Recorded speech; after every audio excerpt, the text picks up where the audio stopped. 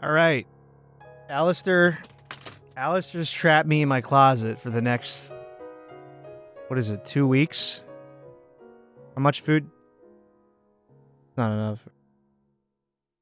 I have about 2 weeks left to fend for my life inside of this closet. And Aalasteir's told me that I have to do all of your tutorials that I've been assigned.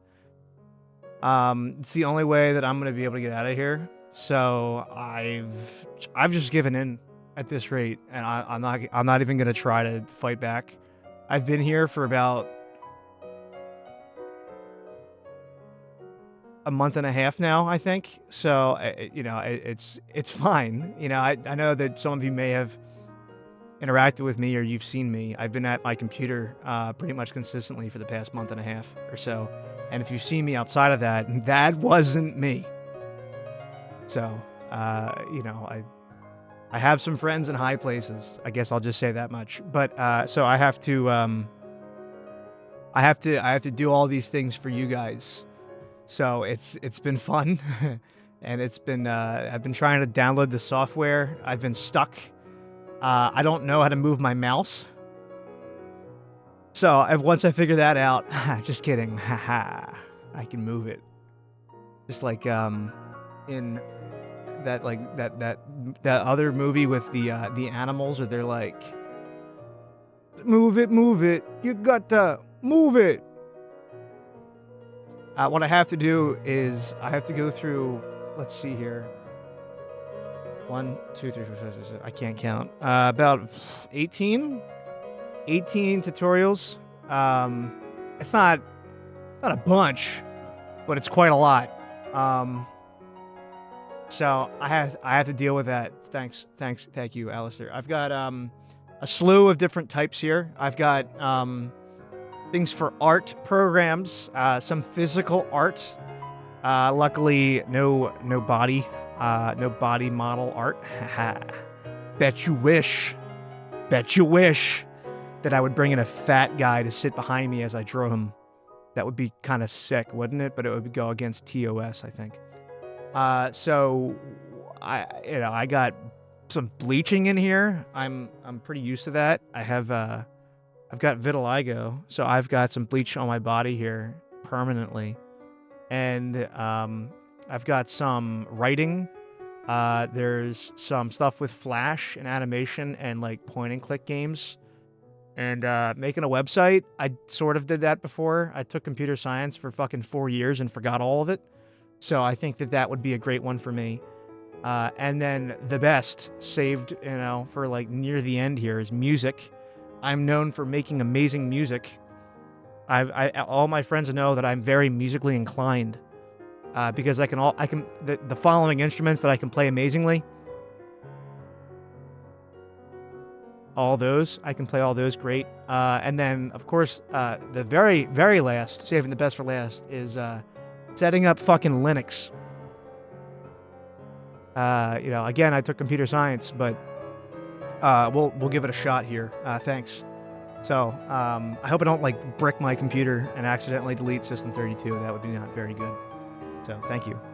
The way that this is being judged in the first place, to be clear, before we go any further, is accessibility, software, potential, result, and a custom criteria. I haven't decided what I want my custom crusty area to be. It's probably going to be something to do with creativity or how much fun I have or how entertaining it is doing it live. I think that might be what it is, doing it here live with you. Well, it's not live. I'm heavily editing this to make myself look good, despite the fact that I might look homeless given I've been in here for a month and a half. Thanks, Aalasteir, by the way, for the water and the dog bowl. That's really nice of you.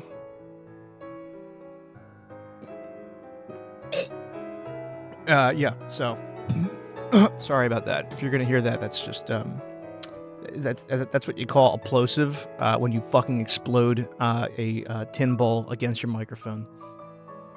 So just an FYI for people, those are the judging criterias. I'm assuming accessibility is the concept of people being able to do it. I don't think it has anything to do with people's disabilities of like not having a hand. Like if you don't have a hand, that it means that you don't get a high score for it or something. But I think it's like how easy is it to pull off in terms of like, can any person just pick this up and do it, or how accessible is the tutorial to somebody?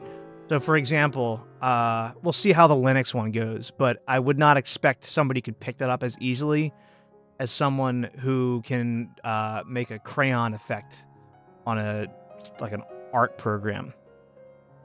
So we'll see. Software is how good the software is that you've decided or suggested, or how in depth I feel as though the software is for the use of the tutorial.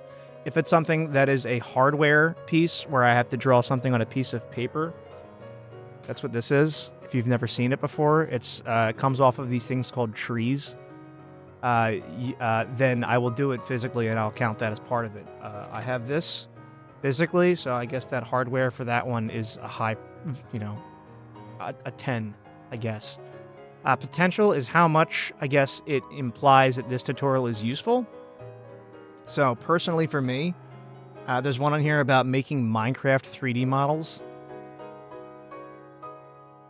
Hey, that's pretty high potential. In comparison to like how to like make a point and click game. In comparison to making a website, or like learning art or playing bass. So like, depending upon, I guess that's a personality thing. If I feel like I am good one way or the other, I feel like if there's a potential for like I could become the best bass player ever, the bassist, I become based, then maybe I have a higher potential for that one. Result, I guess, is how well does the result turn out as a result of the tutorial. Whatever my final product is, if it's a piece of shit, that's probably getting a low score. But that's my own fault, not really yours, necessarily speaking, unless you have a really good tutorial, and I'm really happy with it. And again, custom criteria I think I'm going to go with is probably entertainment value. All right? Okay, so we're going to start with a pretty simple one. I'm going to share my screen and share all of my information and dox myself. So if you guys want my address, pay attention. All right, so the first one here is How I Use Krita by Mode 5acre. Mode 5acre. Mode 5acre. The 5acre mode. He's a fat fuck. MOHD 5AQER. I can't draw. You might all think that I can, but I can't. So we're gonna check that out today. We're gonna see it. Krita. I hardly know her.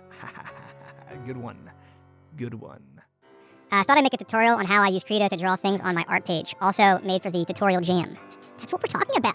That's what we're talking about. I always start with a sketch, like most self-respecting artist wannabes. Unlike most artists, my sketches are a lot more free-form. Figure drawing is the way to go if you want to do less cartoony anatomy.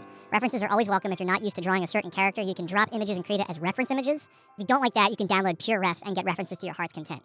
I'm gonna draw Steve Urkel. All right. Before you move? Uh-oh. You're getting docked a point. Move to line art. You turn your sketch's layer opacity to 50%. Okay, so I need to have a sketch first. So I guess I have to like draw, right? So you'll be seeing that, but I'm gonna get a little bit of help here. Like you said, I could use a reference image. So I'm gonna just import that real quick. All right, so we're gonna go with this. I don't know how to use Krita, and it's stuck. So if he's stuck there, I don't know how to move him. I won't dock you points for that. I accidentally lowered his opacity.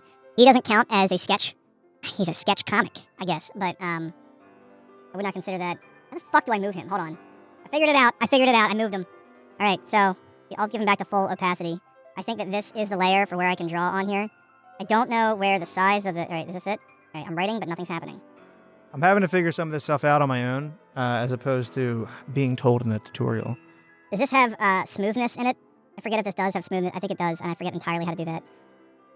Again, not your fault. It's my own. Blending mode?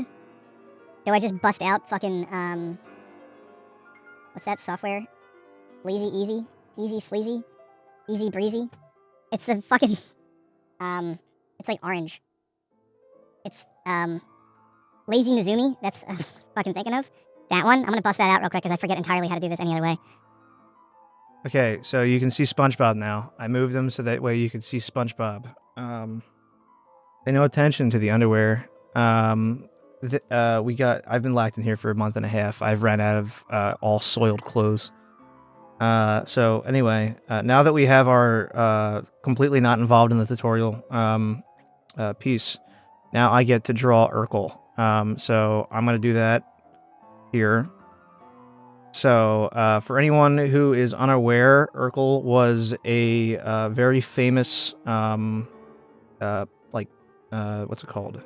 Innovator in tech and large, like pharma type stuff. He's had his hand in quite a number of large, scandals and schemes. Particularly the oil spill with like that Dawn oil spill thing. That was him. He did that. He said, "Did I do that?" And what? Yeah, he did. I gave him really strong cheekbones for some reason. So I'm gonna keep doing that. And I'm kind of I am half-assing this, given I have to do a lot of these. Not a lot of drawings of Urkel, even though that would be fucking awesome if I could do that. If I could just do a lot of drawings of Urkel. But it's more so the concept of the pen that's happening here. And I probably should have picked a better one. So here he go. Here's his glasses. He has iconic glasses.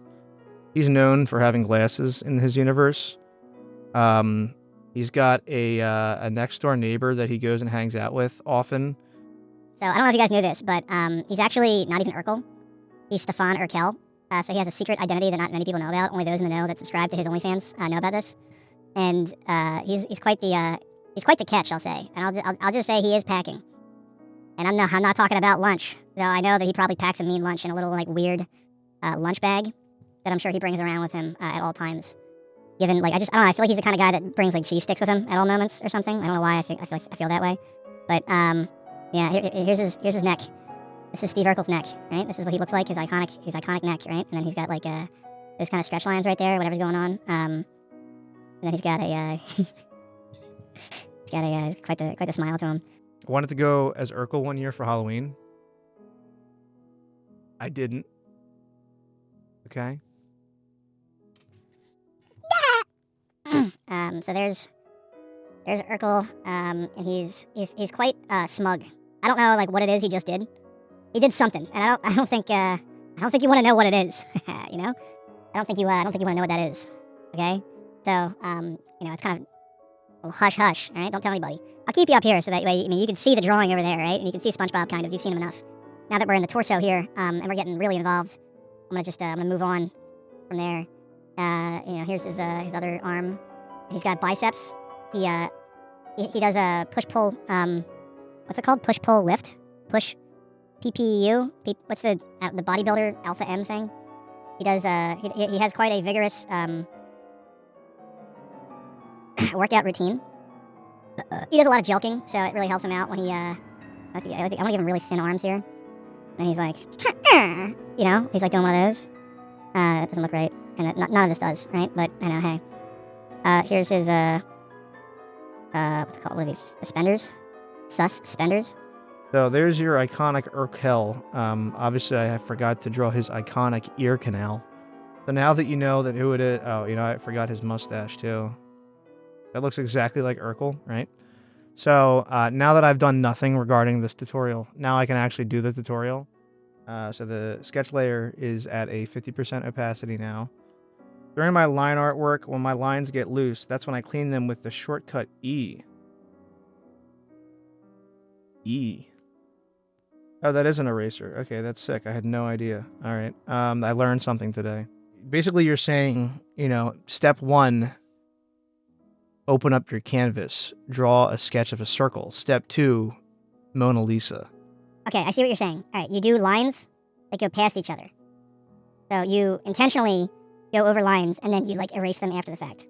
Right? So here's Urkel's sick fucking biceps. And he's got these going on, and he's going over here, Am I drawing on the Urkel layer right now? No, okay, alright. See, I messed that one up here, but I will fix that with the E tip that you gave me earlier. I'll go here, and I'll go there. Look at that crazy little move I just did, alright? So we're gonna go over there, and here, and there, and here. You know, this is quite riveting commentary for this one, right? So, oh shit, that one's not gonna work as well. Alright, so he's gonna get a more fucked up arm here. Alright, that's good enough. And then, here we go. 1, 2. Did you guys ever see the one clip from Family Matters? It's from the Halloween episode. And, like, Urkel, like, fucking blazes his, neighbor with, like, his, like, eyes. His eyes start, like, popping out of his head. And then someone did, like, an edit where they add in that one song where it's like, it was in, one of the SmackDown versus Raws. It's a pretty sick edit. Come on, Steve. We gotta get out of here. What's the rush?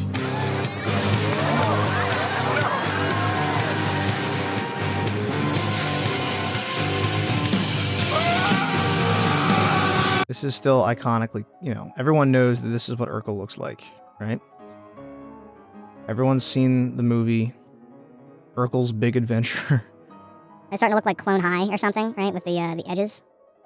It's looking less and less like Urkel and more like our favorite actor, Pedro Pasquale. He's a very anxious guy. Let's say that much. Let's say that much. He's a very anxious guy. Now, what does that mean? I'll let you decide on that one. He now looks like Eddie from Ed, Edd and Eddy with the stripes here. Hey, guys! Right? A great impression of Ed from Ed, Edd and Eddy. And then if I fucked up anywhere, I could use E, right? And then I could, like, I guess zoom in and erase. Look at that. So now I have, you know, clean lines on the outside, you know, not actually clean. Like, I did a pretty bang up shit job. But from a perspective of it being clean, you know, some people might say that this is clean. Some people might say that my asshole's clean right now. I will never tell. Alright, you know, I don't know. I think that's a modern interpretation of Urkel when he's frozen and goes to Clone High. Before I finish the line art, I don't fully use thick lines on every part of the character or object. For faces and whatever's drawn on the clothes, I use a 6-pixel fine liner to do these little details. Alright, so let's go with that. Let's go with 9, I guess. Like 9gag? You familiar with that website? You familiar with that website? You familiar with that website? Let's give him some tears. You know, this is a modern era version of him, right? So maybe like Urkel went nuts and dropped a couple ops. You never really know what Urkel's up to in the current era. I actually have a AhWham tablet, so I'm basically exactly you right now. But here's the problem: is that my art looks nothing like yours at all. I think you can see the comparison. You see that match, yeah. I mean, I feel like I'm just like, this is what I just do to draw. Like, no offense, this is just what I'm not good at drawing. But, like, this is just the same stuff that I feel like I would just typically do without, like, needing a tutorial for it. Now, granted, people might... I use Photoshop. That's why I'm, like, not knowing what I'm doing at all for this. I feel like 3 times I've drawn something. You know, this is like interpretive art, you know? Not gonna make it exactly like yours at all in any fashion whatsoever. So I'm gonna just kind of wing it here. I'm gonna make that faster. Let's just go faster, alright? You know, usually what they say about art is the faster and the less of an effort you give, the better, right? That's what gets attention, isn't it? You know, fast, and with rapid succession for the purposes of churning out content, right? You know, this isn't going to be perfect, right? I have to do, like, fucking 19 of these, and I've spent, like, what, an hour on, like, the first one? I'm not actually doing all art pieces. He looks like a mime. Like an Irish mime. That's what Urkel's known for, right? He's like an Irish mime character. That's the iconic red that Urkel's known for. You know, you might think of the color red, and you might think of, let's say, Clifford the Big Red Dog, right? But most people that are not of low IQ, like yourself, I would probably think Urkel if they were told the color red. So for those not in the Urk know, or those that don't subscribe to the Urkel Reddit subreddit, you know, like, I wouldn't be surprised that you're, you know, a little bit bored at this point in time. I'm getting there. You know, it's almost. I'll just, like, you know, at some point in time I might speed paint this. You know, maybe in this edit I'll speed paint it, or, you know, I just will haphazardly do it and then not actually do that, and I just color it over the black. Great. I'm the most proud of in this piece of art.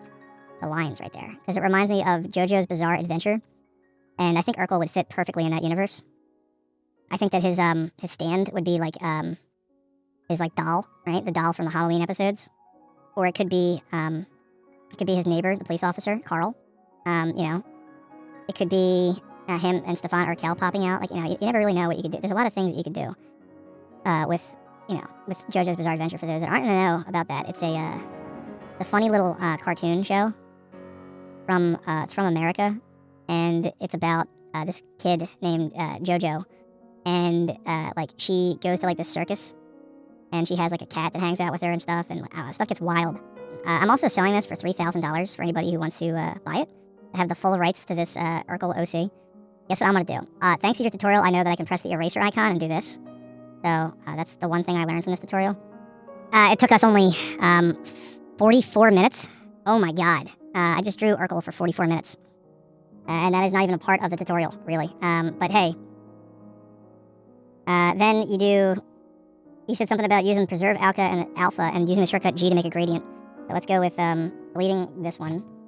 And then let's just add the background. And let's go with like a cyan color or something. Like a bright cyan. I think this is the gradient, right? You press that, or G. This is locked, so I unlock it, and I press, I guess I have... Oh, shit. Alright, well, you didn't say that. You just said press G. Make a gradient using a different color. Okay, I get what to do. Alright, so the background without the G is supposed to be for the purposes of a fill bucket, like this, right? And then you use a different color. So let's go with like a... like an orange, I think? Right, something like that. Now I press G, and then I go like this. Yo! So this is a drawing of Urkel about to be absolutely fucking decimated by the sun. So now it's like there's the sun coming in for Urkel, and he's about to fucking die. Alright, from an accessibility standpoint, it's very easy to do, and I think anybody and their grandma could do it. Obviously it's on a computer, so everything has to be relatively accessible in this mindset. I can't, like, lower it because of, like, kids or something. Or like old people that don't understand how to use computers. So your average everyday person can easily do this. So I'll give you like a 10. Software, I think Krita is kind of like, there's something to do with Krita. I don't get it. I feel like Photoshop was easier. I've had to use Krita before when I was sharing things back and forth, and it was just like weird. I didn't get it. So I'm not a huge fan of Krita. I'll give that like a 6, I think maybe. But it's easy to download and get. So that 6 is bumped up probably to like maybe like a 7 for that purpose as well. It was already kind of high for that purpose. Potential. I don't know, dude. There's like so much potential for like art, but like the tutorial itself doesn't have a whole lot of potential. It's just how to, like, you're just saying how to like draw on a, like, there's not much there. I'll give that like a 2. And then the result, honestly, like, I did a shit job. I'll give that like a 3. And then the custom criteria for entertainment, I'll give that like a 4. For either entertainment value of me feeling it, or for the purposes of me recording this. I don't think you had a lot of fun watching me draw Urkel for fucking 44 minutes. Alright, so this next tutorial is how to draw hands by CattomNG, CatTom. Like a cat. Spelled like a cat, too, not like the weird way that people spell it with like a K-A-T. Or like Dr. Katz. The tutorial jam, I've decided to show you how to draw one of the harder parts of anatomy to draw. The hands. Hands do so much for art. They show anger, power, softness, weakness. Take a look at these hands from across gaming. This hand belongs to the Street Fighter character Zangief. I enjoy that you are giving background for this, of how to draw hands and why it's important. The other one, no offense, was just like, hey, this is what I do, and it's not in relation to like the larger picture. So, with that, you're getting some points somewhere, I'm sure. These are some examples on why getting hands right is important to your art. And while this tutorial may not be all-encompassing, I hope it can help us to start to more dynamic hand posing. Again, playing in line with JoJo's Bizarre Adventure, posing is a very important aspect to that. And, maybe now that I can draw Urkel, and now that I may be able to start drawing his hands, I may be able to make my own Bloodsun Vendetta, but focused on the Family Matters and other early, like, 2000s Nick at Night related content. So, we will start with a rounded box on a rectangle. Step 1. These will be out. A T instead of an R? Hey, that's a point. That's a point getting knocked off right there. Just kidding. These will be our wrist and palm. That's where everything will attach. Rounded box on a rectangle. Rounded box on a rectangle. I don't see the rounded box, but this is the rounded box on the rectangle.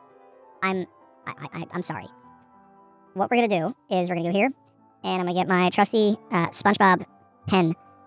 But I'm gonna use all of my knowledge from tutorials to improve upon the rest of the tutorials. So like if I've used Krita before and I learned how to use Krita, now when I do more art, I'll have to use Krita, right? Because now I know everything about Krita. So we're gonna learn how to draw hair as well today. So that's gonna be fun. All right. Oh god. Oh, like in my eye. I thought this would be funny to have my hair be all fucked up, and now it's just getting in my eye. All right. So this is rounded square. Yeah, this is my hands. My hands are that smooth. I can do that perfectly, and it's nothing else that's causing me to do that. On top of a rectangle. Okay, this is my noob from Roblox fan art. I do still separate the two parts of the thumb with having the upper part. The what? I'm sorry. What? The upper what? The upper what? Like that, and then over and over and over and over like that. That's pretty good. Using circles for the knuckles is a good way to remember where the bending points of your hand are. They are not at the bottom of the fingers, but at the top of the palm. The rectangles represent the bottom of the fingers. They don't bend, they are sturdy. It's also easier to get the finger heights spelled wrong. Right with rectangles first. Because I guess your hand does bend here, and your hand doesn't bend at the top like a fucking alien. So, that makes sense. So at the top here, presumably, is a series of circles. If I can draw a circle in my poor attempt in doing so. I don't know why that one's smaller, but I'll do it smaller. Alright, 1, 2, 3, and then there's a fourth one. I wouldn't imagine that one's that thick. But I guess it could be. Maybe specification on like how big the like circles are intended to be, because it's just like you just draw circles, but like yours are like different sizes. You guys want to see something kind of cool?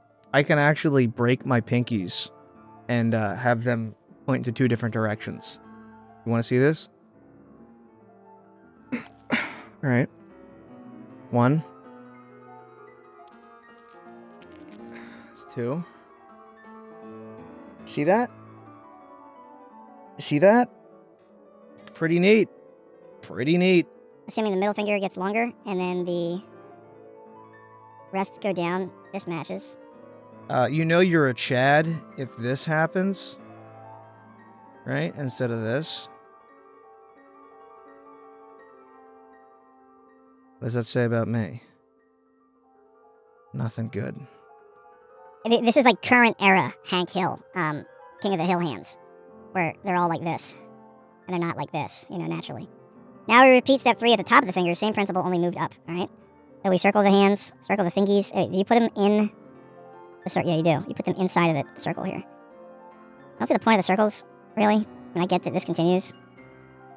This seems unnecessary to me. And it's just, again, it's arbitrary of just like the length. It doesn't say anywhere about like, hey, you need to shorten the index finger. Or just make rectangles. But, I guess it's interpreted or understood that that is what you would do, typically speaking.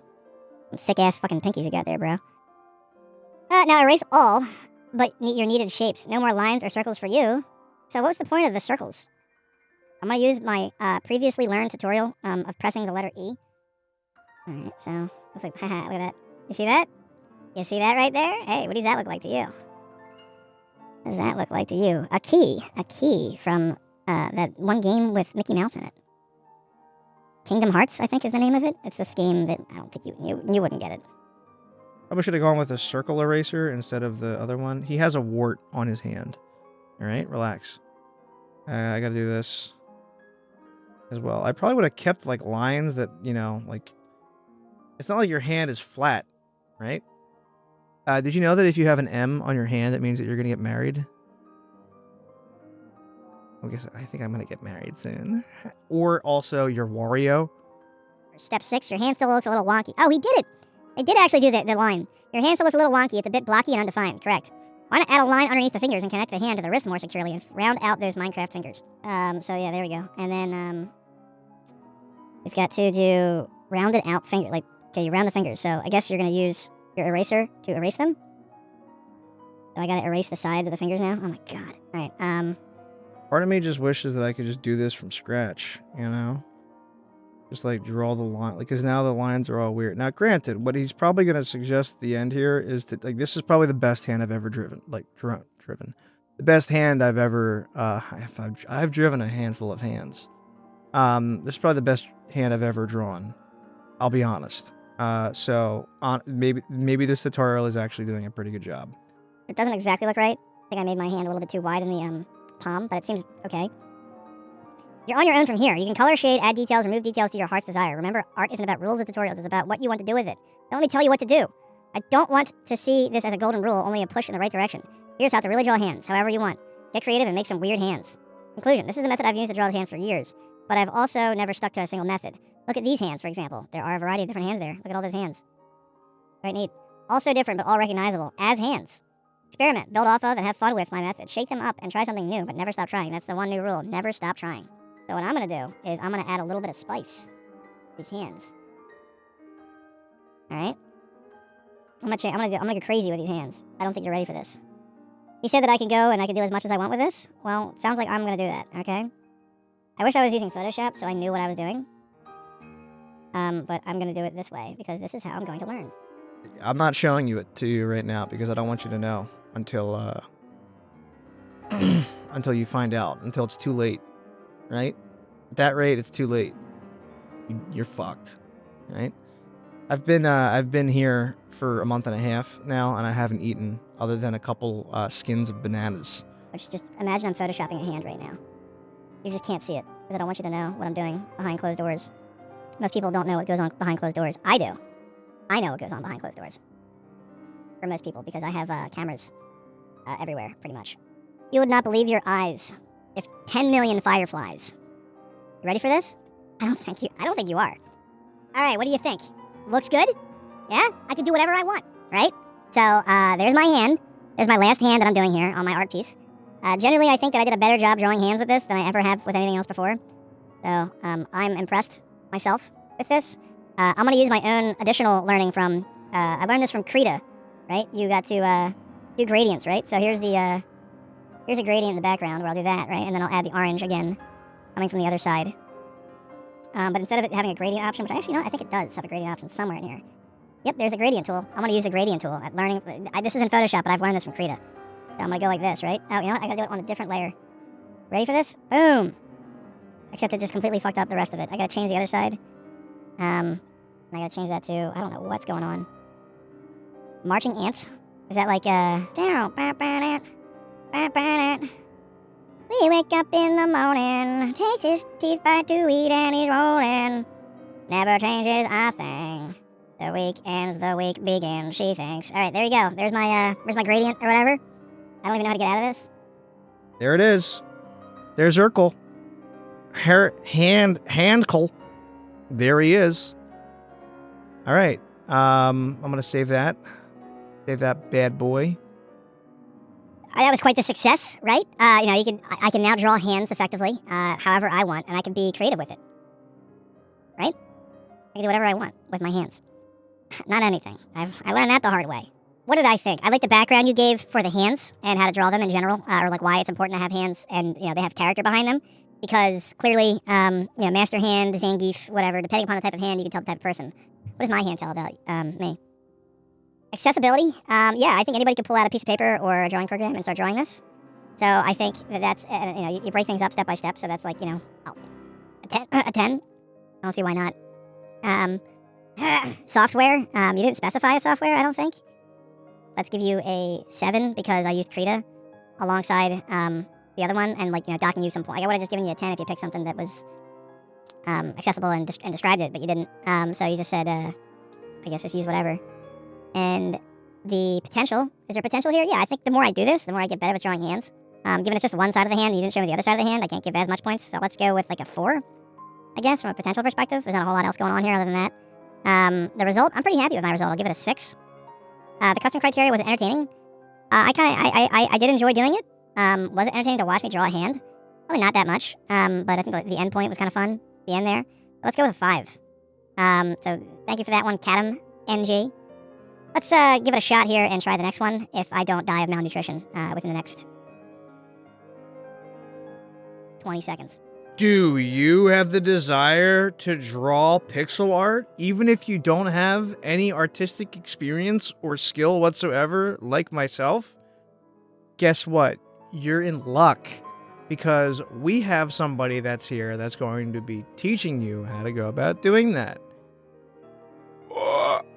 We have our next tutorial of how to draw a simple pixel art game character with no art experience by ADeMk,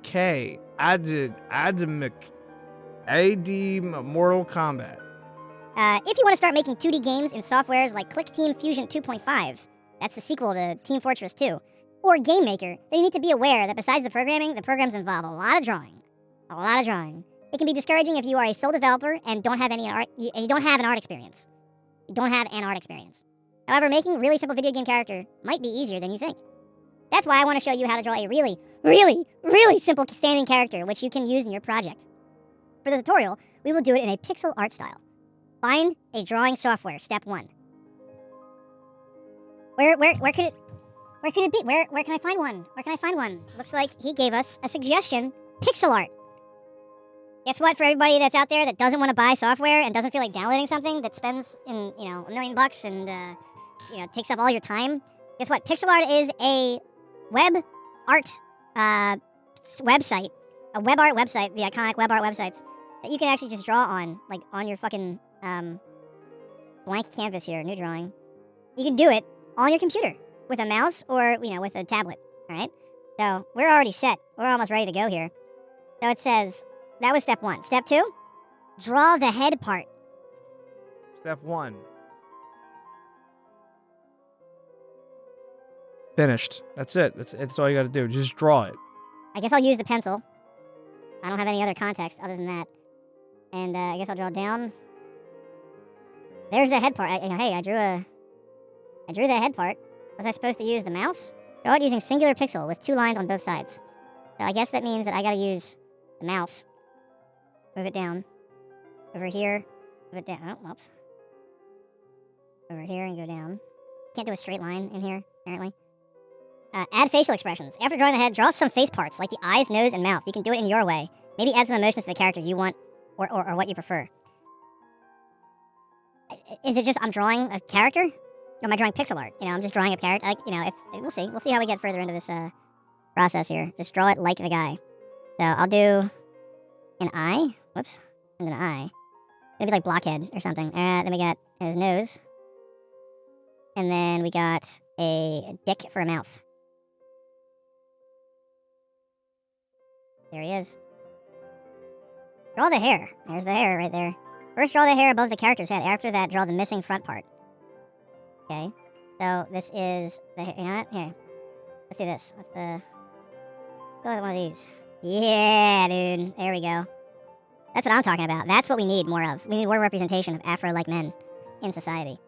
Remove the forehead lines. So that's the part right here that I got to take care of. Remove that. So I'm presuming that there is an eraser icon, which there is. So I can just go like this. All right. And then the next step is draw the neck and arms. Again, just draw them.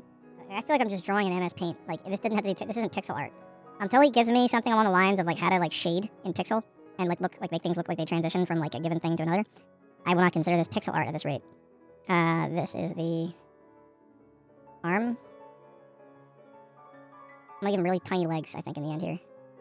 He's got an XL shirt on. He likes to treat himself, He'll go out and go to Rita's and he'll get himself a Oreo concrete if he feels like he deserves it. Not like I did that anytime recently or anything. Yeah, whatever, good enough. Draw the torso. Okay. Draw the torso part and cut out the right arm part, which crosses the torso line. Guess I was supposed to... Let's give him a belly. I'm gonna give this guy a giant belly. Be like this. Oh, yeah, there we go. Draw the legs part. So your tutorial is draw a head, draw hair, draw face, draw arms, draw torso, draw legs. All right, that's how you draw pixel art, apparently. Give him crab legs. How about that? He's got bread for legs and feet. That's just a big ol' piece of bread that he's stomping on right now. Color the character. How? In a pixel style. Color it? Just pick anything? Alright. I will get a paint bucket. And I don't know how to use this software, nor is there any distinguishing factor as to how to go about using the software from your tutorial. So, I'm gonna just, I guess he has a black afro. I don't know how to change the color. Is that this? That's the gradient tool. How do I change the color? Here, probably underneath the colors option. Let's make him, green. He's gonna be a green guy. And he's got a, purple shirt on. This part I forgot to color in. And then he's got bread, right? Shoes. Shoes, bread. And his pants are like a light blue color, alright? So he's looking good.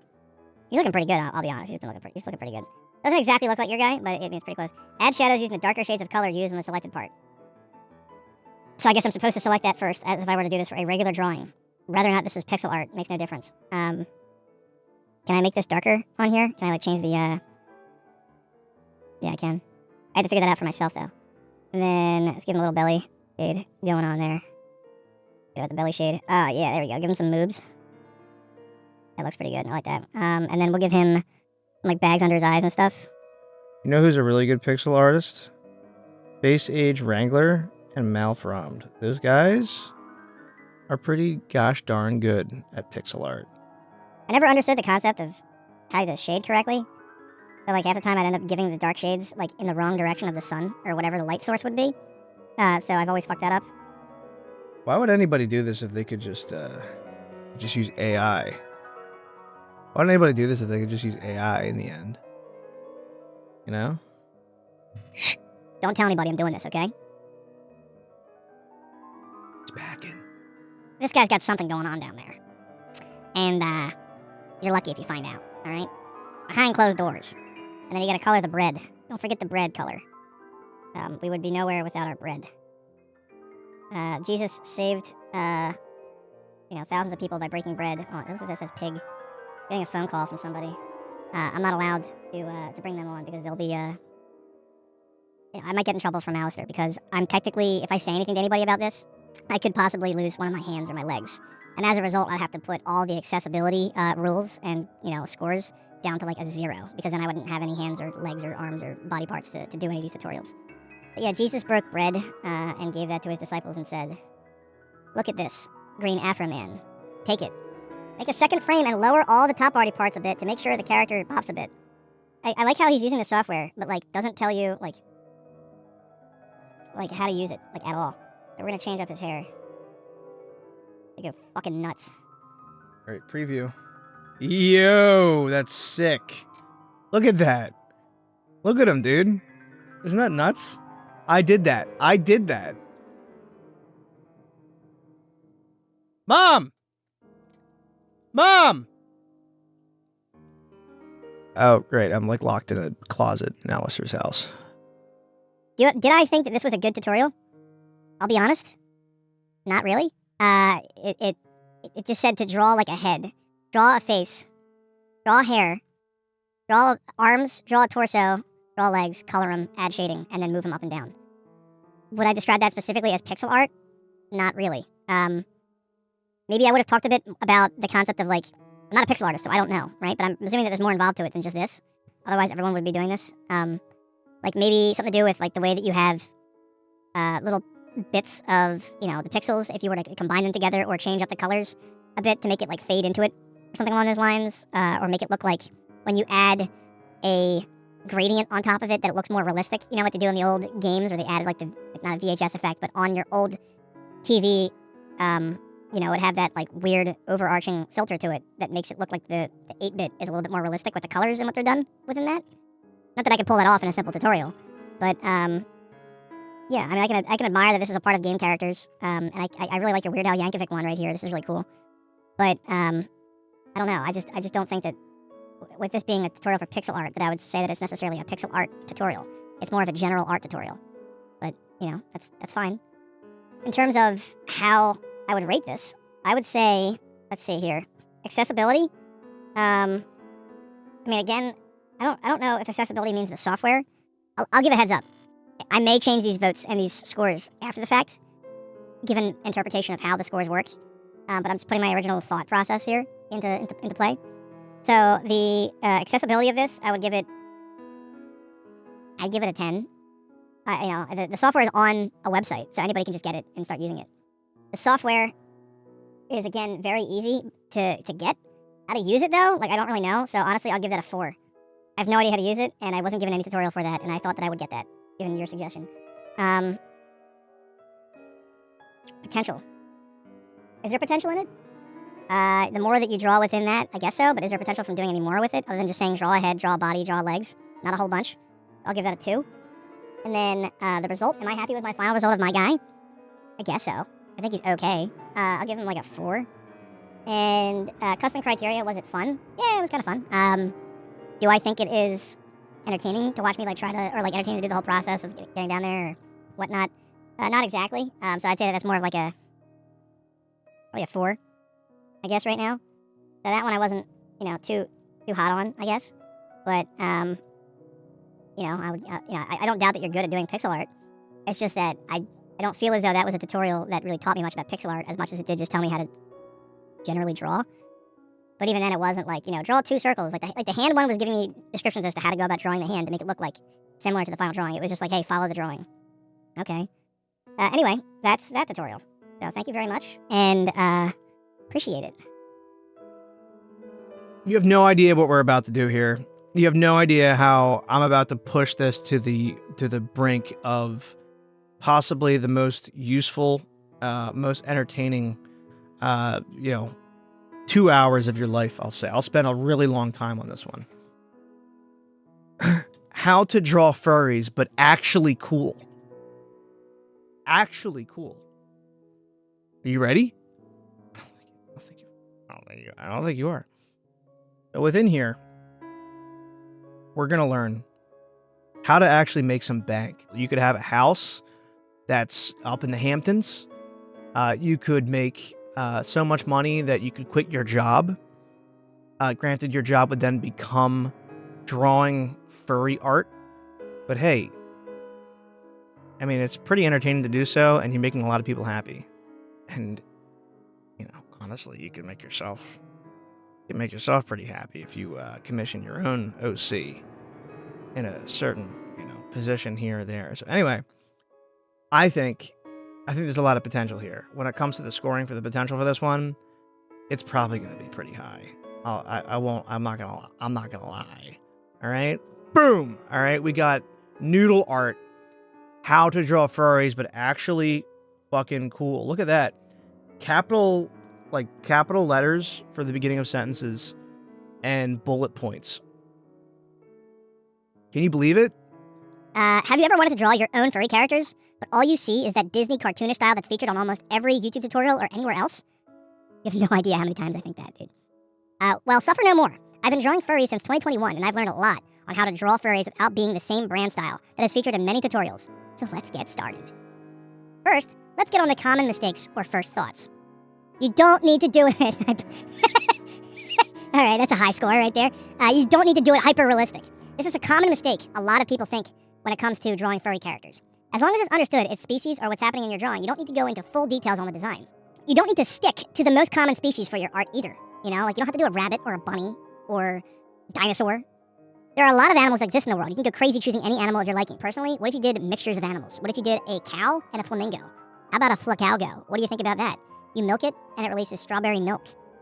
Its blood is red, after all, right? Doesn't it, don't the moms, bite onto the kids' heads or something, and then they bleed out, or they suck the blood or something, like the media? Or, I forget what it was, something along those lines. Learning to draw furries comes with learning to draw in general. Studying the fundamentals like gesture, anatomy, and composition is essential to learn to draw furries by the cool way. All right, now that we're on the same page, let's begin. First and foremost, let's start choosing an animal to make a design out of. For this tutorial, thank God, we're doing a crocodile, guys. We're doing a crocodile. Can you believe it? Look at this motherfucker. Interior crocodile alligator. I drive a Chevrolet Movie V8er. What do you drive? Not a crocodile, I'll tell you that much. Now that we have our species chosen, the first thing we want to do is try to study in order to understand how to draw them. Look at this. Full-blown concept as to an intro of what's going on with furries, giving you some general background, going into the detail of the specific one that we're looking into today. I don't know why the voting criteria wasn't about in-depth or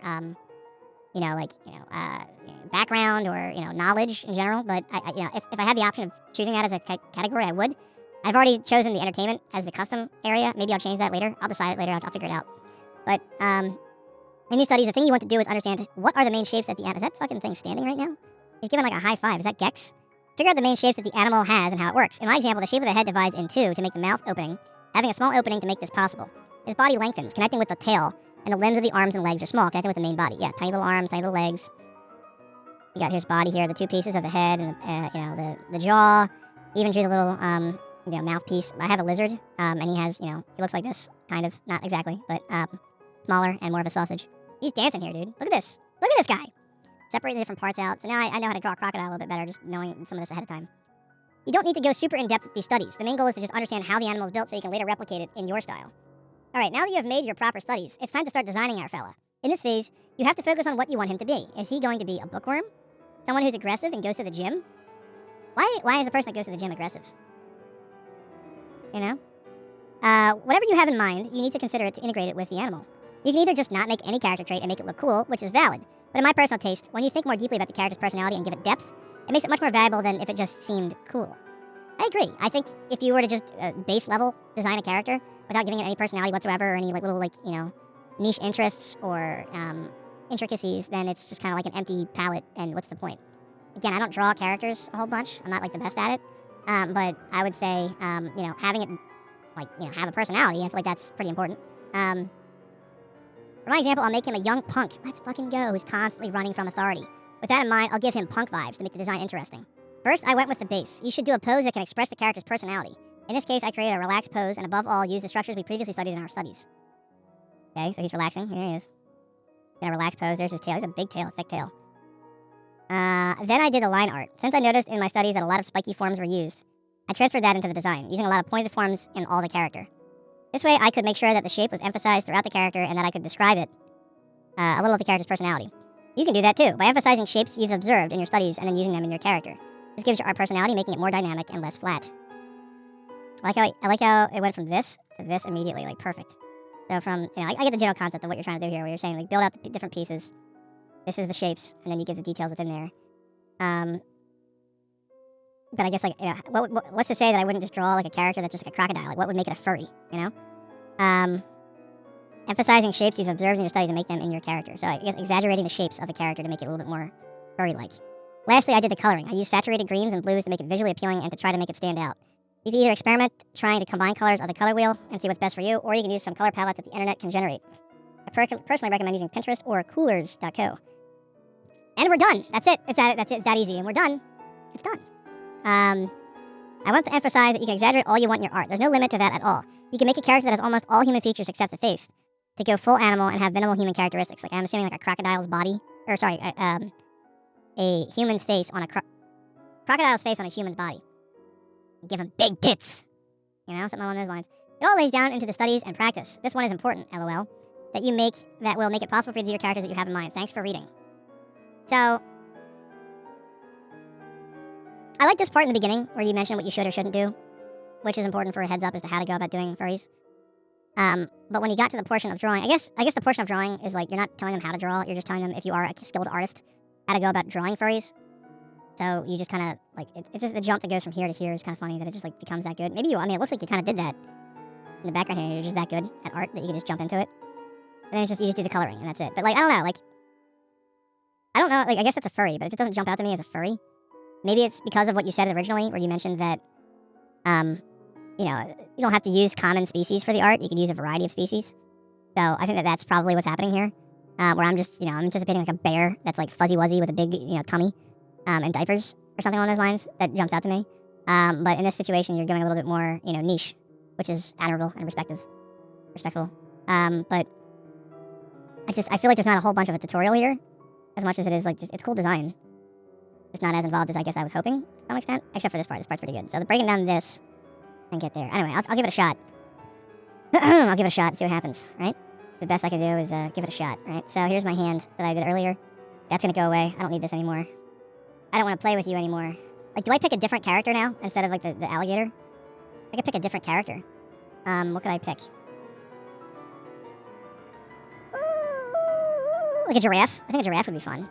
Let's go with a giraffe. So we're gonna study some giraffes here. So we're gonna look at some of their bodies and see what's going on there. The screen's really small on that side, so I apologize. But, you can see what's going on with this guy right here. So he's got, like, a weird boxy leg thing going on right here. And then, like, a little, long neck, boxy arms. The inner parts of the legs are very thin with very thick knees. Trusty SpongeBob pen. And I will give this a shot best I can. So, like, I have no idea what the face looks like, so I'm not going to do that just yet. So here's, like, let's do this rough, right? So let's do that, and then, I don't know, do that. I don't think this is going to be big enough. This canvas. And it's just, like, the weird wrinkly area. I'm not drawing a person, like, spreading or anything. Like I'm just drawing a ball sack right now. And it's got, like, thin legs. A big old blocky knee. Give him like fucking hooves or whatever. And he's got, you know, presume that he has hooves right here, some fashion. But his neck's all fucked, so he just kind of, this is my furry character. This is my furry character right here. You just can't see his face.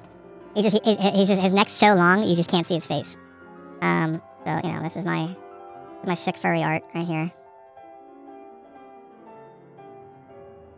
I presume that they have like cow-like patterns on their body in some fashion, so I'm just randomly drawing that right now. I don't know if they, I doubt giraffes can be milked. If you were to ever see the movie, like Meet the Parents, then you would know that anything can be milked, including humans. If you are familiar with the website Pornhub, you would be aware that humans can be milked. In addition to the movie Meet the Fockers. There's his body, right? And then his head, just trust me, it's over there. And then here's the tail, right? Little tail waggling. Let's make him a rapper, all right? So he's a rapper. So what I'm gonna do is I'm gonna give him a big gold chain. Right? So here's his gold chain right here. He has a hat on. Trust me. He's got a hat, just trust me. He has a hat on. And it's got some crazy stuff written on it. Like you cannot wear that out, all right? You can't wear it out. But yeah, trust me, he's got it on. So there's like, I gotta do another little like chain. Yeah, there we go. There's like the two chains going on. And then we got, let me think. Rappers have microphones, so he's got a microphone. I don't know why the microphone's coming down here, because his mouth is obviously up there. But he has a microphone arm coming down right here. And then here's like the Shure AKG whatever Rode NT1A coming over.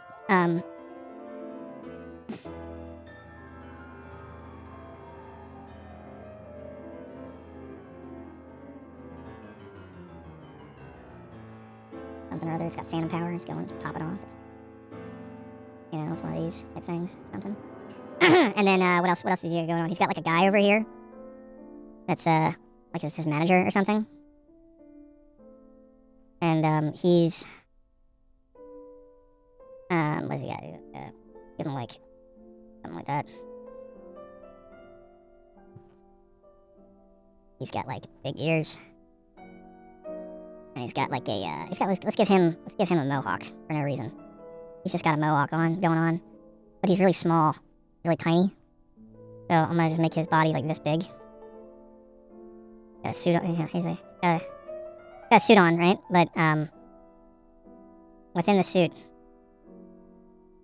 he's kind of odd because he's punk, but he's got like a nice suit on. I'm kind of stealing the punk concept from what you drew earlier. Here's my drawn hand, right? I'll draw the square. I'll draw the other couple of squares here. I'll draw some circles and another arm here. And a couple more rectangles, right? That's like what the hand looks like.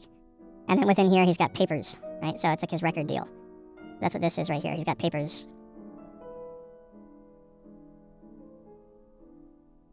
Is it L-E or E-L? I think it's E-L. And then he's got big fucking shoes, dude. Holy shit, his shoes are big. Right? You've seen this guy's shoes around. So that's Mr. Manager. Right. And I mean, I feel like this represents the furry community pretty well. But I'm sure I gotta add something else here. Oh yeah, his fingers. I forgot. I gotta add the fingers over here. I gotta add the circles and the rest of the finger here. So there he is. Don't forget that one. And then all right. What else does a giraffe that's a rapper like have? What would a rapper typically have? He has like a chaise lounge or something, like over here. On the chaise lounge. Got like a little all day long. He's right here, and he relaxes. This is where he's got an extension on it, because he's a giraffe. They added like a piece of wood on here with like nails. That is supposed to help keep his head stuck up on there when he's resting. And they throw a little pillow on top. A shit pillow. Not a shit pillow, but a shitty pillow. I've had my fair share of shit pillows, though. Trust me. It looks like Kirby or Gappy or something over there. So let's just make that into Kirby or whatever. Or like, you know, just like some guy that's standing over there. Anyway, that's my furry right there. So I think that looks pretty good. He has a personality. He's a record, you know, he's a record label star. He's a pop star. He's a rapper. I'll throw in a couple rappers on the bed, right? To really emphasize the fact that he himself is also a rapper. I don't know what it is, if it's like chocolate or like hard candies that you get from your grandmother, but I'm going to expect it's one of the two. I'm going to save this and export it, of course.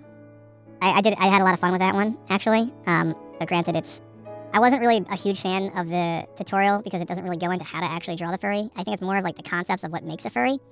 But even then, when I see this, it doesn't jump out to me as furry necessarily speaking. Maybe it's the clothes it's wearing or the concept of you making it more human-like makes it a furry. I guess that's what a furry is. Accessibility. Is it accessible? Can anybody do this?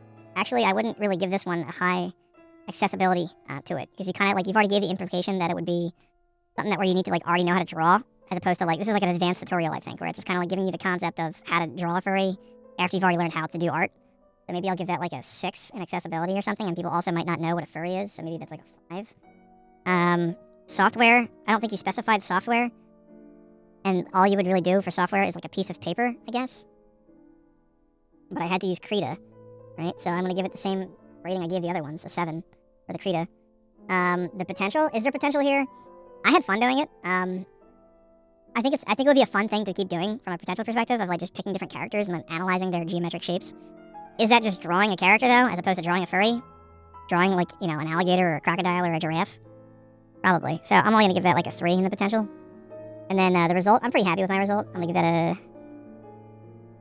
I'll give that like a 5.5. Just kidding, I'll give that 5. I'm not going to go with point whatever here. Custom criteria, was it entertaining? Yeah, I did enjoy that one, so I'll give that one a 6. That was the most entertaining one I had thus far. So with that, you know, that bumps up your score a tad with it. So, yeah, that's what I thought with that one. And,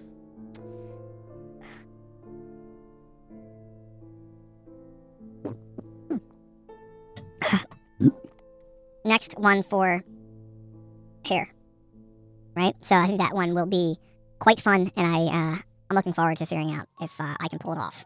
And let's see if it just says, Step 1, open up some software. Step 2, draw a head. Step 3, draw hair. Tutorial finished. I just gotta fix this real quick. Just gotta fix this real quick. All right. So our next tutorial here. Hair tutorial for traditional art.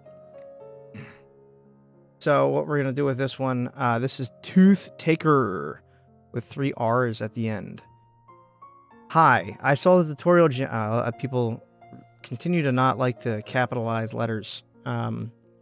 Toothtakerrr likes to draw, and likes teeth and knives. I wanted to add a tutorial on things that I know, it says.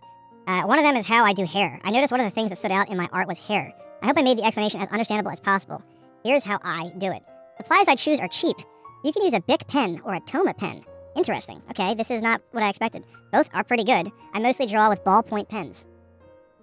I have, what do I got going on here? I have a... Aalasteir only gives me a handful of materials to work with here, so I kind of need to either make them myself from bones and cartilage, or just hope that there's one in the room. So this is a pen. Oh shit. Hold on.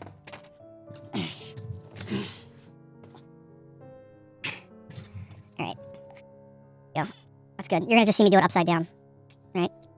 I have 2 pieces of paper here, so I can hopefully do something else in the future with the tutorial. You can draw on anything. Sketchbook, the paper quality does not matter. It did give us an indication on the pen type to use, which is appreciated. I think this is, like, it's not ballpoint, but it's, like, it's a pretty good tip to it. First you need to sketch out the hair. Just sketch it out. Just sketch out the hair. Just do it. Just sketch out the hair. You know, just finish it. You need to mark your highlights. Add these lines. You need to mark your highlights. Add these lines to where the light hits, and make sure to not cover the area with the ink. Like, what? First you need to sketch out the hair. Okay. I'll use that as a concept. So, loop-de-loop, whatever, flying around. So here, I'll just do... and then... Okay. Riveting commentary here. I sort of got my hair cut not too long ago. I got an undercut, and I'm pretty happy with it. You probably can't even fucking tell that from today, from what you can see, given my hair is all over the place. Given I've been here for a month and a half. But overarchingly, I think I'm pretty pleased with it. I was gonna get rid of the hair, the longer hair, and I decided not to, just cause. Just thought that I could live out my white boy summer a little longer here with my hair, and see if that would do anything good for me. Help me out with the ladies, it doesn't. So anyway, I don't really know how to sketch out hair, so I'm just kind of drawing weird shit. So that's what I'm drawing. Assuming things here. I don't know if I have a thick pen in here. I think it's just like arbitrarily picking thicker lines to draw on, like I guess near the edges. So I guess I'll just do that.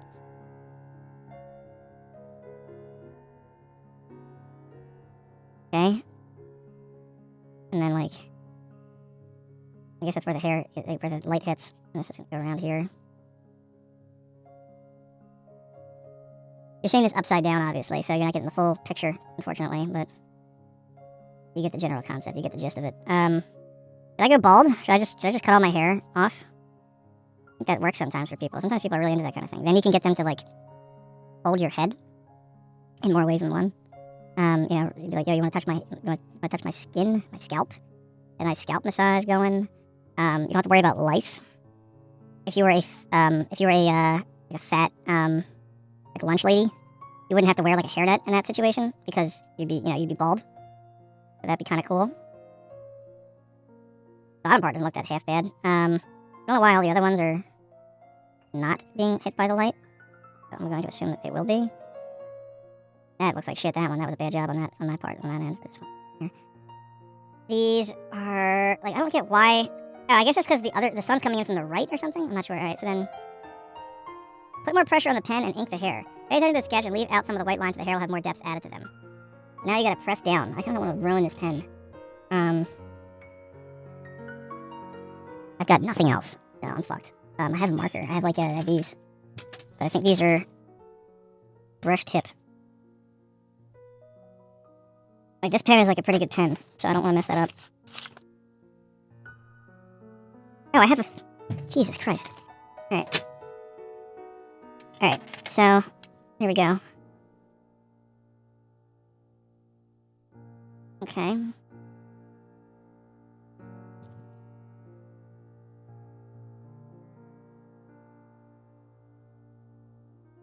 I'm just undoing any of the work in the progress that I had prior because I'm writing over it right now.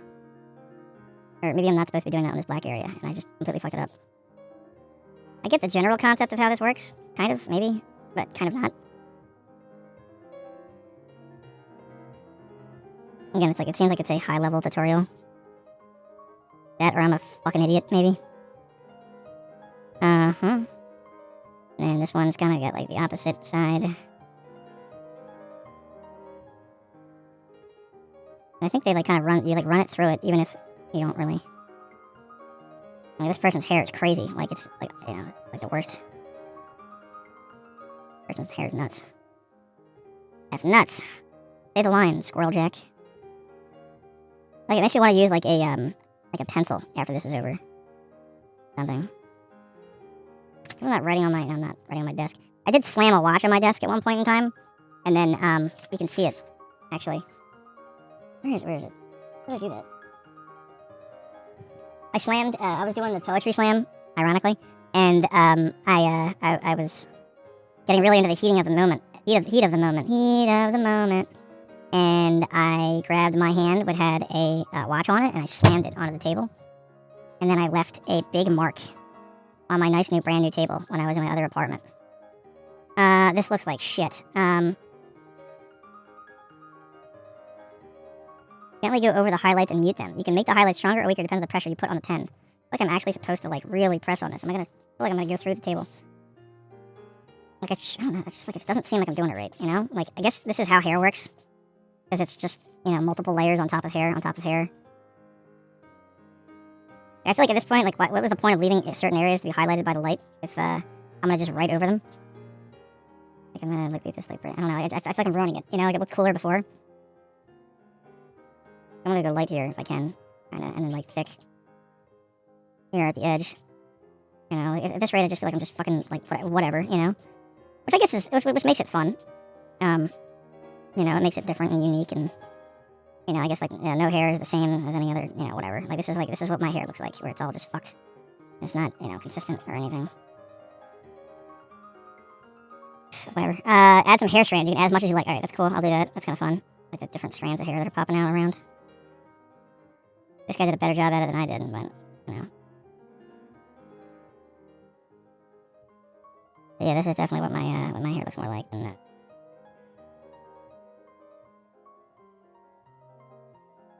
This is kind of like, I haven't, I draw now and then, but like not very often, and not very well, obviously. But like, it's relatively therapeutic, not therapeutical. I don't know why I said that. I just feel like it looks like shit in comparison to what they have. Like it doesn't look anything like the drawing. Add some hair strands. You can add as much as you like. That's how I draw black hair. There's still a bit more I want to talk about. Here's how I draw white hair, but it's different. Sketch. All right. Outline the sketch. The liner can do however you want. All right. So I'm looking. You can't see this, but let me just do this real quick for you. So the next one is saying for white hair, they change it up a bit. Here's how I draw white hair. It's a bit different. So they'll draw the sketch. Then they'll, I guess, make it thicker by outlining it. And then they say that they do gently shade the hair and leave out some blank space so it looks like highlight. Curly hair can be hard to get right at first, but here's how I do it. Okay, so he does different lines. All right, so let's do this one first. Let me get back to the full screen here and show me my really terrible, like this is not even remotely close to what he had. This looks like, is that like a dude? That looks like a, okay, so this is a duck, like a banana duck shadow. So here's his legs, right? There's leg 1 and like leg 2. Here's the banana shape as it goes up and down, or it's like, he's like thrusting or something. He has his one arm on his hip as if he's like, slaying. And then there's his like duck lips, right? Or it's like Perry the Platypus or something. So here's the sketch of what he has, or what they have here for the white hair. And I'll just, fucking whatever.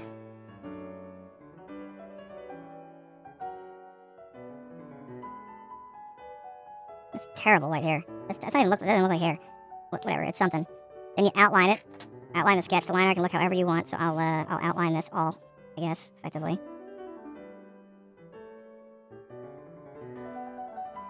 Doesn't even look like hair. Like it doesn't even that looks like, I don't know, like some weird like monster like ghost artifact. And then it says put in some lines. This kind of stuff. Like I feel like I need to have like a pencil instead of a pen right now. Like this is not like, I'm not doing this right. It is scorchingly hot in this closet that Aalasteir put me in for the past month and a half. So I've been, really struggling to keep cool. So what I've tried to be doing is I try to like meditate at different points in time of the day. It doesn't work. Meditation doesn't work. So as simple as that. Nothing more to say. I'm just giving you the black pill on meditation. All right, there's my crazily good done white hair. That's fantastic. Now gently shade the hair, leave out some blank space. We've already done that. Curly hair. Here's how I do it. It seems as though he does like a bunch of lines, which is cool. The sketch has to be different. The sketch has to be different. I use the shape of a spring. Oh. Okay. I get that. So, you do the sketch. There's like these. And then like each individual strand just kind of like spindles out and then shortens at the end, which is kind of cool. I never thought about doing it that way. It takes a lot of time, but I guess that's what art is, right? Not that I'm an artist in any fashion. This is that, and then looks like you get a little bit thicker with it. I shade along the space and leave a blank space where the light hits the hair. That's that right there. That's something. That's definitely something. I'm adding more things here. All right, that's cool. You can use any color you want for this tutorial. Here I use the color red. All right, it's the same thing that I did previously. It's a red color now instead of black. Here's some practice. I guess just showing more practice. Here's how the hair looks in my art. And then it's like stellar art with hair that has like highlights in the black. And there I can see the curly hair. I can see that portion of what he was kind of doing with that. That's pretty cool. That's all. I hope what I wrote was clear. I'm sorry if something's off. If you have any questions, I can answer them. Thank you for reading. I hope this was helpful. There you go. There you are. That was cool. I like that one. That was fun to be able to use a piece of paper and playing along with what you did. I was doing well originally with this one. And then I don't know. I don't know what went wrong, but a lot went wrong. That's my own fault. I'm not really great or skilled at anything, really. So that's that one. And then, telling me what materials they were. I had them, even if I was like stuck inside of a bunker for a month and a half here, I could still get these materials, implying that the accessibility rate for this is relatively high. So that I can admire. But from a perspective of, was this an amazing tutorial?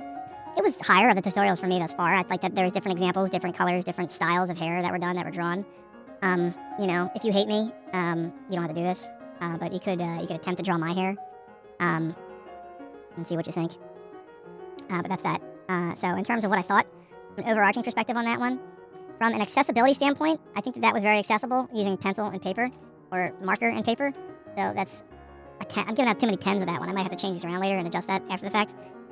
Gotta fix this real quick. And then there's software. There's no software. So like accessibility and software, like I don't get it. If I were to rate from a scale of 1 to 10 the judging criteria, I would rate it like an 8, maybe 7 or 8, 7. So let me see here, software. If I were to assume that this is like the same as what I said in the beginning, where I said I'd use hardware as the example, I guess I'll give that a 10 because it's really easy to get the software and or the hardware for this one. And it's a pencil or a pen or a marker, so it should be pretty easy. Is there potential with this one? I think this has the highest potential so far. This one has a potential of, let's say, the other ones I gave were 2, 4, 2, and 3. I'm giving this one like a 6 because I think that this one was the best from a, the more you I did a shitty job at it, but the more you practice it, I'm sure that I'll be better at it. So I can just keep doing it. Why not, right? The next one is results. Did I like my result? I didn't do a good job at it, so I'm only going to give myself like a 3, unfortunately, just because I think that there was something where it wasn't that it wasn't unclear. I get the concept that you were showing like light. It's just I didn't understand how to do that. If that's my fault.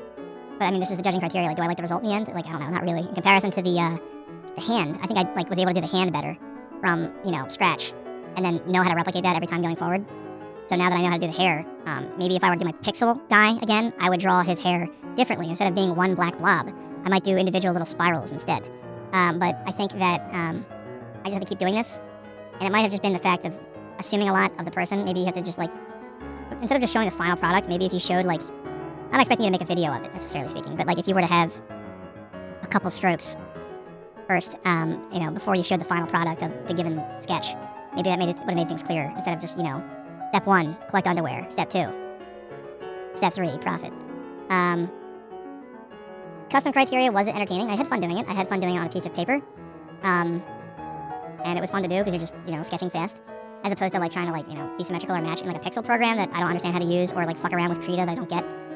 So I would say that's higher. I had more fun doing the furry, granted, which is a shame because I don't know if I was necessarily following the directions as well as I was with this one, but I'll give this one a 5. I gave the furry one a 6, so I'm going a little bit down from the furry one.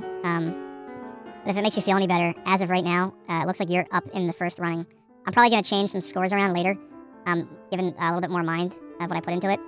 But you and the hand tutorial are currently hand in hand, or whatever allegory you want to use to imply that you are next to each other in the running. There is only one more directly art-related tutorial here that involves bleach and inks. So that one's going to be pretty involved. And guess what? I've got not inks, but paints. Does that count? Maybe it does. I'm not 100% certain. I'll have to look a little bit further into the tutorial to figure out if that works or not. I don't really have a whole lot of brushes.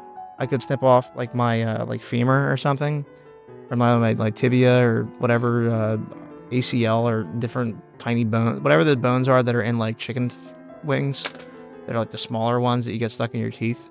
Whatever I have that equivalent in my body, I could rip those off and use that as the stem of a paintbrush, and then I could use my curled hair of what you mentioned in the tutorial and put that at the end of the brush and use that, given I've been here for a month and a half.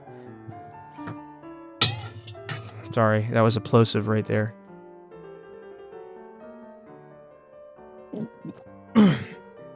And I did actually luck out. I understand that it's talking about bleach and inks.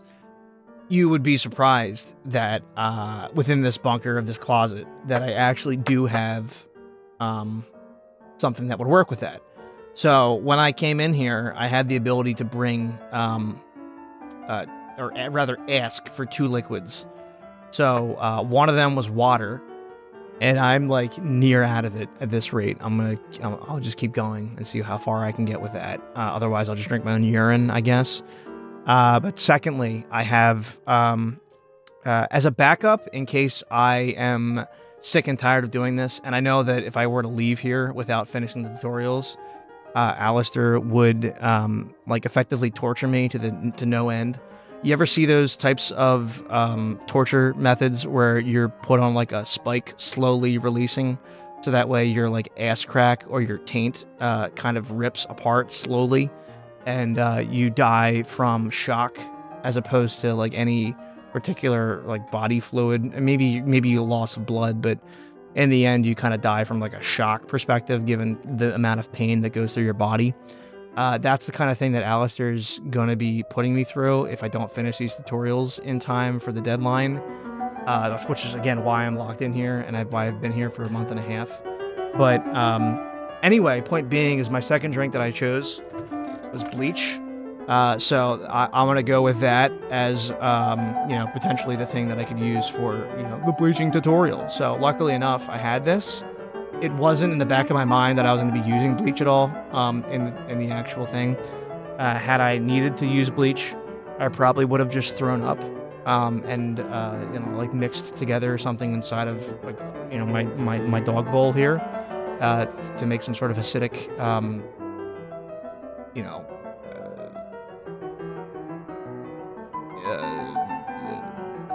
concoction. So luckily enough, I had the bleach, so I don't have to do that. I'm probably still gonna throw up at some point in time, and I'll probably just cut that in the editing process. But yeah, that's pretty much that. So I'm looking forward to this bleaching and inks. Kind of still in the same genre of category, but we're getting more into traditional hands-on art than we are in the digital realm. So looking forward to that.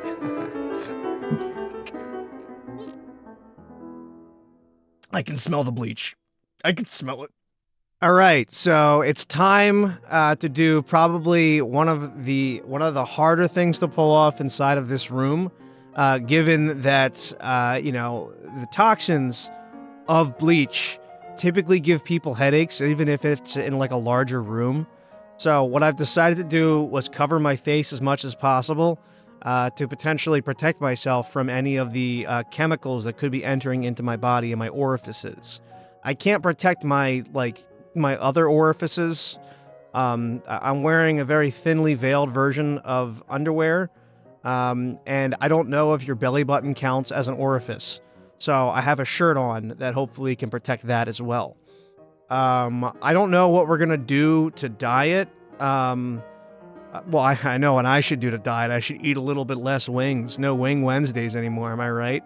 But, we have this piece of paper that I shittily drew a hair on, so I could possibly try to dye this or bleach it. Maybe? I'll have to look at the tutorial to figure it out, right? And that's the whole point of this whole thing, right? You tell me what to do. I don't tell you what to do, and I'm not really improv here. This is not improv. This is live. That's the complete opposite. All right. Yes and.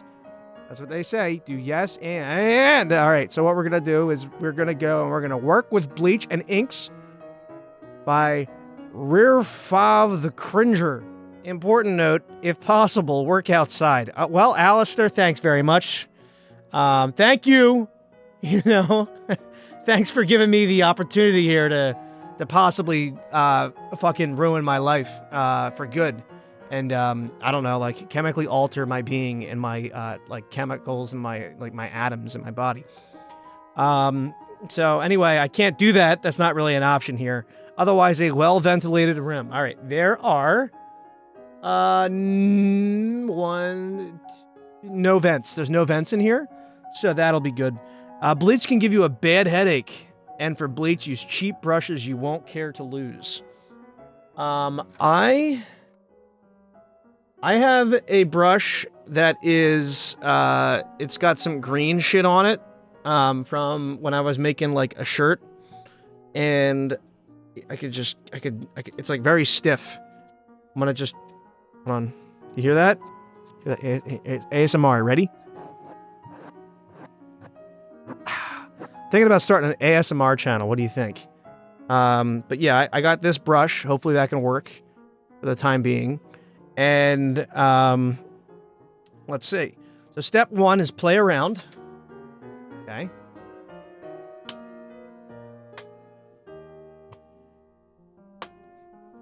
Do you do the back part or do you not do the back part? I never really figured that out. Every time I try to do that with somebody, they don't know what I'm doing when I'm playing patty cake. So somebody has to set the rules there straight as to whether or not you have to do the back part in patty cake. Here I tested multiple kinds of inks on the same piece of paper. 180G. Checked how they behave on both smooth and the textured side. Then upon drying, I slapped some bleach on them to see how they react. Usually it takes around 25 minutes for it to fully react and dry. I mean, I guess I could start doing this and then wait 25 minutes. It's not like I have any other, anything else going on in here, really. I'm kind of stuck here for like a month and a half, right? Maybe 2 months now. Maybe it'll become 3. I've lost track of time entirely. So, anyway, it looks like you get pieces of a paper and you, I gotta try to see if I can see the piece of paper here and see the art. Now I see I should be careful while working with acrylic inks combined with bleach. They crack the smooth side of the paper. Okay, so it looks like the first thing you do is you put ink.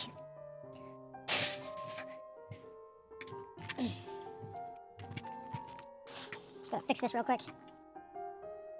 There we go. So it looks like you use the ink on the piece of paper first, and then you let it dry out in some fashion. So luckily enough, I managed to steal from a crafts store before I arrived here about a month and a half ago to get a variety of different colors of paint. I had no idea if there was going to be any paint-related tutorials. I figured if I was going to be stuck inside of a room for like 2 months, then I might as well learn how to paint. I haven't even tried once yet, and I've been here for a month and a half, so I'm a bit of a procrastinator. I got a variety of colors here. I've got some yellow and pink that I put aside, some purple and some red. I think the other colors are shit, so I want to put these over here.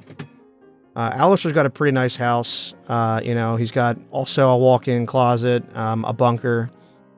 He's got a couple, quarters where he, keeps, let's say his workers, and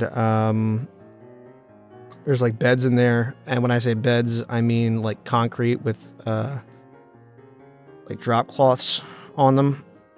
And people do not sleep in there. They just kind of stare at the ceiling. Anyway, I got yellow. And maybe this is like smiley face. Right, there you go, there he is. And then this is a he's got like the purple guy from Five Nights at Freddy's. There's his tie or whatever. We must have every night, right? Give him like fangs, as if he was like a vampire or something. And I give him legs. He's waving to the camera, right? All right. So I have nothing to dry this off with. I technically do have water, but it is my last source of water here. Decisions. All right. No, I'm not gonna go with that. Use the barely reactive inks, in this case gel pens, and slap some lines for things you don't want to lose. Alright, so, I mean, I've already done this one. I made that guy. Ah, shoot. Oh, shoot. Oh, shoot. Oh, shoot. Oh, shoot. Oh, shoot. Alright, I think that's pretty good. It's as if nothing ever happened. Like my dating life. Alright, so we're gonna take out one of these. Pick a color arbitrarily. I like to say the word arbitrarily and whatever like that.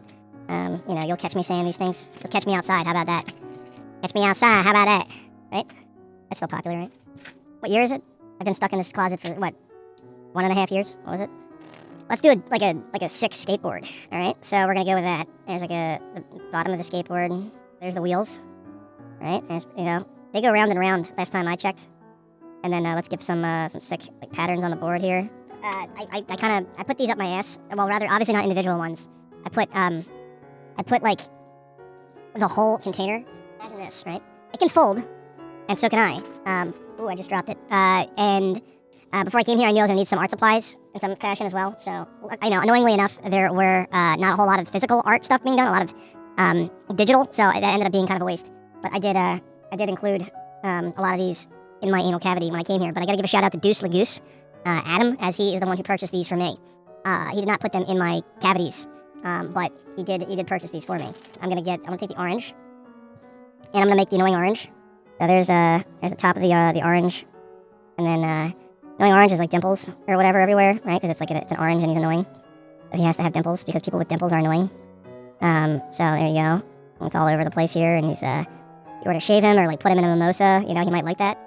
I'm going to put his eyes on here. Let's go with blue. Let's give him like hyper realistic eyes. Like when a guy or like a girl or whatever walks up to you with perfect blue eyes, and they stare in your soul, like that, you know, like give him some like wrinkles and stuff. There's the purple guy, right? There's the annoying orange, and there's the skateboard. I probably could have drawn the annoying orange on the skateboard. Now wet it, then ink it. Start with brighter colors. Slap multiple colors for even cooler looking background effects. Always mix darker inks at the end. Let it dry. Yeah, it ain't pretty for now. So it looks like you use brighter colors on the portion of it, I guess around it or around the eyes. Fuck, I started with purple. That's just like a dark ass color. This also could be a nice, cool piece of art, right? How about a piece of fart? You guys get some good jokes. You're getting some good jokes tonight. Yeah, I'm pretty sure that's what I have to do. I think I have to throw this on top of it, or something. Like that. Yeah, there we go. And we'll make the blue like the external piece here, or whatever, like that, like outside of it. You know, like it's like in a thought cloud. Like a thunderstorm or something's coming through. Let's give it like a little. Let's kind of go around it like that. All right, so here's my wonderful job of doing a skateboard with like I don't really know. I'm not really sure what that is. This is interpretive art. In the end, so the real piece of art in the end here, actually, this is all a trick. Is going to be this piece of paper that I'm like smearing everything else on. You can buy this at Aalasteir's sweatshop store. So if you want, all funds go directly to supporting putting Tom Fulp in a cat outfit, like a cat boy outfit. So if you donate to that, we will be, one step further to realizing everyone's real life goals and dreams of Tom Fulp in a cat boy outfit. Yes, right. So the yellow is going to be on top of the annoying orange. Kind of looks a little green now, which is I guess that's kind of neat, right? The annoying orange is yellow and green and whatnot. So there he is. I'm going to throw some yellow on top of the hair, I guess, over here. This was originally white hair. That was a shitty job I did with white hair. Kind of looks like it's like summoning like a mountain that's summoning the annoying orange, and then above the mountain is a skateboard that's being shocked by Zeus. That's making its way down to the annoying orange, like as if he's like fulfilling some sort of ultimate destiny. So that's kind of cool. And then after this, I guess technically speaking, I'm supposed to let this dry, but since I'm an artist, I don't play by the rules. So what I'm going to do is I'm going to take this piece of crumbled up paper, right, and I'm going to pat it dry. See how fast I can get this to get finished here. All right, so just kind of do one of these.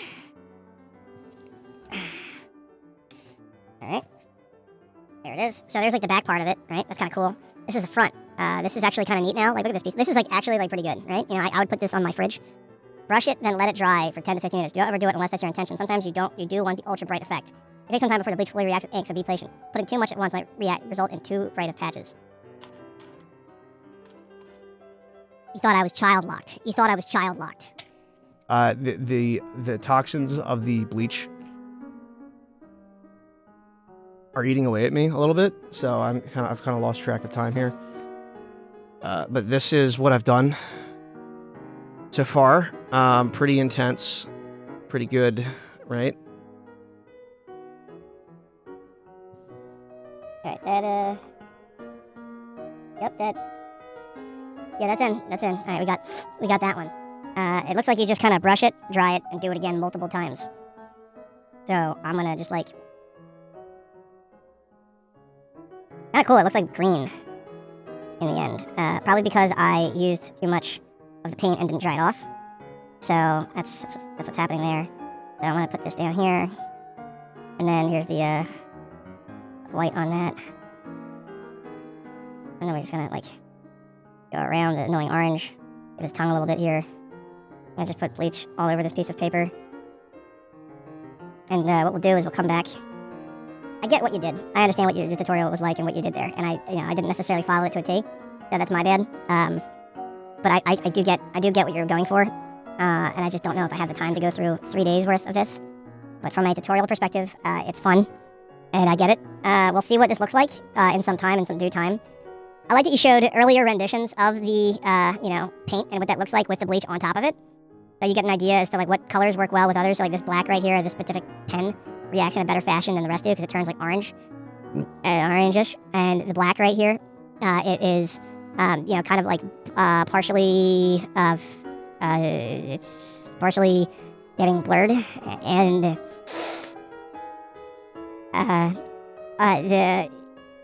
you could use the knowledge for art.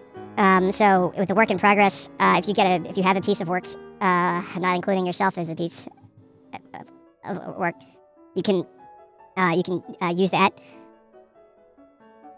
You can use that, and you can add on top of it. And then what you do is usually you go over the whole drawing after you do the gel. After you gel, you could do the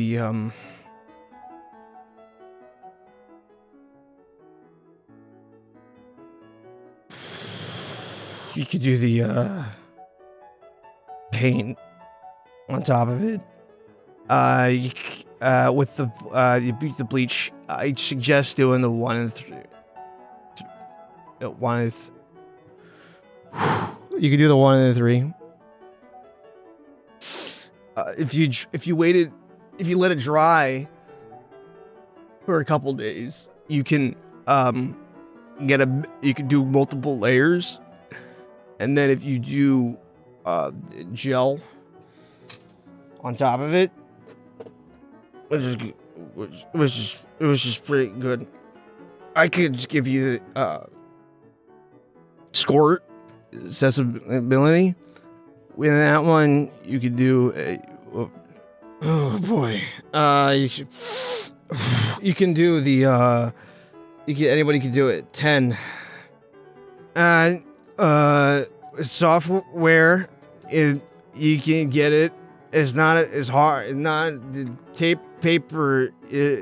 So 9. With the potential, you got a great potential with this one. I'll give it 5.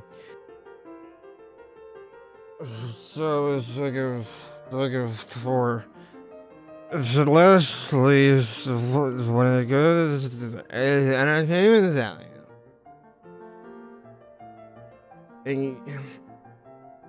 you should probably do something about this blade.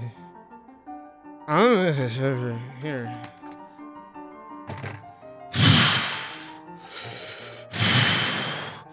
Result, I give it like a.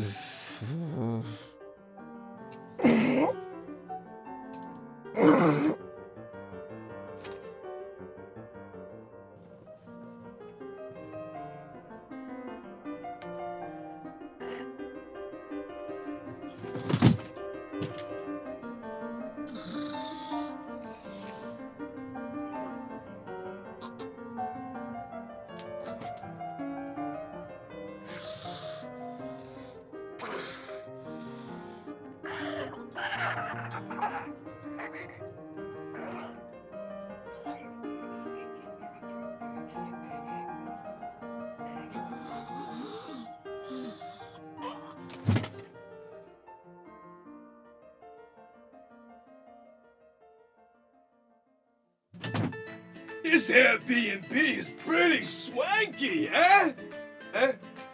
What's going on over here? Oh shit! What did I walk into? Aalasteir! Hey! I think you double booked or something.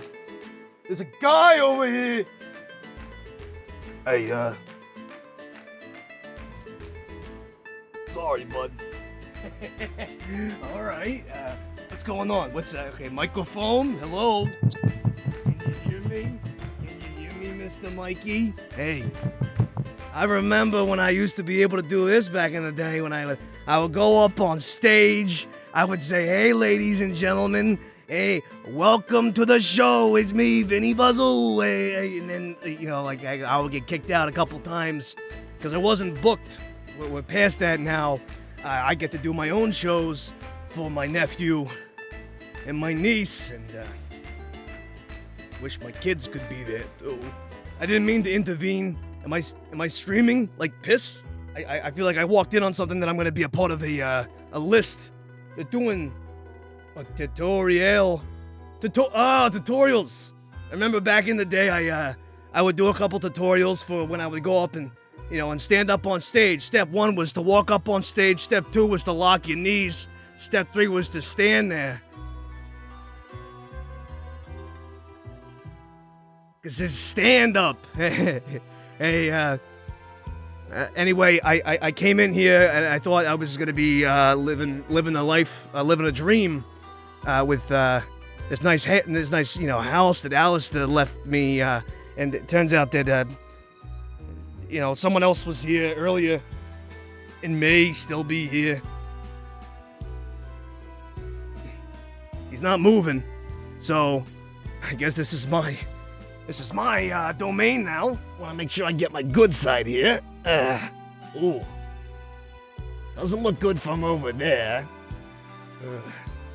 Doesn't look too good from over here either. This is a pretty good piece of art. Who did this? Was it you? He's still not moving. He's not moving. Some surrealist shit.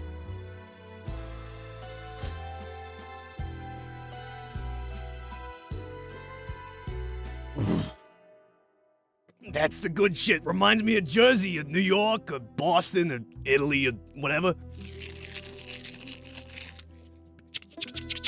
Alright. I'm trying to start an ASMR channel at one point in time in my life here, and like the ripe age of 47, or 56, or let's say I'm 22. What is this, fingernail paint? What kind of queer paints his fingernails, okay? Yeah, alright. Quit looking at me like that.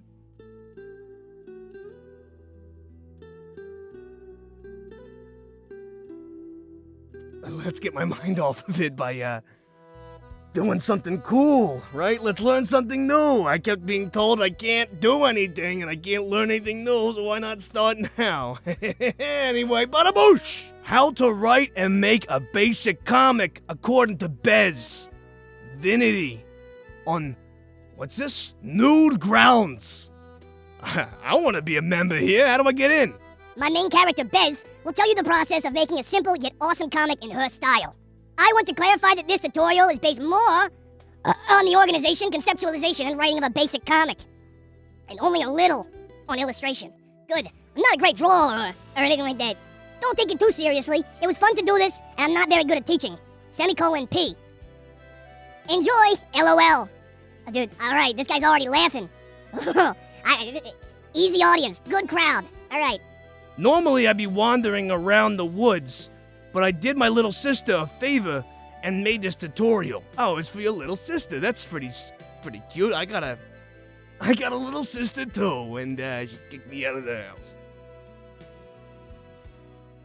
You'd think that, you know, she would tell you ahead of time if you didn't like, you walking around the house half nude. Alright, quarter nude and, you know, like three-fourths nude. Alright, fully nude. And her kids were there too, and that's not very, my niece and nephew would point and laugh at me, and that didn't feel very good. But I don't know what to tell you. I just, I have an issue, and, I needed a tissue, alright? I had to go out, alright, anyway. Concepts, objectives, ideas, and characters or things in the story. Script, write the story based on the concepts. Visuals, panels, illustrations, and fonts. All this with simple intonation in my style, with some extras. The first thing I do in my awesome comics is consider who will be in the story, what they'll do, and what events I want to happen. Then grab a notepad, a notebook, a book, the wall, shake my ass on the wall, or not, whatever you want, and write down the characters you want to see in the story. You can also include some secondary characters, things, objects, and you can also include tags. You'll consider how the story begins and how you want it to end, leaving a gap in the middle, where you will include events that will bring about the ending.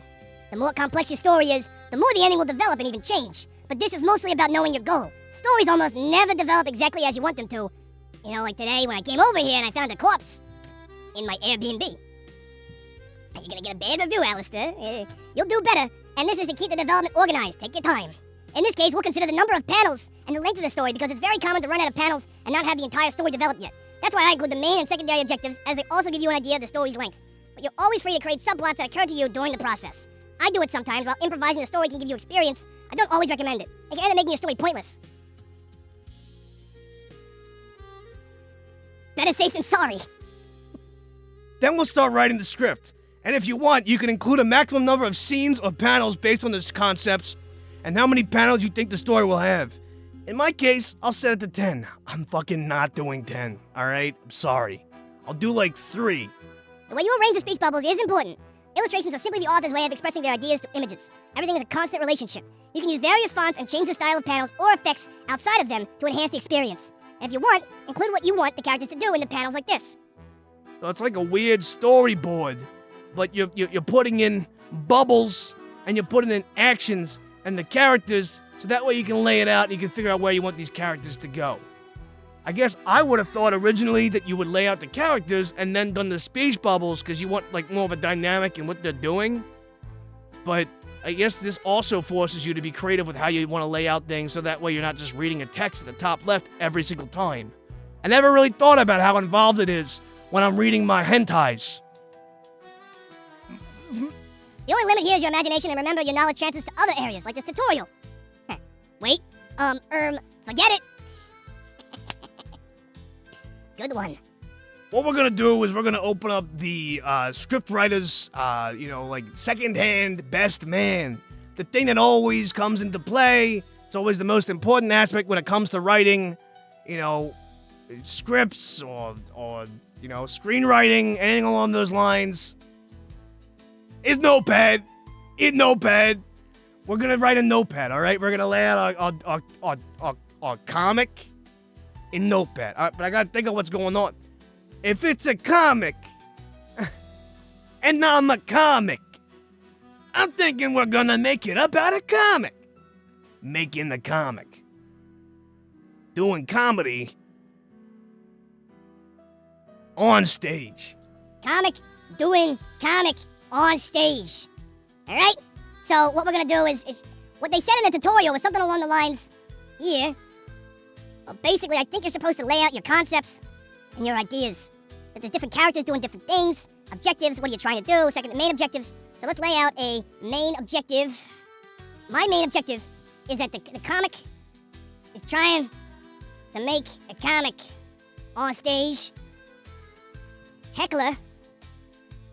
Oh, I spelled heckler wrong. Alright, so the heckler messes with the comic. Kick him out. Turn out that the heckler I know how to do a comic. Comic. Alright? So that's the main one. And then the secondary is gonna be there's a cat in the crowd that wants milk. Milk. Alright? There's a cat in the crowd and they want milk, but the fucking waitress keeps like ignoring him, even though he's about to die of being parched, right? Everyone's experienced that before, where like you get there, you sit down, you fucking start, enjoying your content of what you're viewing, and then like the waitress or the person at the movie theater says to you, you gotta buckle your pants up, you gotta zip up, you can't be doing that here. And I say to him, hey, where's my Coke? Wait, hey, come on. So the name of the comic is Vinny. I think it's a sexy name. Is the comic. And then we got the heckler. And that, his name is, what's his name gonna be? Stu? All right, because he's stupid, eh? There you go, his name's Stupid. How about that? And then we got the cat. His name's Cat. And then we got the waitress. And her name is, Eileen. What do you call the name of the waitress that works at IHOP? Eileen Badaboosh! That used to kill with the live audience. I've been trying to do a comic while being a comic, you know? And then the other guy, the heckler, Stu, he says, first you better actually be a comic and be funny, you know? You know? And then the you know, that's the first, he's like, yeah, you stink. And then at the same time in the next panel, there's a cat that's trying to flag the waitress down. And then the cat goes, milk, please. Waitress is like, hey, no, I'm busy. All right, and then the next part here is the comic's back on stage. This was a dream of mine since I was a little shrimp. You know, like, it gives emotion, right? You can feel the emotion coming from him in that sense. And then let's scroll down a little bit here if I can make this a bit bigger so you can all see what's really going on to get the details. And then Stu replies and says, sounds like a nightmare.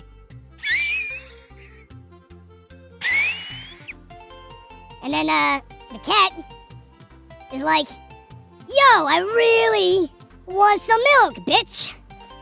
And then the waitress, Eileen, is like, oh, yo, give me a tip and I might top you off. And then we're back to the other one. Back to Vinny. And Vinny says, I'm your worst nightmare. And then Stu, Mr.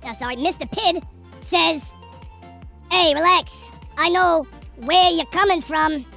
I too was a comic trying to make a comic, but then realized that my inferiority complex prevents me from doing anything remotely creative, considering I always neglect to focus on myself. So I really get where you're coming from, and I feel bad for you, just like I feel bad when I look at myself in the mirror.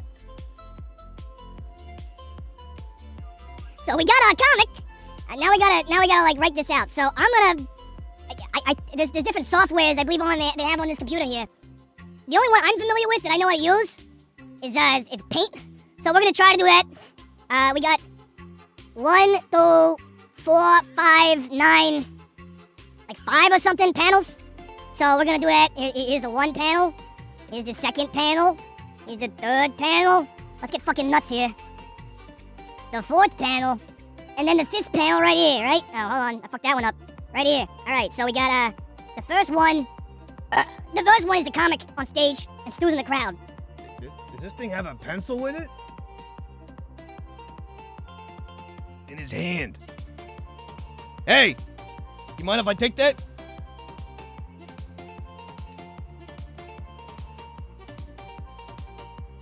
Gotta grip it from his cold, dead fucking hands. There's a stage, right? There's a big old stage. You got curtains going down. Oh, you know what? I fucked up. I fucked up. You gotta do the speech bubbles first. Alright? Luckily, since I'm using an integrated, detailed program such as Paint, it comes with speech bubbles. What do you think about that? There's that one, right? And then there's I can't move it to the other side, but let's imagine that that's there, right? A handsome looking fella on stage.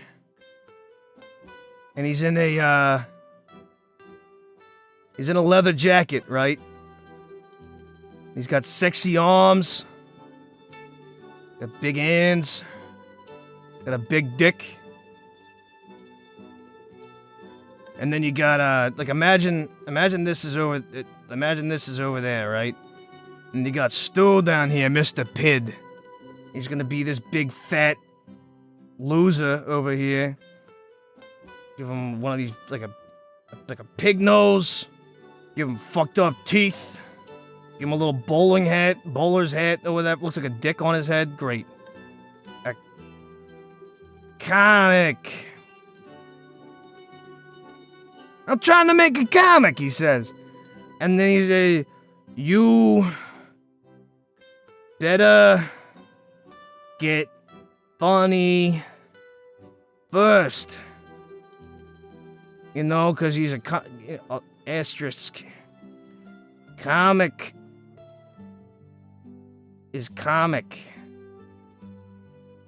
Right? Like a stand-up comic. Or like a news, like, you know, one of the, like the Marvel comics, right? Running low on my milk. And,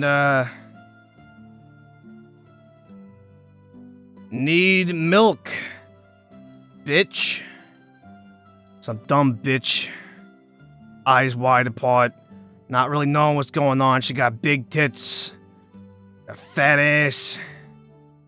She's walking around like that with her hand on a waist she's slaying. She's got a big old plate of plates. You know, and she's like, I'm busy. The Vinny over here, he's like angry. He's crying and stuff, and he's got his, you know, he's going out of whack here. He's angry, he's like raising his fist and stuff. He's throwing a tantrum. This was a dream. I run out of space, so I'll just write like shrimp. This was a dream, shrimp. Yeah, you can figure. You can fill in the gaps. Sound like a nightmare. It said sounds like a night. I forgot that this isn't a live audience or something. About that again. Goes over my head. Alright, so don't forget the curtains. Let's put a little stool on the stage. Let me throw that up here so I can stay consistent, right? And on the stool is a glass of milk. So the waitress actually brings a glass of milk, but to the comic instead, by accident, instead of the cat. The cat's pissed. Sees on stage that the comic got the milk. Comic's not even drinking it. That milk is now lukewarm. Oh, he's pissed. The next one is the cat again. And he's got like a fucking gun now or something. And he's like, hey, give me my fucking milk, bitch. You know what? Hey, you mentioned that during the process, you could improvise, right? So I added the milk on stage. So you know what? He's gonna say, wrong person, bitch. That's his catchphrase, bitch. Because he's like, well, he's not a female dog, because then he would be the bitch. So I guess it makes sense that she's the, you know, improv. She's a female dog. Now it looks like a cat. Let's give her the big old dog ears. Alright, so she's a female dog. This is her tail over here. And she's a female. I've been watching Austin Powers correctly. It's something like that, I think. And then the bitch is like, I don't care what her face looks like at this rate. Let's just draw her ass. And give her a tramp stamp or something. Like Randy Orton. Like one of these, and it says, surprise. And then she's got a little dookie coming out. I'll make an exception for the color. You know, her hair's over here. Don't forget her tail. That's her tail. She's sitting here. Got little legs going. And it's like her foot saying something here, because you might as well stick a foot in the fucking mouth, because she's messing up so many times. And she says, What did she say? What did I say that she's gonna say? Yo, give me a tip and I might top you off. Give me a tip.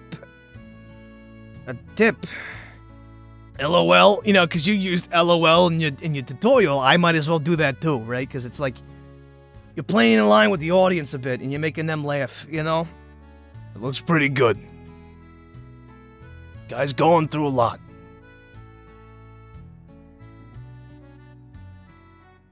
So we're gonna save that for later.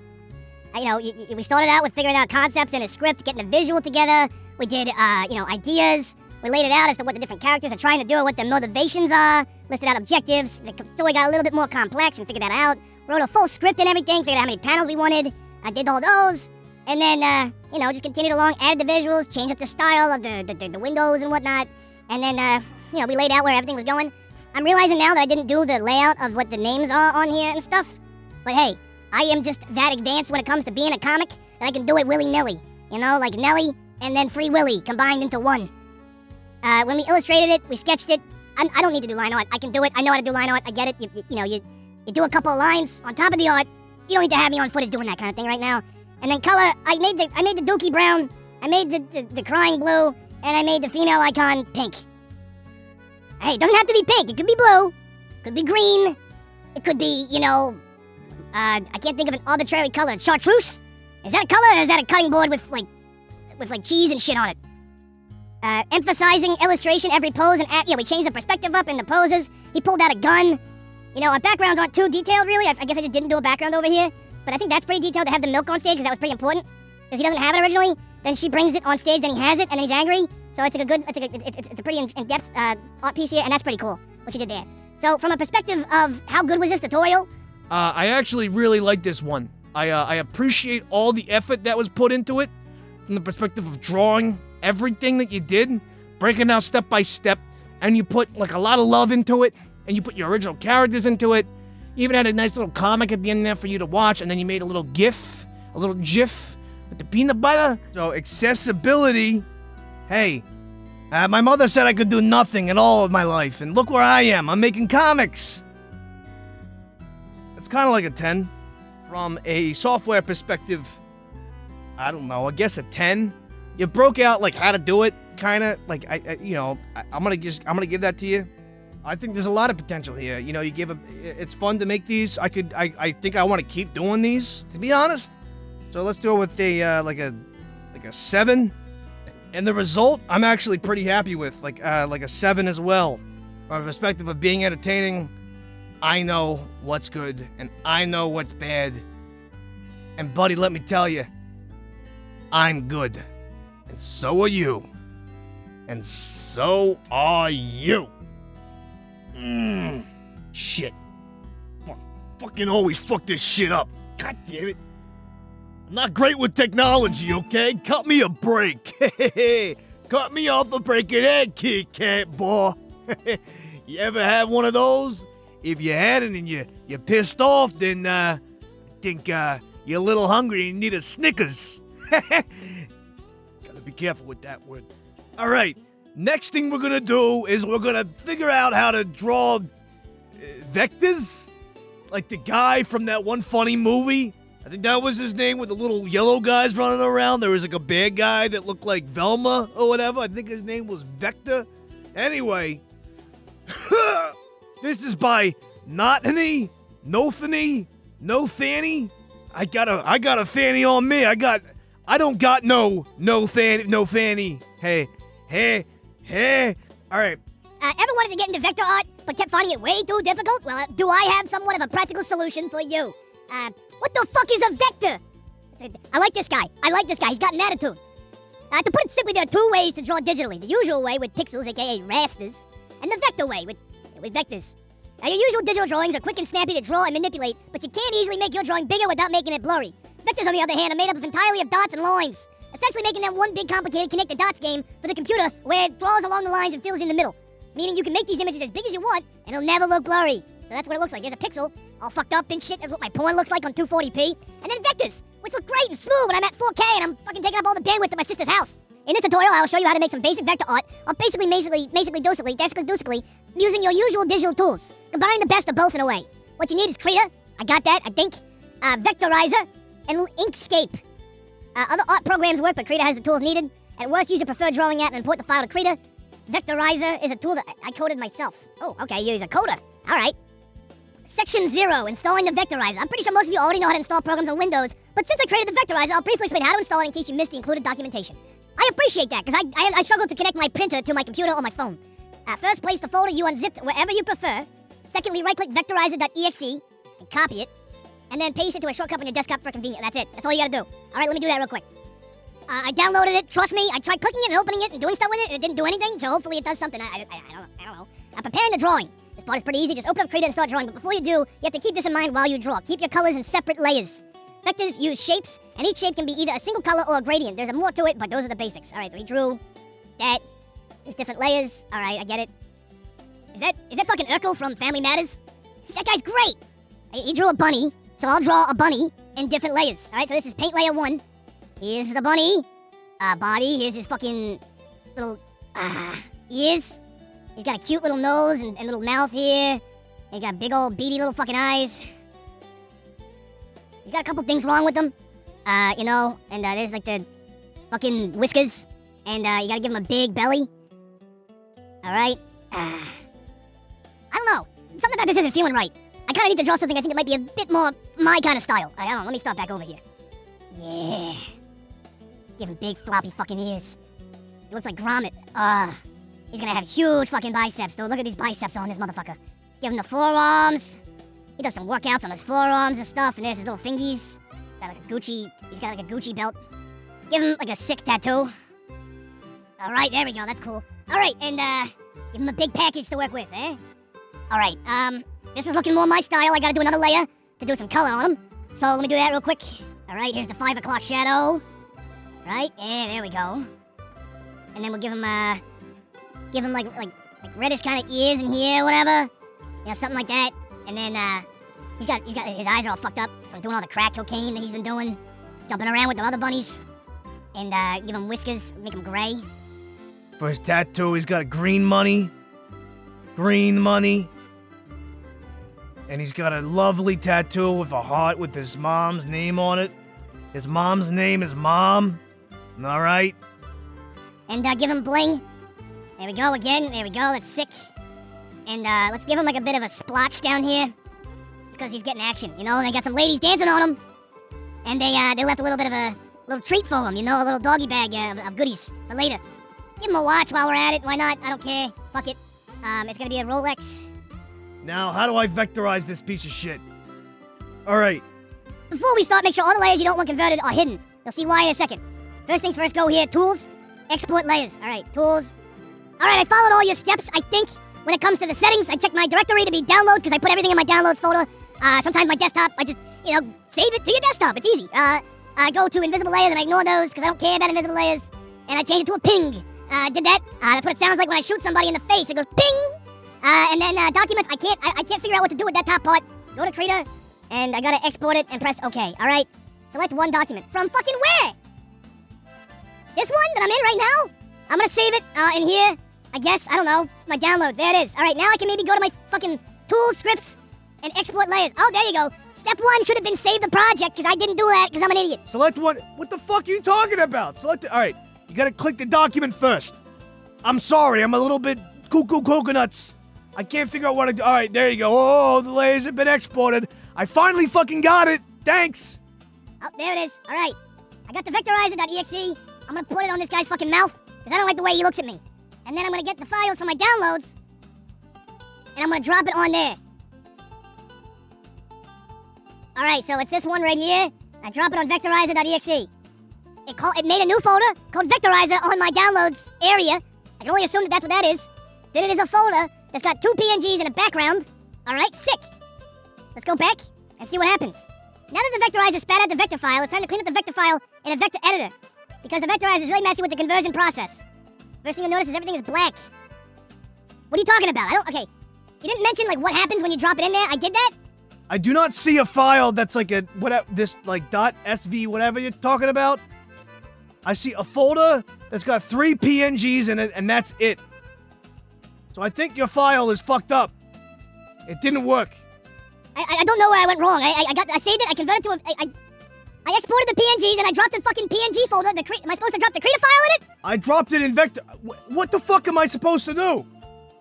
You're saying that all the vectors in the files are scrambled, and it's your fault, and the vectorizer is supposed to sort alphabetically or something, but it does it in reverse order? You got question marks documentation you're mentioning? Where the fuck is this documentation? I'm gonna take this for granted that I fucked up and I messed something up somewhere because your tutorial isn't very clear as to what I gotta do when it comes to maybe exporting it or something. So I'm gonna export the entire vectorizer file to my fucking desktop, alright? So here it is. Here's my desktop.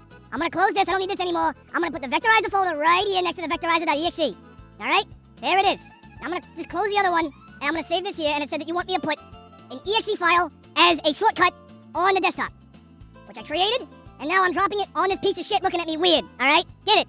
Alright, now next step is to drop the fucking fuck you file that I made and put it on top of the exe file. It should then do something. Let me delete the other folder it made at one point in time. Drop the file onto the exe.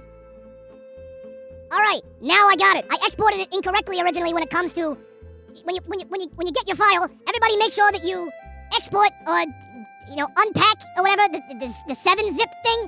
I don't know why I didn't think to do that. I just took the exe out and then it wouldn't work obviously, and I should have looked at the documentation, man.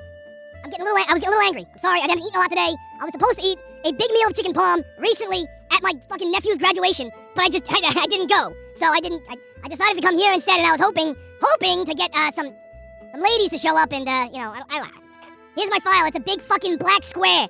Why is that? I think he says in here things get all fucked up. First thing you notice is everything is black because the vectorizer can't see what color every layer has. The coloring has to be redone. The layers are scrambled.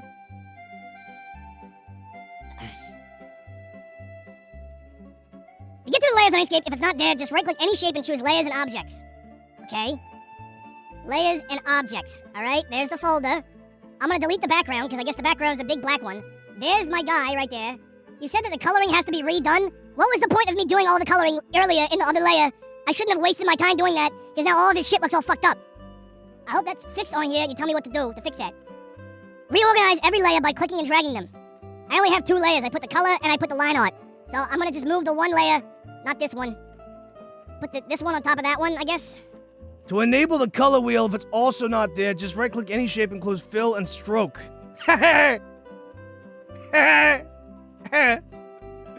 Fill and stroke. You get it? It's a funny one. Ask your parents about the birds and the bees if you don't know what that one is. He wants to wrap the tutorial quickly and says maybe next time he's gonna... Alright, this is a half-baked tutorial and your thing doesn't really fully work. So there's gonna be points docked for all this. Because I'm getting frustrated, honestly. It's a gigantic tutorial. Yes. Fill and stroke. I know the paint is undefined. I press this. What am I supposed to do? Okay, I can select the color wheel. What the fuck am I doing? Alright, so that changes every single color at a time. So my once, cool bunny that had a brown 5 o'clock shadow, a nice wristwatch that was, brown, a green money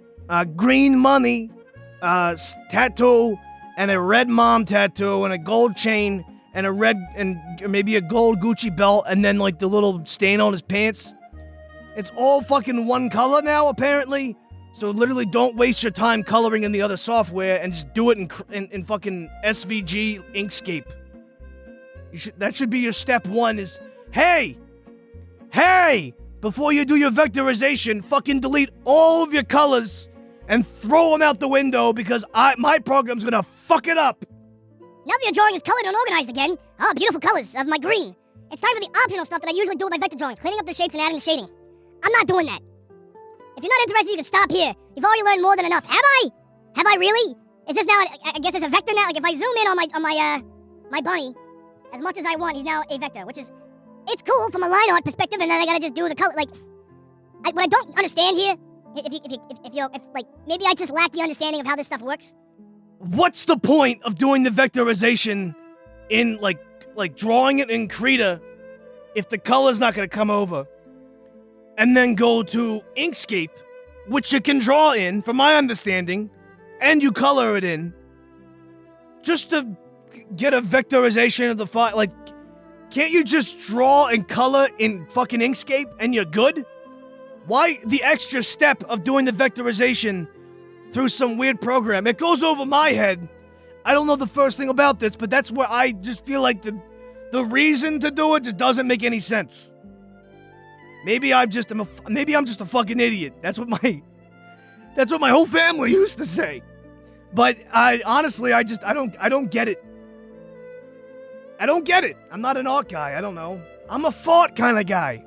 I'm not an art guy. I'm a fart guy. I was trying to figure out if I could or I couldn't draw in the actual program. And I gotta say, like, you can. You can draw in the program in here, and I'm sure you can change the fucking, like, the brush or whatever to do what you want. Maybe the brushes are better in Krita, which is cool. So I guess if you want to do your line art in Krita and bring it over to Inkscape, you can. You can edit all of the little pieces and nodes by pressing this button, like he said, which is cool. There's a lot in here. I can make his nose fucking huge, dude. Yo, he's been lying. He's been lying, dude. He doesn't tell the truth. I just don't understand the point, but I guess there is a point in doing it, and pretty neat. Good for logos.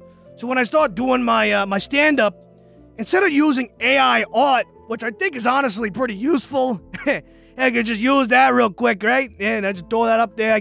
I search fucking sexy comic standing on stage with ripped abs, chicks by his side, big cock, with an iced tea on the side. And then I do export, and then it shows, and it gives me the image, and it's like, why do I need to vectorize this? It's perfect the way it is. But now maybe I could try to do my own art. Yeah, sure, buddy. Now you add shading. You can do this in the Krita phase quite easily, but he does it here because it's simple enough to do. He uses the pen tool, makes a straight line, like the line again. It's like a polyline. Cool. Oh, a polycule. I've heard about these, dude. It's like the current era kind of thing. I never could get into that kind of thing because, like, I could never bag a woman in the first place, abroad. And the times that I have, she's tried to get me to open up to the polycule, and usually it's just, she doesn't really ask me. Usually she just goes and she finds a guy, and then she says to me after the fact that she's been with another guy. And then she says to me, hey, I'm sorry it's not gonna work out because, like, I never loved you or anything. And then I gotta sit there and I gotta say to her, why didn't you tell me that first place? Why didn't you just tell me that in the first... And the vectorization tool is really cool, dude. You got a lot going on here. You can merge shapes together and stuff and whatever and all this shit. Whatever, anyway, that's how you do it. You create a vector image and learn the basics of Inkscape and funky UI. You got the drawing here. You can do clones and clipping masks, yada, yada, yada, whatever. Okay, I get it. Let's rate this shit. I'm not, like, a huge fan of my output and what I did in the end and what I made. It's just a matter of me drawing it. And then all my colors got all fucked up because of your program, and I wasn't about to sit here and do all the colors again, so I'm kind of pissed about that, because I spent a long time doing those art pieces and those colors. A lot of art theory and a lot of color theory went into those pictures for the green money, and the green money, and the yellow chain, and it was a lot of time, all right? Accessibility. Is it accessible? Honestly, probably of all the things we've done thus far, probably the least accessible. Like, in terms of having to download the program, understand how to use external programs, it's awesome that you did it, and you made it relatively easy, but I don't know, it's something about it that was just a little bit strange, and I didn't understand the steps. It didn't immediately come to my head. I didn't fully grasp it originally. Your software, you did use software that everyone has, or they can get for free, which is nice. You got Krita, you got, what's the other one? The fucking one with the Inkscape. And then your own software that you gotta download, which is cool. But, like, again, the software thing of how you did it wasn't just, like, regular, and also, I mean, hey, I like paint. I'm a paint kind of guy, so, I'm sorry, dude. Not to bust your balls or something, but, like, go with paint next time. What I don't get here, hold on. Let me show you an example. Let me show you what this could really look like in the end, and what might be a little bit better for the next time if people want to try to do this themselves, all right? So, hey, you want to make a bunny in here, you go into paint, right? And you draw the bunny, and you give him, here's it, within here, I'm able to draw the bunny just fine, right? There he is. He looks awesome, right? There's his fucking ears, and there's his fucking, great whatever, his fucking biceps and shit, and he got his hands. There they are, look at his hands, look at his big fucking bulge he's got going on down here. He's got his fucking V-neck or whatever, he's got his, now when I make him set, he's angry again. Give him his gold chain, I can do that in here, right? I can give him his little splotch on his little, dwingle, and I can give him his little ears up here, and I can give him his nose, and maybe this time I'll make his nose pink, because I can actually color this time. I forgot to do the teeth, so I'll do that real quick.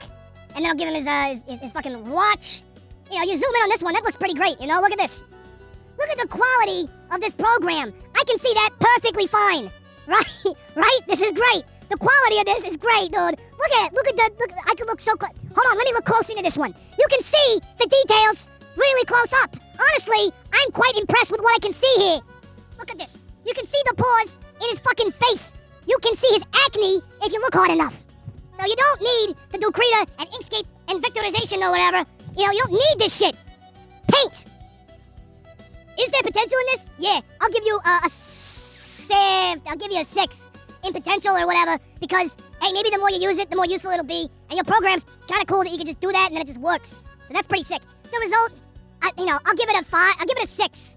I'll give it a 6 because it worked in the end.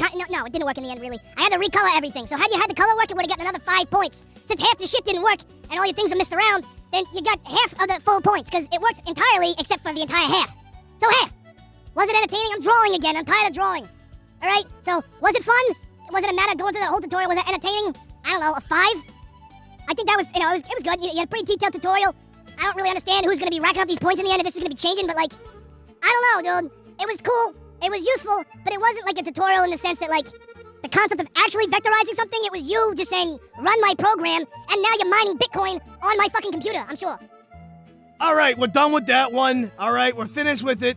I'm fucking tired of these fucking pens. I'm tired of drawing. I just want to relax. I want to sit back and I want to play a game, you know? People understand where I'm coming from, right? Now, what's the best game out there that you can play? Yeah, Minecraft. Lava chicken, right? You know, like you watch the movie in the theaters. He goes, chicken jockey. You know, like whatever he does, like those things. That's top of the line. That's where everyone's gonna be aspiring to get to one day in the indie development times. Fuck Gappy's Adventure. Fuck Rollers in the Outskirts. Fuck, Shoot, Trip, Die.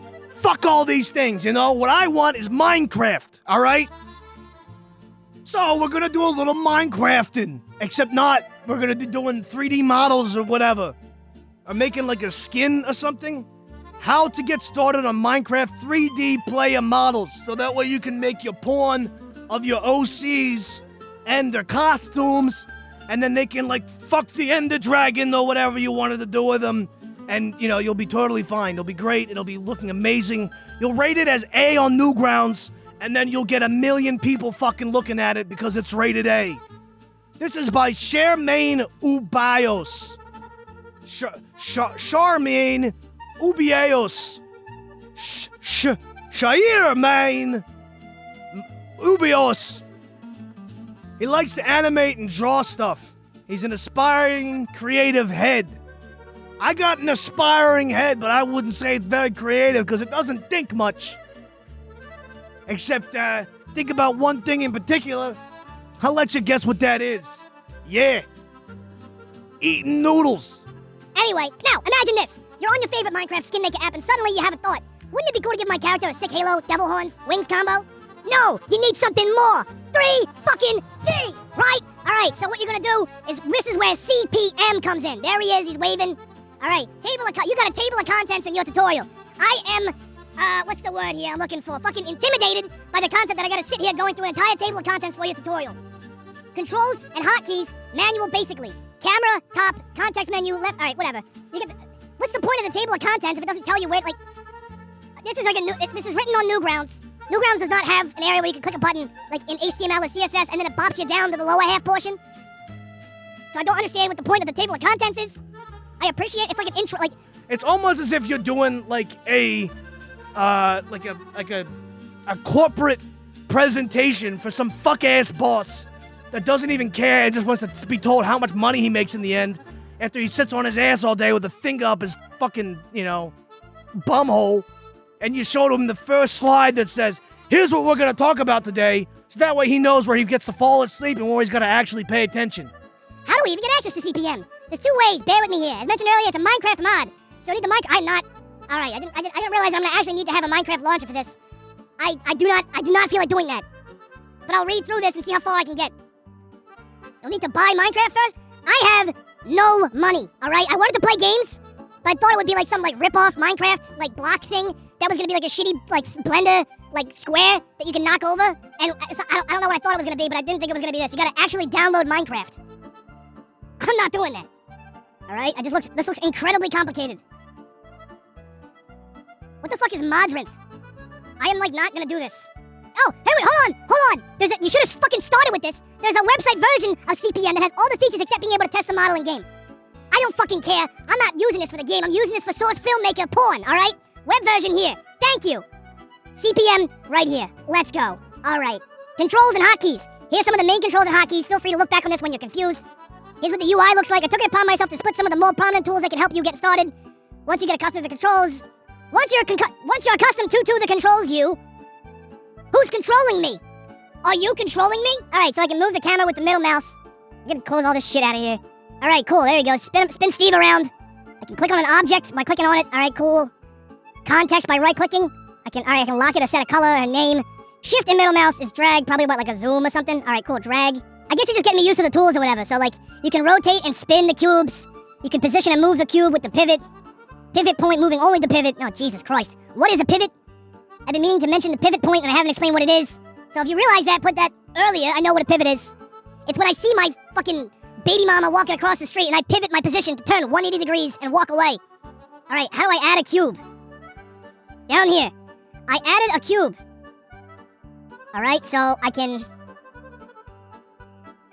What the fuck is going on? All right, so there's a tiny little cube. I can make it bigger left or right. I'm gonna make it a little bit... I don't understand. I can make it bigger that way. All right, I'm gonna give him a hat. A tiny black hat. It's like a party hat, you know? That's all I really want to do is I can make a hat like that. That's cool. Maybe can I give him like a it's a cube.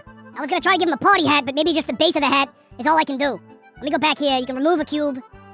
I'll be making a top hat as a way to show you what I'm modeling. You can follow along if you want, or create something new on your own. We'll be adding 2 blocks, one for the brim and one for the top. We'll be adding it onto the head, root, as it is a hat. We'll select the bottom brim and use the size to make it wider. You can change the color. Properties. Now in the properties column, you'll see the mode settings. Tap that, and you'll be able to switch it to texture. Once you turn both the cubes into textures, you can then go into the texture tab. Properties column. You'll see the mode settings. The fuck is the properties column? I guess this is the properties column over here on the left. I figured it out. I did, not you. I did. Oh, you can, like, upload your skin. Like, you don't explicitly tell me this. I guess this is supposed to be understood. That you can give it a particular skin. Like, okay, so I was able to select the color of his shirt. So now I have a little tiny hat on his head that's a same color as his shirt. I guess that's kind of cute. There we go. He looks prim and proper. He's ready to go to some outing somewhere. I'm not sure where he'd go. But with that kind of hat, I think that would look good in a certain location. Maybe when it's, like, raining outside and he can protect his head. I'm not done yet, all right? Let me do one more thing. Honestly, the way that this works is really annoying. I get that that's just 3D software, but I wouldn't want to waste my fucking entire Sunday doing this. All right, I'm going to change the size down here. Like that. There we go. It's more accurate like that, I guess. I figured out the skin thing by doing, like, I just fucked around with it to figure out what it was. You did not tell me how to do this. So the only reason I knew how to do this is because I messed around with it. So I do not give you the credit for that. All right, now he's got big, beautiful pecs. Look at that monster. He's been doing pectorals since he was a kid. He's got the hat to prove it because he goes in and this is the hat he won for winning the biggest chest contest. And they actually shaved off somebody else's chest and put it on his head. That's why it's the same color as his tits. Ugh, if only I could have pectorals like that, I'd be so happy, right? I'm sure you would be too. In terms of how well this one performed, I had a lot more fun doing this one than the others. Just because I get to use a 3D tool. And it was cool that it ended up being on its own website, as opposed to doing whatever the fuck you were trying to get me to do originally. I was gonna dock you a lot of points for that, but I'm only gonna dock you 1. Because it's like a complicated software. The software is cool, but it's not like the easiest. And a little complicated, but that's gonna come with the territory of it being a complex project, I guess. Accessibility, can anybody do this? I'm a fucking idiot and I managed to figure it out, so I guess it's a little bit easier. I could not figure out how to do the vector thing to save my life for some reason. So I'll give you this one as a 7, and that it's a little bit easier. I doubt you could get your fucking grandma to do this, though, or any child that's trying to use a Minecraft mod, unless you give them step-by-step tutorials like you did, which is cool.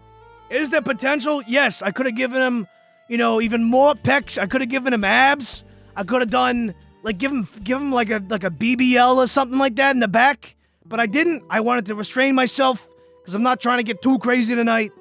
But I can see that there is a lot of potential here. I'll give you an 8, I guess. The result, that was great. I'll give it like a I don't know, like a 7. It wasn't like the best thing in the world because I didn't like spend a whole lot of time doing it. And I don't have Minecraft, so I wasn't about to put that in the file to figure that out. I'm sure it would be cool, I just don't have the time to do it. And was it entertaining? Yeah, it was kind of fun. I like doing it. It was, I bet, let's give you, I don't know, 7 points or something like that for that one. That was good. That was enjoyable. Great job. Sure, your main, the main. I appreciate all your gifts and your models that you put in the actual file. And your step-to-step, details in here as to what you do. And you gave, you didn't need to do the table of contents. And I do appreciate that you gave all the tutorial in the actual program and the hotkeys.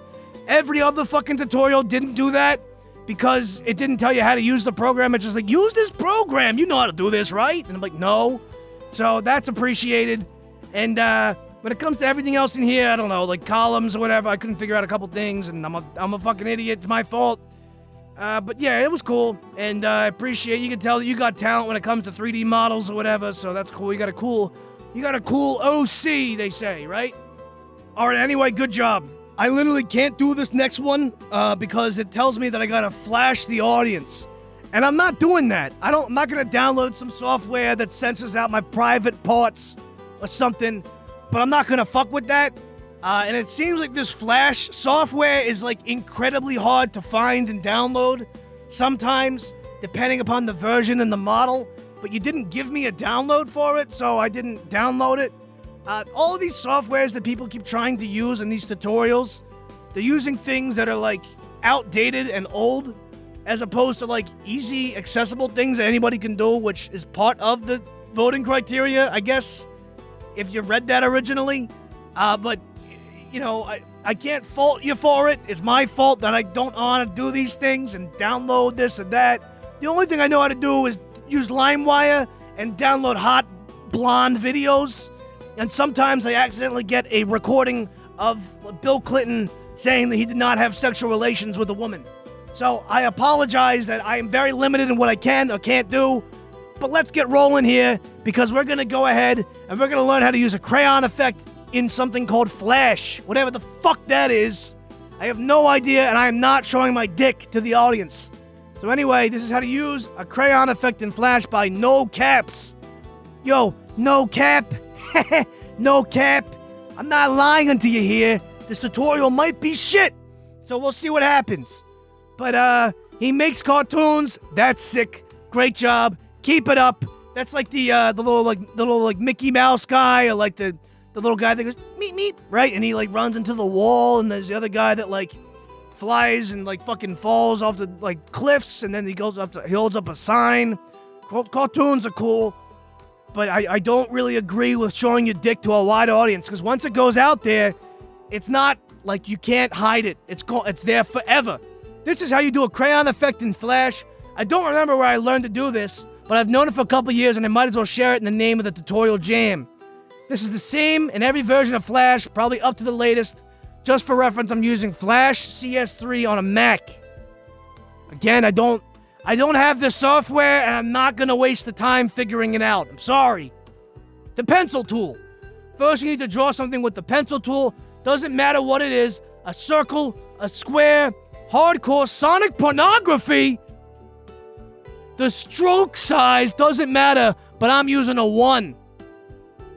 When you've drawn whatever it is, select it, and in the properties panel, change the texture thing from solid to that one that looks like little dots spread around.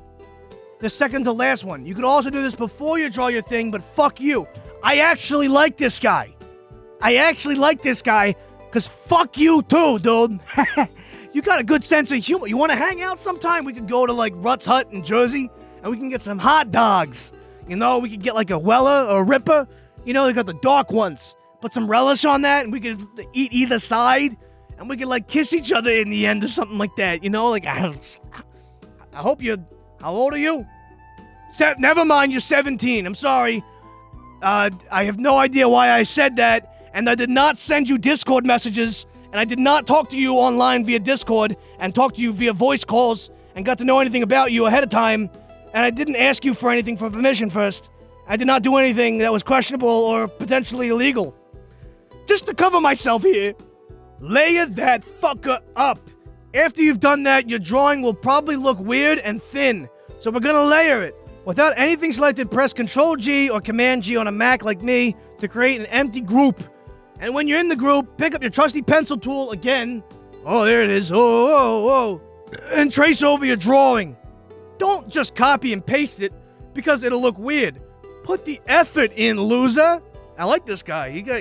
He puts the effort in the tutorial that is just literally trace a circle multiple times to look like a crayon draw. Like, I get the concept. You're making a filter of a crayon where you're just drawing a circle or a face, or whatever the fuck it is, multiple layers. Like, instead of doing like a squiggly thing in like an animation program, you're doing the fucking like crayon thing on top of it.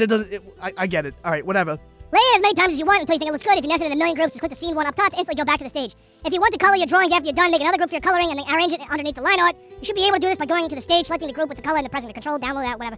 Until it's all in the way in the back, right-clicking or going around. Alright. When you've done it enough times, your drawings should look pretty crayony. I will warn you though, if you lay it over a lot of times, and if you publish whatever you're making as a Swift file, it might chug a bit on some older computers because Flash. Yeah, like, for whatever fucking reason, any of these SWF files, Swift, like Taylor, I think that's the reason. Taylor Swift is a fat bitch, right? And so she chugs along, and the more Swifts you got in your fucking program, the longer it's gonna fucking chug along and have its fat ass fucking hold you down, right? So that's the issue in the end. So don't do too many layers. Maybe do like 1 or 2 or 3 or 4 or 5, 6, 7, 8, 9, 10, 11, 12. There's the regular drawing. There's a drawing with a texture. A drawing with a texture, 3 layers. Go forth and do whatever you want with this information. All right. Yeah, that's the end of the tutorial, and I'm literally not going to do anything else, because guess what? I'm going to show you something real quick. Everybody likes to use these fucking programs and say that you know how to do this or that with these things. Let me show you a little program that I know how to use. All right? It's called fucking Paint. All right? And within here in the brushes in the drop-down, look what that is. That's like a fucking crayon-esque spray paint. I'm going to draw your fucking thing by using Paint, all right? Without having to do all these other drop-downs. It's a guy with a little tiny hat or a piece of hair going over circle, circle, circle, whatever. And then he's like this. And then he's like this or whatever. And then he's got the fucking, like, Ed's World hair. And then I think he's got pupils or whatever. And it's done. I literally just drew a thing, and I drew on top of it many times. No offense, a tutorial for how to draw on top of something multiple times to give it a layered effect isn't too fucking, revolutionary here, dude. So, from a useful perspective, I'm gonna give this like a 0 if that's a thing that I can give in the end. I'm gonna give this thing like a 0 in the end if I can from a useful perspective, because why not just fucking do the same thing in any program? There's no reason to do it in Flash. I get what you're saying, because maybe Flash or whatever this thing is where you're showing your dick, doesn't let you do certain, like, brushes or whatever, but, like, if that's the issue and you have a problem with it, use a different program maybe? I don't know. What's the point, really?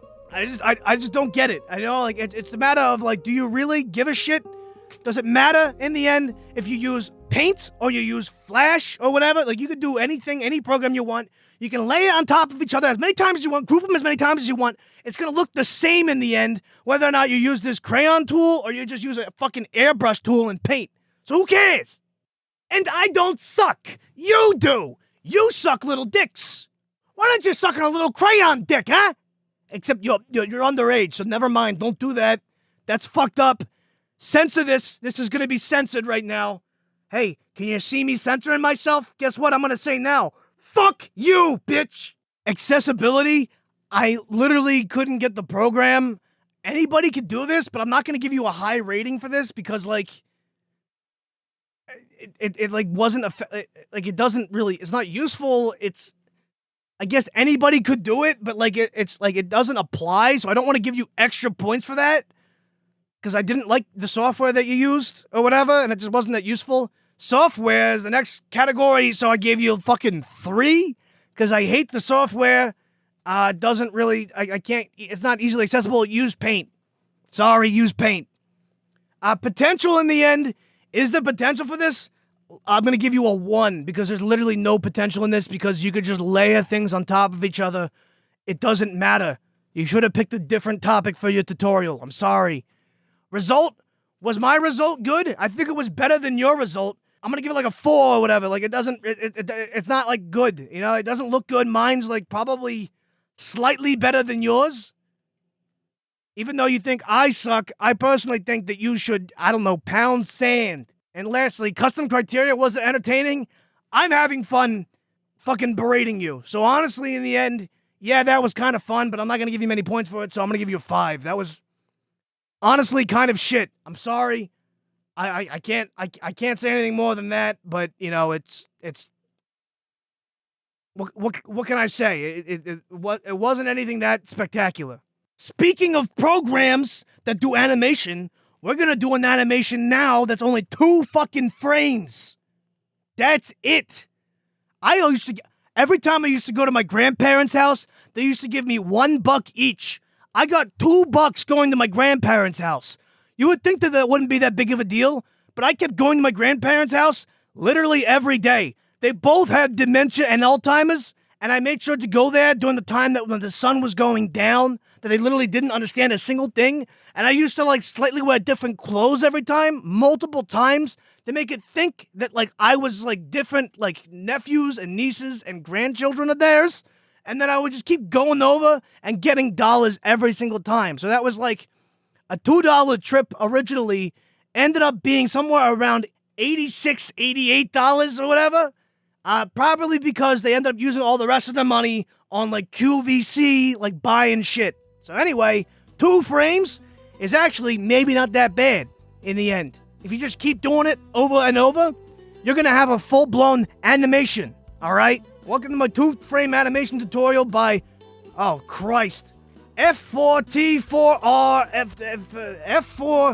F4T4 L Frankie, like Frankie Muniz from that show, Man in the Middle, 2.5 Men in the Middle, 2 men in a sandbox with a hammer in the middle. Welcome to my 2-frame animation tutorial. Yes, you can animate in just 2 frames. Canyon does it. You can do it too. This will work for any animation software. I usually use Procreate or PicSquare on my iPad, and you can even draw the frames and then put them together in separate animation app if that works better for you. Ready? Let's start. 2 frames. Look at it move. Look at that cat or whatever that is. Draw something. Again, I gotta fucking draw again. It can be anything. I draw what I want to animate on a separate layer to make it easier, especially if I want the character to move. Draw something. Choose what to animate. Easy. Just figure out what you want to do. When I'm stumped, I like to draw over some background shapes to add just a bit of movement. What the fuck is that? What is that? What is that little, like, icon there? Don't use this out of context. Is that what that is? Is that what that, like, what is that? I don't know what that's supposed to be. I've never seen that before in my entire life. Simply drawing over something you've already drawn, like I did with the text, adds an easy but cool effect called boiling. Add a frame. I usually duplicate the first frame unless I want to add a boiling effect to the entire image or do a movement that's super complex. Redraw what you want to animate. Erase the bits on the frame that you want to change, then redraw them however you like. Make sure you enable onion skin so you can see what the previous frame looks like when you're working on the next one. This helps you figure out where exactly you should be drawing to keep consistent with the first frame. For these yellow expression lines in my example, I made them a bit longer than they were in frame, so it kind of looks like Stamp is shouting out to you in encouragement. Alright? So, oh my god, you did it. Now, get creative. I usually use a frame rate of just 2 FPS for these micro animations, but changing it up can give the animation a whole different vibe. Move more stuff around, add more background effects, do whatever you want. Most importantly, have fun. And if you need another frame, add one, then you're animating longer and longer stuff because it's so fun. I just looked up animate in terms of a file on this computer here, because I don't really know what to use. So there's something called animate, apparently, and I'm just going to use that because it says the word animate in it, so I assume that I can do that. And when I say this computer, I mean my computer, because in the end, this is going to be my computer. Aalasteir, I am taking this computer. I understand that I am renting this Airbnb, but I am owning this computer. It looks very nice. It's like a gaming PC, and given that I have to deal with the guy on the floor over here, and that's probably going to be a little expensive to get that handled. I'm going to be selling or using your gaming PC, maybe for Bitcoin mining or for literally anything else. I just don't want you to have it, and it's mine now, and I apologize, except I absolutely do not, and I have no regrets nor remorse whatsoever for you, because you fucked up and you screwed me over. So, we're going to animate now using this animate tool. Alright, here's the animate tool, right? There it is. I can put Santa Claus in here. Is that part of the tutorial? Can I put Santa Claus in here? That's part of it, right? I can. This is what animators do. They use pre-built assets and they drop them onto platforms, and then you just use that, or you copy over existing frames of movie clips or yourself, and it's called rotoscoping. That's what an animator does. They don't do anything else. They don't actually draw frame by frame. They used to do that back in the day with paper, but they just said, fuck that. We're going to just ship this over to other countries and make them do that. We're going to just, get a character, and we're going to just make that one time, and then we're going to just stretch his fucking limbs back and forth until that works. All right, Santa Claus is taking forever to load, so forget that. We're going to cancel that, and we're going to actually just do the thing that you said that I need to do. All right, so we're going to make 2 frames, and I'm going to literally draw 2 frames. I'm going to zoom out, so that way I can use the whole canvas here. I don't know how to change anything more than this, so I'm gonna make it I'm gonna make them red, and I'm going to just draw them, I guess. So let's draw me, right? So we're gonna draw myself.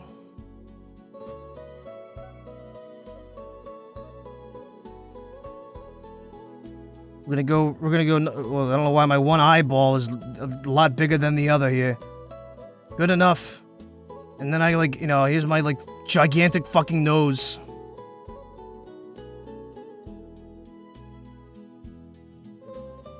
Here we go. Give him one of these, and one of these.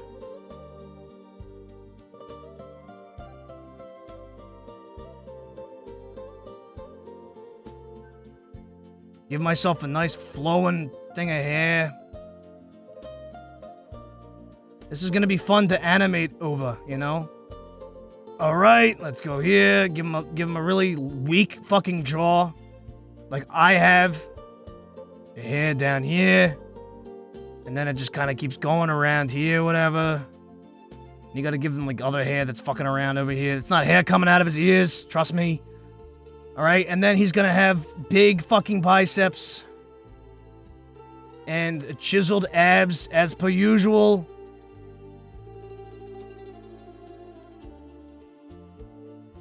It's gonna be, I'm using the tutorial of the crayon effect by just drawing on top of the fucking file multiple times. He's gonna be shirtless. He's shirtless, he's got his nipples protruding out. And I got a nice hairy chest. So let me give myself one of the big barrel chests that's got hair on it. And then I'm gonna, here's my chain. I'm not doing different colors, fuck that, but there's my chain. And then I got my my biceps over here. Again, I like drawing biceps, I guess. Now I will give myself the same tattoo from earlier. And I'm gonna go like this. Trust me, this looks good. This is gonna look really good in the end. Here's my watch. And I'm gonna go like this.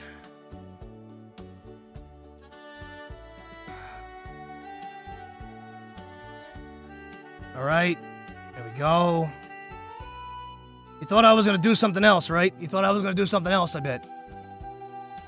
I got hairy arms as well. So I'm gonna give hair on my arms. And then there's gonna be some prick over here. His name's Stu. Stupid from earlier. So he's over here. And let's give him, he's bald. He's balding, right? Let's give him the side hair. And he's got big fucking ears. And he's got one of those fat chins. Because he's fat, right? And he's got a pig nose. And he's got a doofy fucking eyes.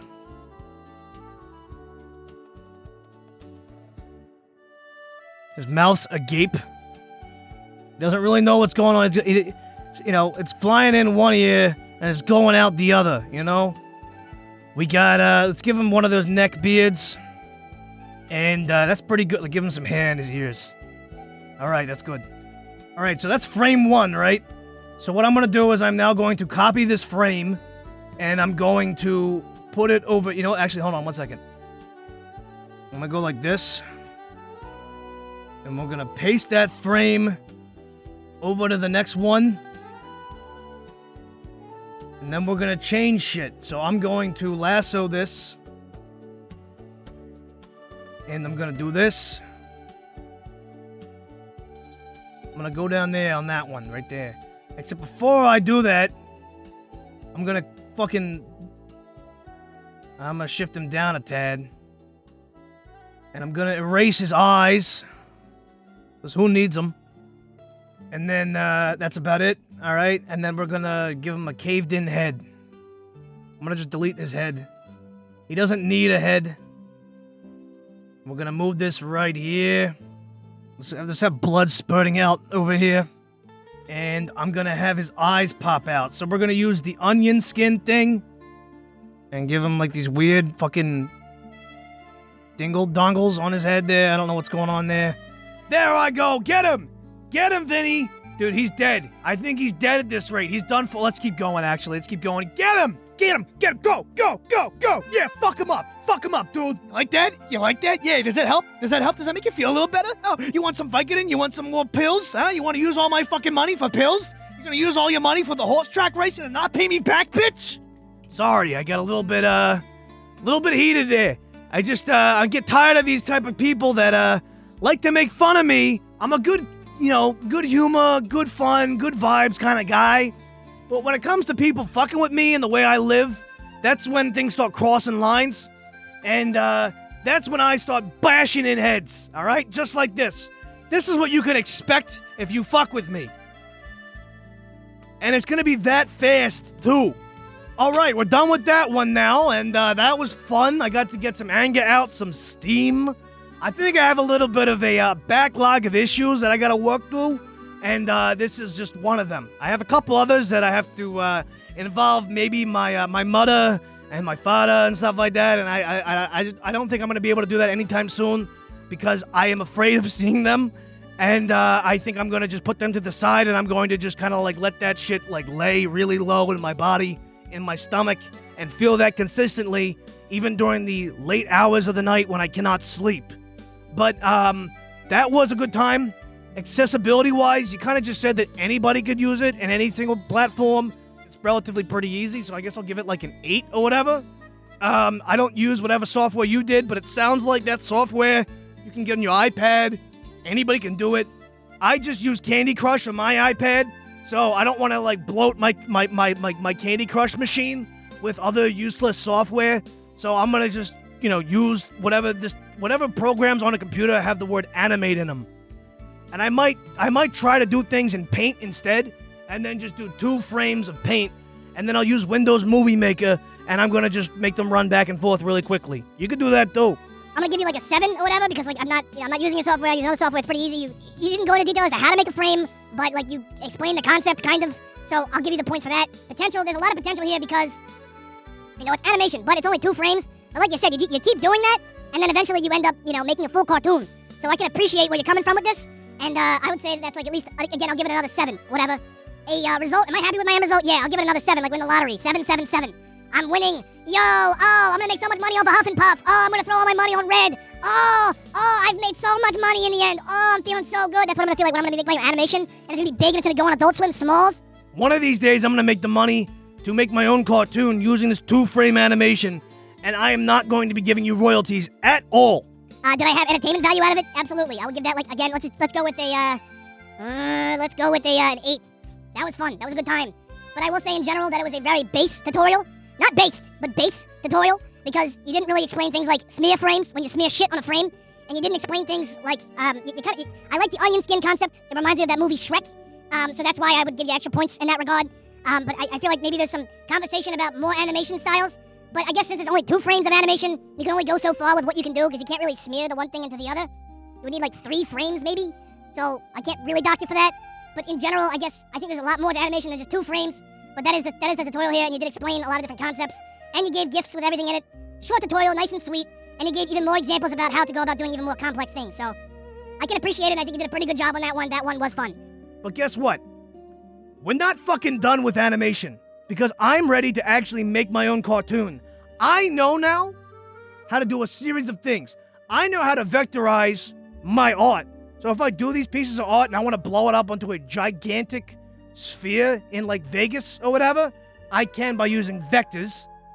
If I want to make it into a Minecraft 3D sex mod, I can, because I can do that now within CPM. Can I turn it into a weird Crayon version as well? Can I make the whole thing a vectorized Crayon Minecraft porn? I think I can. And then last but not least, I have the 2 frames of, you could be in and out and in and out and out and in and out. And you could like spin it around. Like you do a lot of things with that. So that's just 2 frames though.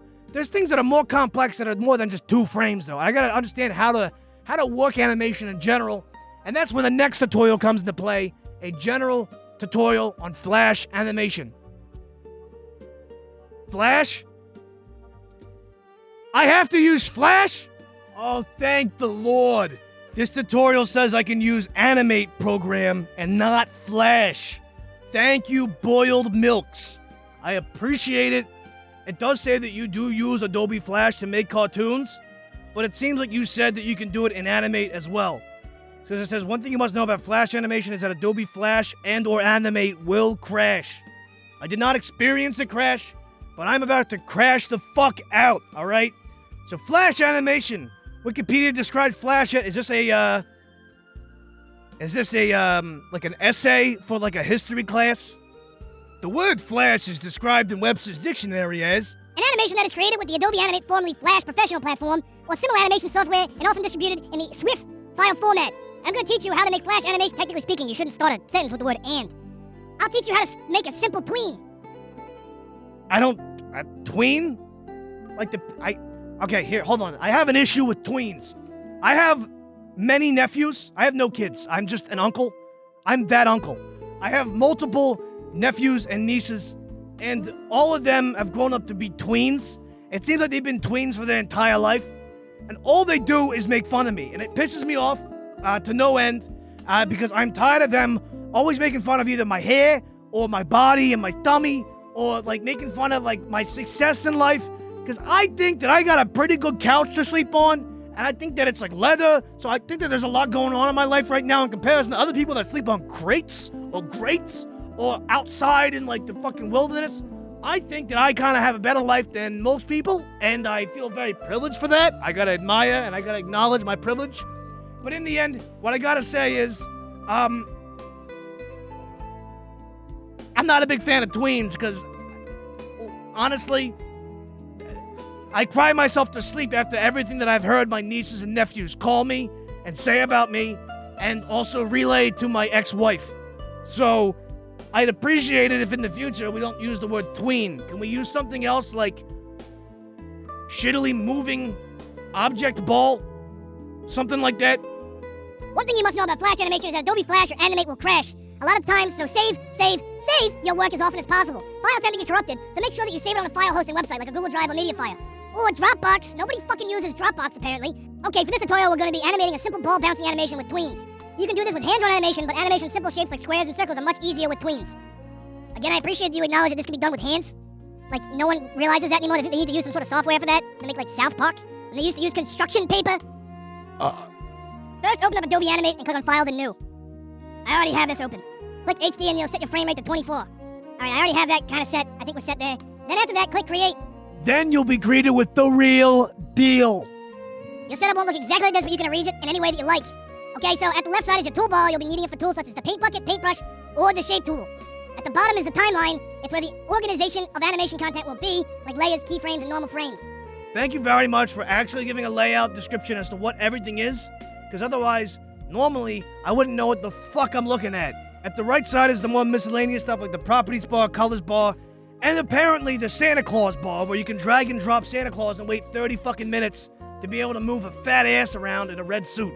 You would notice that this program works differently than other tools like Paint Tool, Sai, Krita, Photoshop, etc. That's because Adobe Animate uses vector graphics. Guess what? You don't need to make vectors if your fucking program has vectors in it, Mr. NothanyTPM. You don't need to fucking make vectors if your program has vectors built into it. Next, you should click on the shape tool. Drag it to resize the shape. After that, you should select the whole shape, right-click, and then click Convert to Symbol. You should see stuff that says whether you want it to be a graphic symbol and the name. Keep the name as it is and click OK. I will be honest, as you were showing pictures elsewhere, you use like 3 pictures total. You show me like how to select the canvas, which isn't really that important from a Flash animation tutorial perspective, other than the animation frame rate. And you show me what it looks like when you open it, which is what anyone would see when they open it. But you didn't show where to go to click the shape tool and resize the shape and stuff. I can figure it out, and I will figure it out shortly, but it's just funny to me that you didn't put the pictures for that. Tada, you made a symbol. A symbol is a reusable element in an animation that you can reuse multiple times in an animation. Next, you should see this in the timeline. All right, before I get too in-depth here, maybe I should do this. And within here, I'm going to use the shape tool, which I'm assuming is the shape tool like this. And since you mentioned it would be a ball, I'm going to go with the circle, even though you did not describe it as needing to be a circle.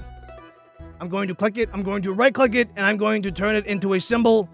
I'm going to call it ball, and I'm going to click OK. And now it is a symbol. Right-click the 25th frame, and then click Insert Keyframe. Okay, 25, right-click, Insert Keyframe. You should drag this shape from the left part of the stage to the right part. Okay? You should right-click anywhere in between the 2 keyframes, and then click Create Classic Tween. Okay? Yo! Look at that! There he goes! There goes my hero! Watch him as he turns to the right and goes to the right-hand side of the screen in a red ball. Alright, we want to move it to be more smooth. To do this, click any part of the purple part. Then at the right side, you should see this. This is all the settings for the tween. So click it, and then over here in Properties, I'll be able to look down here, whatnot, in the tweening area to see all these different tools. Alright, click on Classic Tween, and click on Ease In and Out. So here, ease in and out, quad. Now press play and press enter, and you'll see that the shape gets faster and then slows down near the end. That's sick, dude! There goes my hero! Going from the left screen to the right in slow fashion originally, and then getting faster and then getting slower. Congrats, you made your very first tween. Tweens look pretty good after some practice and usage. Just keep at it and you'll get there. Thanks for reading. I'll link some of my favorite animations that use tweening. So this should be a tween area here where I should be able to see them just move a ball left and right. So I can make this animation by moving a ball around the left and to the right of the screen, right? Trevor Carmichael. Alright, within here we got little guy. That doesn't look anything like what I saw earlier. I've never seen a rig like that before. He's moving his eyes around and stuff. That looks a little bit more complicated than just a ball. He's playing the piano. That's pretty sick. To me, though, that doesn't look like 2 balls moving left and right. And within here, we got some people talking. What if I can find a ball?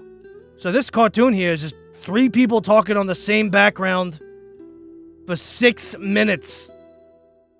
Pretty in-depth anime. It looks like it's like a Newgrounds animation of a current era humor. Where it's just 2 characters on a flat background, 3 characters talking back and forth for like 30 minutes. But that's the whole tutorial here. So I know now how to move a ball left to the right of the screen. From the left to the right of the check, and from the right to the left of the check. Now his hand's moving and smashing him in. Because I learned how to use tweening. This is absolute cinema. You guys want the you guys want the reaction gif? Absolute cinema. It's perfect. It's exactly what I wanted. And I am going to solidify a full career in animation thanks to this tutorial. What do I think in the end as to how good of a tutorial this was? You're moving a ball from the left to the right. It was cool to explain the concept of tweening. I guess I thought for a second there you were going to do the thing where like the ball falls down, then squashes, then goes up, and then you could use like angles and stuff. But to obviously get it to go from the left to the right, most people don't know about using 24 frames per second. Sometimes I use 12. When you go left to right, some people try to draw it, or they leave, like leftover shit in the background. Sometimes people don't use the ease, and it just looks like shit and is not smooth. So I appreciate the effort that's put into that, so I can see how that's useful. So in general, I will give this one, let's see, accessibility-wise, can anyone use this? The platform's relatively easy if you use the right software. Depends upon what software you use that can be able to do the tweening. But I'll give it a 7 from accessibility standpoint. You don't give all the different photos of how to do everything. So maybe it's not as high of a score as it could have been maybe in that retrospect. Software, I'm going to give it like an 8, I guess, because, well, to be fair, the 2-frame animation tutorial earlier, I gave a 7 because I was using Animate as well. So I guess I'll give that the same rating. Potential, I think there's a lot of potential here, but I'm going to give it the same, maybe I'm going to give it more ratings than the 2-frame animation because that's many frames. And then you can mess around with it in many fashions. Like you can make a head and a body and arms and legs and have them move around and do different tweens. So I'm going to give that an 8 instead of the 7 I gave the other one. Result, am I happy with the result? Yeah, I'll give it the same rating I gave the other one, 7. Moving it left to the right, it's not that crazy. I guess I was happy with my other one because it was more in depth, but that was me doing that in terms of drawing it out. And I guess I'm incorporating that version of what I just did in the new one. And then custom criteria, did I have more fun with this? I for some reason had less fun with this because you just start from the beginning to the end. I'll give it one less, you kind of end up getting like the same exact score as the previous one. But I guess keeping that in mind, the other one gave like gifts and stuff as to how to go about doing everything and gave the example in that fashion. I guess yours didn't have gifts in it. Not that you needed to have that, but I guess that was cooler. So I might give a little bit of extra points to the other one prior. We'll think about it. We'll see what happens. But, yeah, that's kind of that. Overarchingly, I do appreciate the effort put in. I can see how this can be useful. Because now what I can do is I can incorporate let's see here. I guess there's already vectors built in to animate, so I don't need to do that. So that entire tutorial was, again, completely useless. I can bring my Minecraft 3D model into a platform that allows me to do tweens, and I can tween the movements to make my movement character to do whatever type of position I want my Minecraft 3D model to do, any position, with or without shoes on. And I can add an effect of Crayon as an overlay by just copying and pasting the same fucking thing on top of each other, and do that. And then from a 2-frame animation tutorial, I guess I can, technically speaking, go about doing 2 frames or something maybe in the background, or what. I'm trying to think about how I can incorporate all of these things into one. And that way, I can make all my Boku bucks and I can become rich off of my Minecraft porn 2D, 3D, fucking cartoon tween animation. The tween aspect, to be clear, from the porn perspective, is the concept of the movement, not the age. I probably should get out of here, considering I've put myself in a precarious situation. As a result, I will be filing for a lawsuit against Aalasteir, and I will be taking your computer. I'm kind of done with this, and I got my fill, effectively. So I don't really know what's going on with the guy down here. Someone's going to have to figure that out. I am going to incorporate that in the lawsuit, Aalasteir, for wasting my fucking time, double booking the event, and also, potentially committing a murder and trying to frame me for it. So I appreciate your time, Aalasteir, and I appreciate everybody's tutorials. But you're all shit, and I'm tired of dealing with you, and I'm tired of drawing, and I'm tired of sitting here in this fucking closet. I thought that this was going to be a cool walk-in closet that I could put all my leather jackets in, but it turns out that it's just a murder scene, and it smells like a rotting carcass for whatever reason. So I'm going to move on. I'll see you later. Pen dropped. If you want to, you can come see me at the stand-up comedy tour coming up soon in all the areas that you're familiar with. We're going to go to New York. We're going to go to Boston. We're going to go to Italy. We're going to go to Philadelphia. We're going to go to the Laugh Factory. In terms of what I'm talking about, too, there's no tickets online.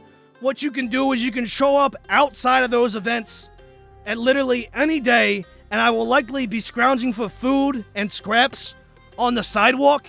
And if you are willing to do so, instead of giving me, I don't know, like, you know, money, you could just bring me food. I would appreciate that. Blankets.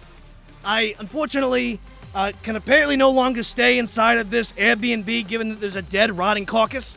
I don't need to be incorporated into any more, you know, like, questionable areas from a law perspective. I've already had to deal with some uncles of mine that put me in some precarious situations. So honestly, I'm gonna get the fuck out of here, and you're never gonna see me again. Except unless you go to a stand-up comedy tour outside of literally any venue, and you see a homeless-looking fella that kind of looks like me. Just toss me like an apple or whatever, and I'll appreciate it. I'm not taking the fall for this, Aalasteir. You're gonna deal with your mess. I don't know what the fuck happened here, but it has nothing to do with me, so I'm out. You're not gonna have a computer when I'm done with this. I'm going to take this computer, and I'm gonna shove it straight up your ass when I find you next, alright? Fuck you, Aalasteir. I'm done. Sammy, why haven't you been answering my phone call? What the fuck is happening here? Are you okay? Hey, you're fine, right? Get up. Did you do something that you shouldn't have? Did you take those pills you said you would not take? They were Flintstones gummies. Those were strong shit, man. Oh, is somebody streaming their piss right now? Oh, hello! How are you? You can see me, right? You can see me perfectly, amazingly, and graciously, and amazingly, and perfectly. You can see me through your screen, right? Here, watch. I'm gonna come through your screen. Hey, hello? Can you please call the authorities? Because for some reason, my best friend in the whole fucking world is on the floor dead, with a lot of foam coming out of his mouth. Why are there numbers next to a bunch of cells in this Excel sheet about tutorials? I'm going to just press a bunch of random numbers and see what happens with that and see if that changes anything at all. I don't think that has anything to do with anything at all that's actually relevant at all or means anything whatsoever. So I'm going to just keep pressing these buttons and changing all the ones that were there that were 10s to 1s and all the 1s to 10s. All the 5s to 5s and all the 2s to 8s. Something's going on over here that I wasn't invited to. Why did you not take me here? I wanted to check out all this stuff. I love tablets. I love the Newgrounds. I love... I love touched Oreos. I'm more into Mexican food, but I'm okay. I'm okay with Oreo food. I'm okay with that too. All right, here, hold on 1 second. It's like I'm on the big screen. What's going on with this thing?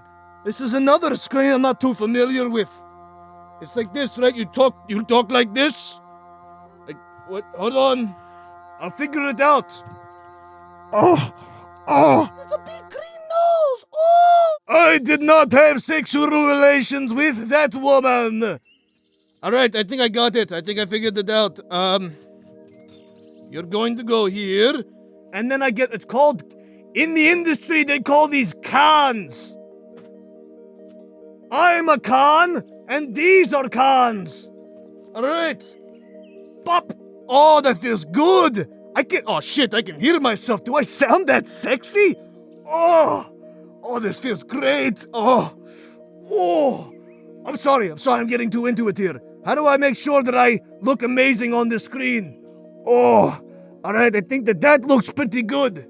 Hey, guess what? Guess what I can do? All right, you want to see something impressive? Oh, I've got 2 microphones. Oh, this feels so good to be able to talk in 2 microphones at the same time. Oh, all right. I think I got this figured out now. All I got to do is sit here on my fat ass, and I get to do the things that you tell me to do. You say, jump, and I say, I don't feel like doing that, but if you gave me a tutorial on Newgrounds, I would probably do that. So let's do that. All right. So the first step of what we're going to do today is simple. All we're gonna do, it's gonna be very, very quick. We're gonna just make a fucking point and click game.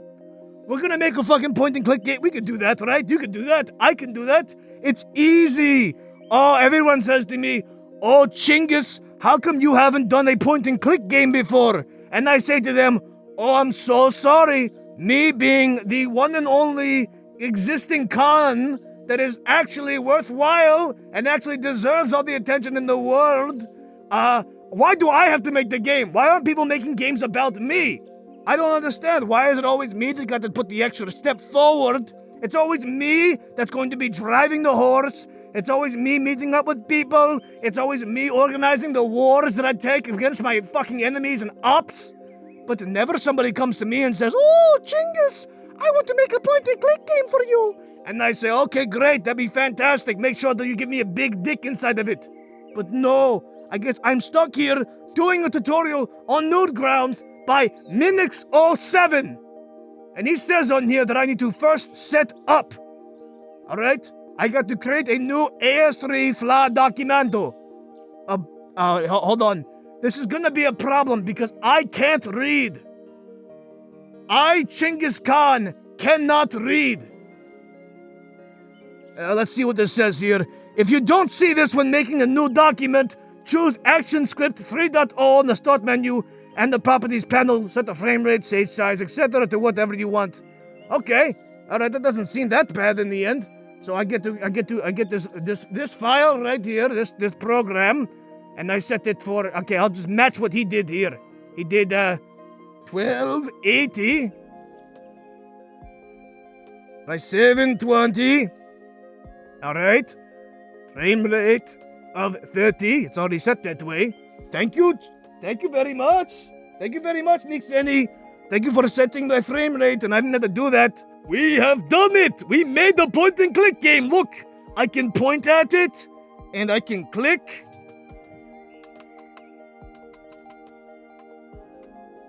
And it doesn't seem like it's doing anything. Why did you give me a tutorial to point and click, and I pointed and I clicked, and it did nothing? I'm just Josh pecking you. I know that I got to follow the rest of the tutorial. You gave like 7 fucking pages, so I get to go through each and every one of them in this heavy-ass fucking jacket, in this random fucking... I don't know where I am right now. I had to follow Nixeni off of his AirPods in his pocket, and I found him dead on the floor. So I don't know what happened here, but I'm here now, and I guess I'm going to be doing the rest of this tutorial. I have to make a background. I thought this was Newgrounds, not backgrounds. All right, I'm going to make a cool background. It's going to be a... you guys are familiar with the big, wonderful landscape in fucking Windows 78 or whatever. And then we're going to fill it with the bucket. All right, then we got the wonderful background landscape. Oh, I forgot the clouds. Hold on 1 second. I got to do beautiful clouds. And there they are.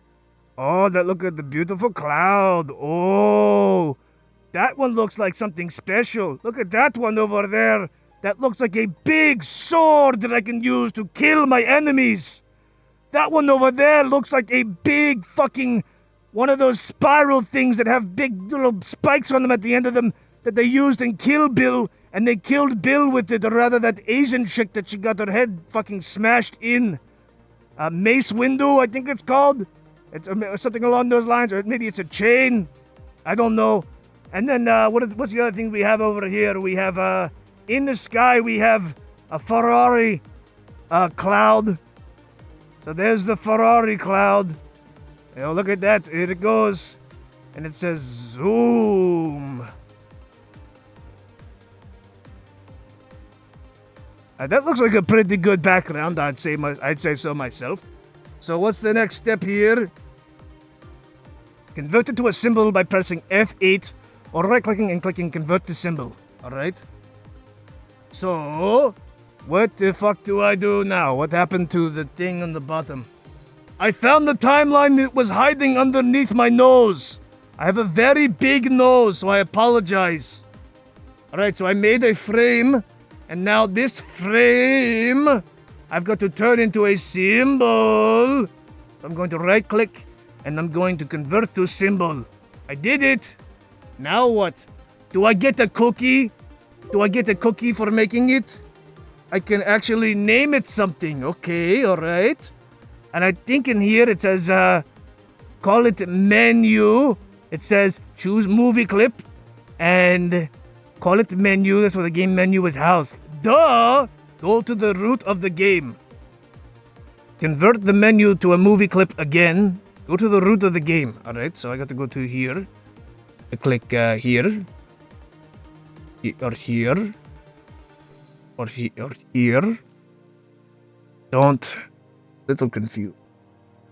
Convert the menu to a movie. Okay, go to the root of the game. Oh shit, that's not exactly what it looks like for me.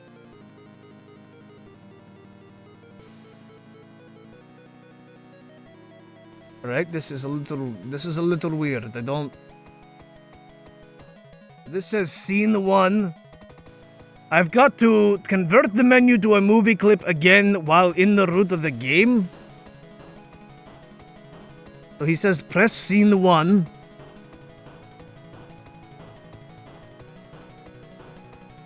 Well, I'm like in scene 1. I don't get it. I guess if I was in the symbol, am I in the symbol? What's going on? Oh, this is already pissing me off. Convert to symbol. It is already a symbol. Alright, I'm going to convert to symbol. I'm going to call it a menu. And it's a movie clip. And I press OK. Alright, I did it. If I click into it, I can then go inside of it and I can look at it. And I just realize it looks like Shrek's ass cheeks. But that's okay. And I can go back to the root by pressing scene 1. And I'm now out of the symbol. Alright. And then it says, convert the menu to a movie clip again. And call it the game's title. Scavenger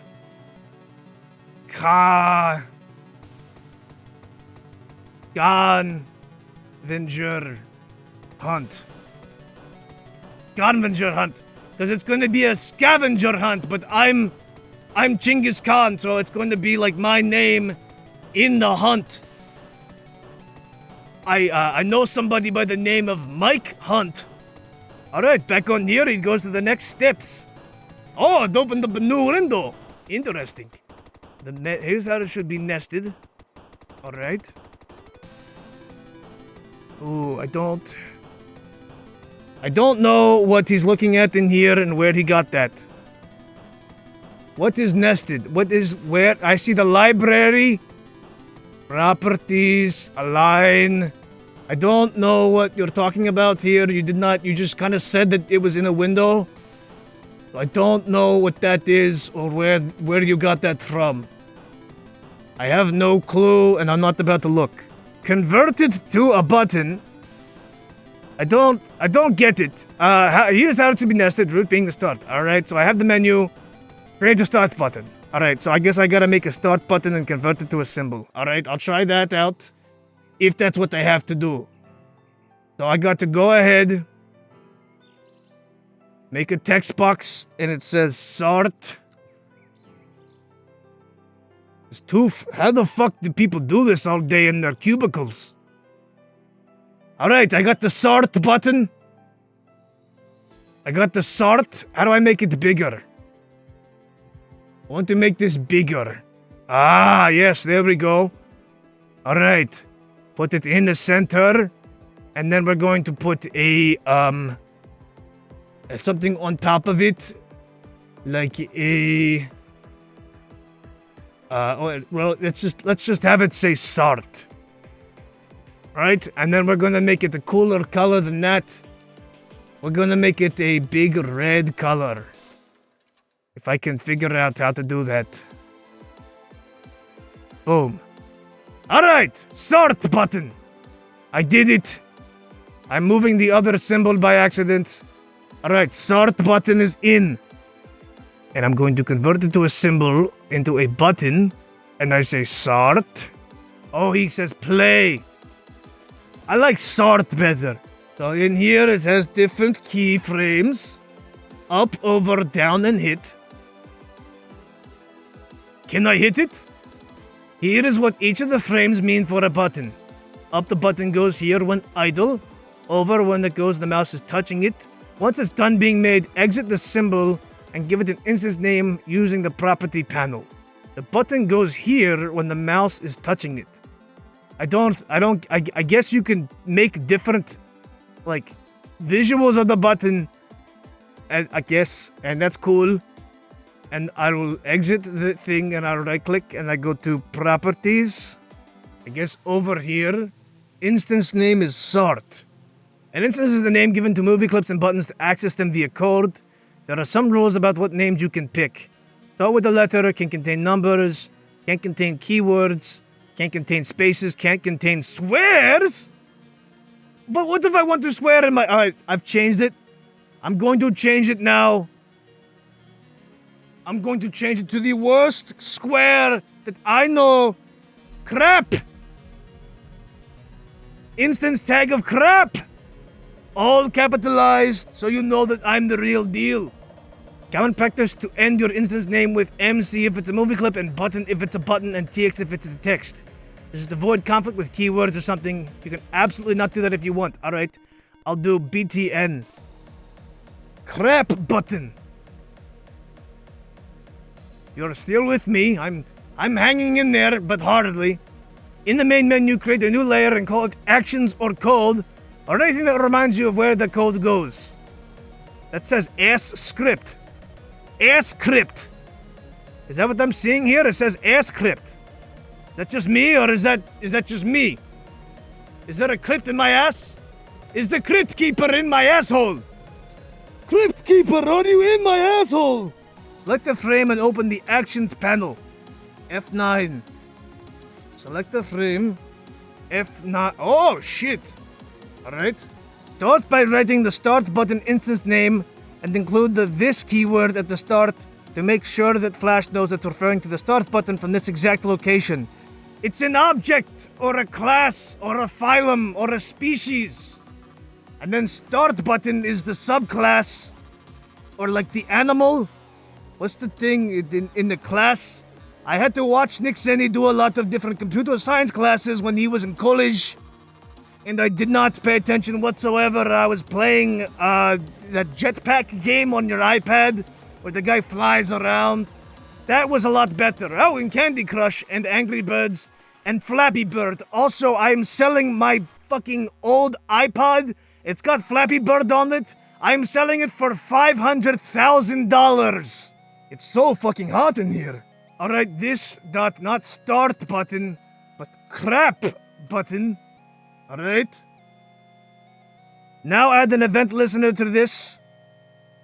And add parentheses next to the add event listener with a semicolon at the end to tell Flash it's the end of the line and move on. Alright?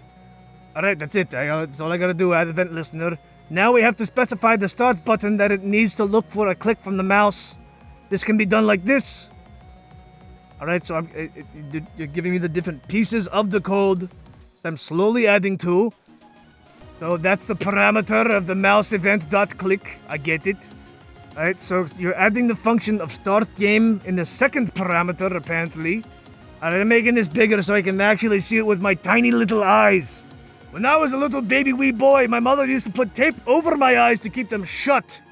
Because I kept having these big, wide eyes every time I looked at cookies. I always wanted milk and cookies. Genghis Khan loves milk, specifically warm milk. Specifically diet warm milk. Oh, I fucking love diet milk. Oh. So again, all this, and then you start the function. We never defined the function. But we never defined the function, so what do we do? Get out of the way. Everything is so fucking slippery in here. The fart button, or crap button, is given an event listener a task to call the start game function anytime a start button is clicked. Currently, the start game function does nothing when it should be starting the game, which doesn't exist. Okay, make a cutscene. This is optional if you don't want to see a cutscene after playing the game. Go to step 4. I'm gonna read this. I'm just not going to do it for the purposes of time. From the root of the timeline, enter the game symbol and make an empty frame. The cutscene will be on here. Alright, so you can make a little fancy background and you could put little characters on it and you could have them run around like little bunnies could be going through the little holes and then they could be coming out of the holes and they could be jumping around. I'm not doing that, but I appreciate the effort here. Let's go to the next step. Making the first room. Create a new keyframe inside of the game movie clip. In the same movie clip where the cutscene takes place, if you did one. Alright. Oh, it is so hot. I can only assume that the game symbol is, like, I'm kind of lost track of where I am. It's going over my helmet. I don't think I'm doing this right, but I'm gonna put it on the background. I'm trying to go to the root, but I don't understand, is it the... What? I think it's the thing called, is it the thing called menu? What is the, I don't know what you're talking about. What the fuck, where are you getting that? Alright, I fucking figured it out. What it was you kept referring to it as the game symbol, and I forgot that we called the thing fucking game earlier. Except I didn't call it game, I called it scavenger hunt. So I got really fucking confused, and I guess it's kind of on me, but Genghis Christ, maybe incorporate pictures or something more with that. You do a lot of pictures, I have to read books about ducks and little kids with bikes, and they have to have pictures in them, and I can't do anything more than that because I can't read. So you're kind of just fucking with me when it comes to my dyslexia, alright?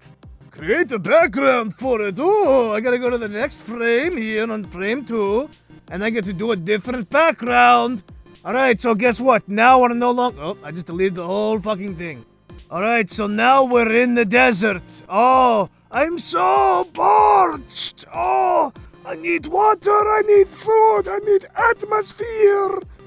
But now that's where your adventure is going to start. You're going to be in a barren wasteland. Good luck getting the fuck out of that one. Desert, background. Oh, I called them buttons. Fuck. Oh, no, they're not buttons. They're movie clips. Oh, I messed that up. Oh. I do not know where you got this, and it's pissing me off that you did not explain where that was. But, oh, hopefully that wasn't too confusing. Hopefully that wasn't too confusing for you, Genghis. Oh, it's so easy. A fucking caveman can do it.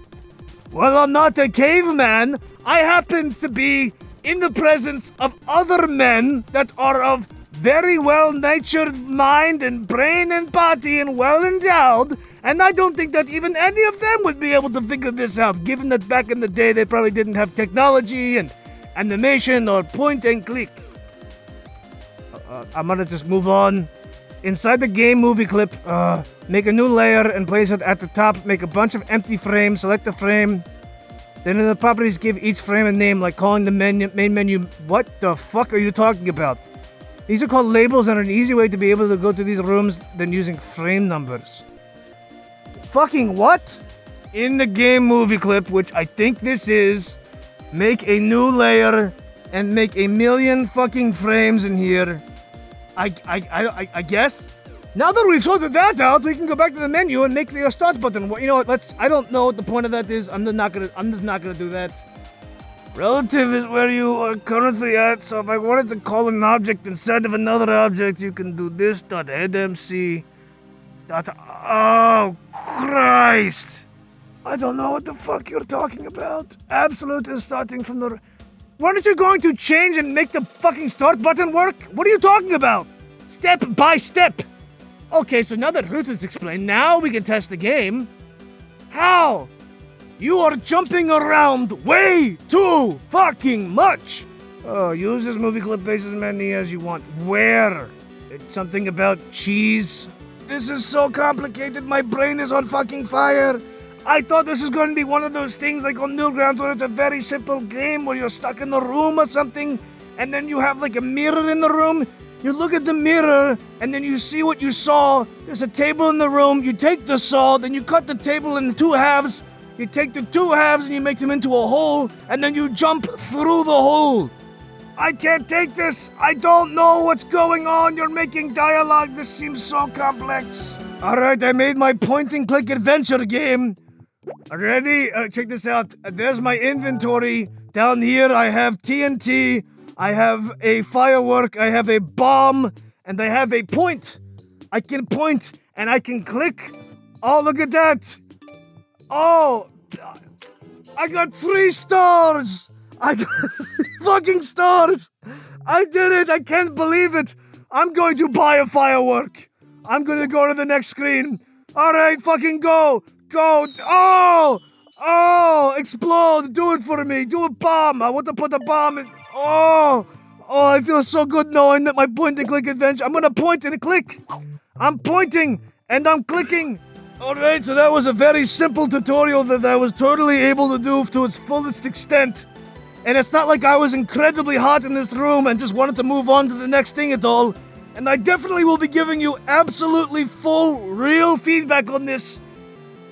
I do appreciate that it was very, very, very detailed. But there's points in it where it wasn't detailed, and you take a lot of things for granted that people just understand where to go. I think I have to go back to this and reassign my brain to do different areas, and I got to rethink about how I live my life. I'm sorry, I was working on my game and I got sidetracked, and I think that I honestly have been working too hard on this, and I think that I'll let Senny finish it later at another point in time. Alright, so I'm gonna just move on from here. I don't know what this grading criteria shit is, so I'm just not going to do that either. I'm gonna just move on and forget that any of this ever happened in the first place. Oh, we're gonna make a website now? Oh, Genghis Christ! Why did I even think about doing this? I've got nothing else going on better in my life, so I better try, I guess. NOLNIR has 1.6 thousand fucking fans and said that we're going to make a website with them. Oh, I've slapped together 173 pages of material. Oh, what the fuck? Oh, no. It's just this one chapter. I couldn't even read Diary of a Wimpy Kid. There's so many fucking things going on at once here. I don't know what to do first. You have 173 fucking pages of going on here. What is going on? Oh, the preview is powered by Bitly. What happened? Alright, I'll make a website. I'll try my best. I'm gonna fast read all 173 fucking pages.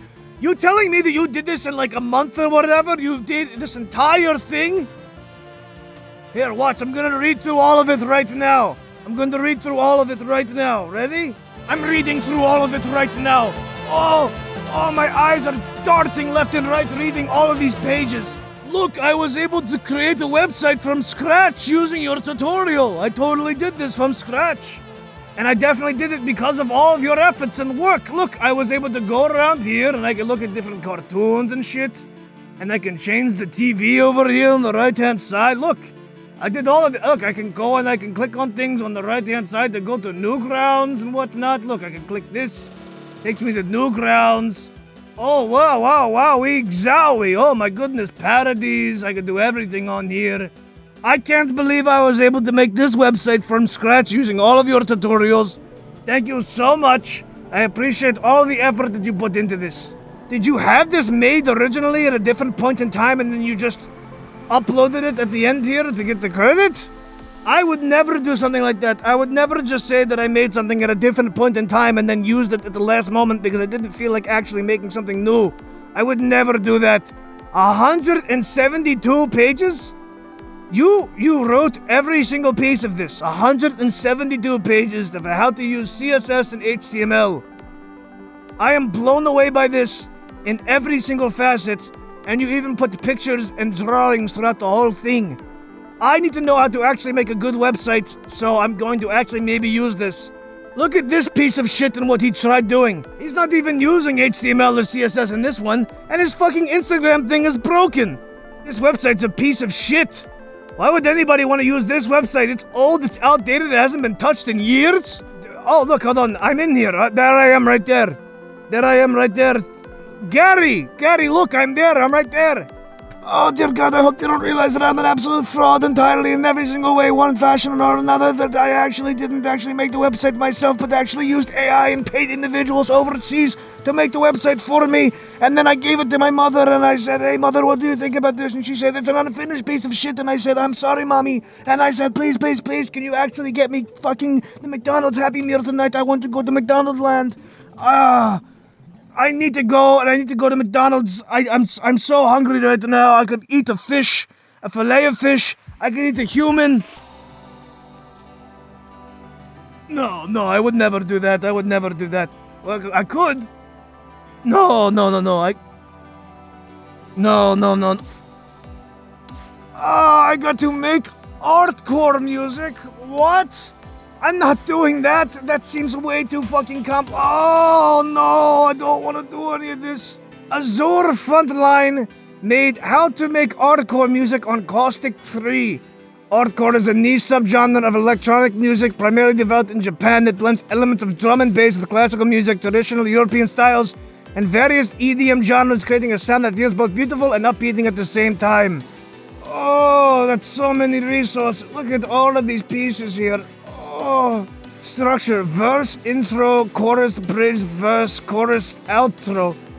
Motive, composing, cello, piano, chord. I don't understand how to do any of this. Oh, I don't get it. Chords used for cello, piano, choir, and PCM, and superjaw. Chord progressions. But I don't understand how to... What is going...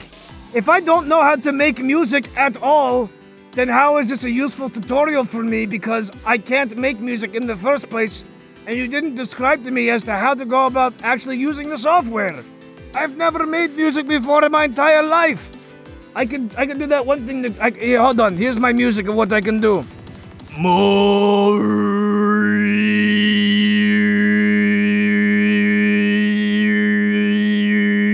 Used for piano, mix and blend freely depending on the mood you want to convey. Try Tresillo, 4 on the floor, 8-note rhythms and more. I don't want this on the boat. I don't want this while wearing a giant fucking fur coat. And I don't want to do anything more with this. I'm going to fucking bloat and explode and corrode. Use a drum and bass kit, it's just saying do it. I can't do the tutorial if I don't know how to do it. And it's not really teaching me how to do it. You're just saying, I'm not saying that you need to make 173 fucking pages as to how to do this, but tell me how to make a basic beat. I was excited of how to do this. I'm going to make my own Artcore music. Watch this. Boom, chick. A boom chicka, a boom chicka, a boom a chicka, E, E, E, E, E.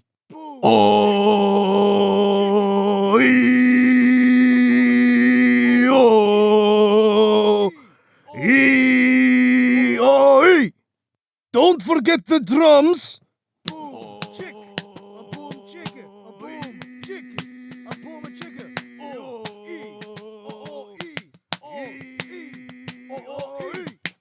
And lastly, the lyrics. As I'm a lyrical genius, I'm about to lay down the hottest track in the world. You know I can dance, 'cause my grandma's from France. Going to Mickey D's. Pick up my keys. Let's go.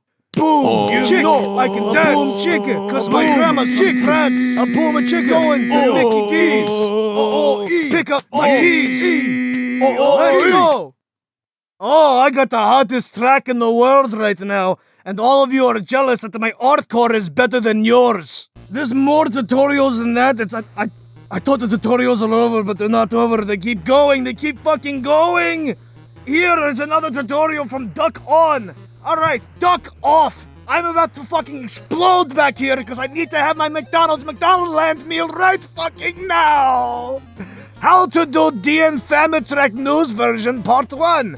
Before the tutorial starts, I need to clarify that I made the interactive section version of it prior to the news post. So go check it out. What is this? What did you do? What did you make? How to DN Famitrack tutorial about in credits.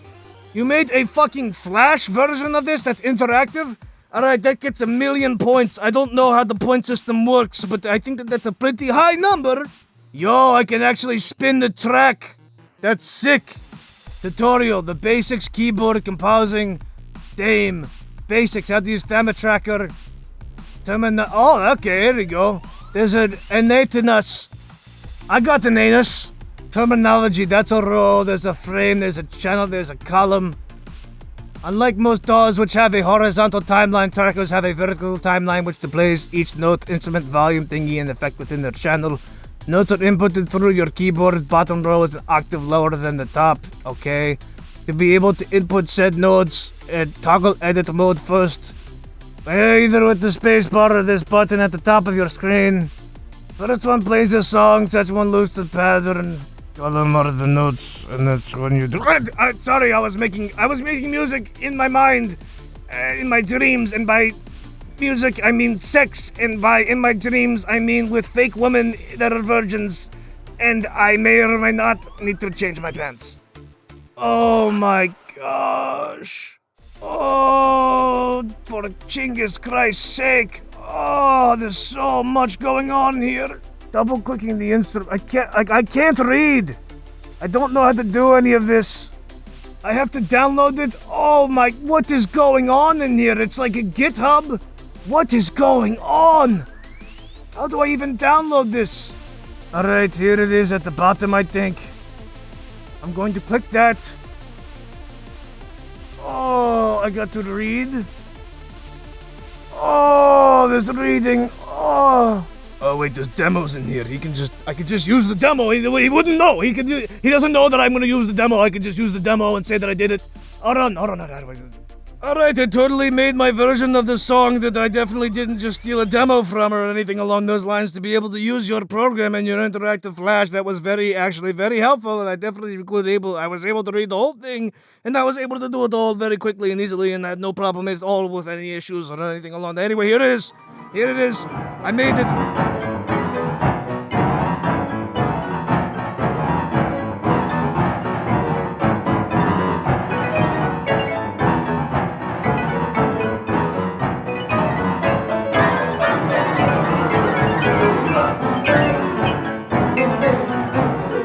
The tutorial is very easy. Thank you so much. I was able to make the best song. This is coming out on vinyl press within the next 1 day. You can get it tomorrow. By the time you're seeing this, it has been sold out, so you can't even purchase it at all. Oh, I gotta do another thing where you're slapping your ass by PachkaNG. I could do that. I could definitely slap my ass. Greetings, fellow assists and innocent bystanders. You ever listened to Flea, Joe Dart, or ever been on Instagram for more than 2 seconds? Well, you've most likely heard of slapping your ass. But the way it says to you onto your computer screen, what in the holy handball is slap ass? A brief introduction. Slap ass is one of the best ways to turn any song funky. Yeah, it definitely smells very funky. How does she slap? Shut up for a moment and I'm gonna tell you to shut up. I'm tired of all of you taking advantage of Nick down here. He's not doing too hot. And I am definitely doing very hot and am very hot. And I'm feeling a heat stroke coming on. Why does it smell like bleach in here and spaghetti? And it's incredibly hot. Thumbing. Alright, so this is how you finger somebody. The most important part of slapping your ass is thumbing it up your ass.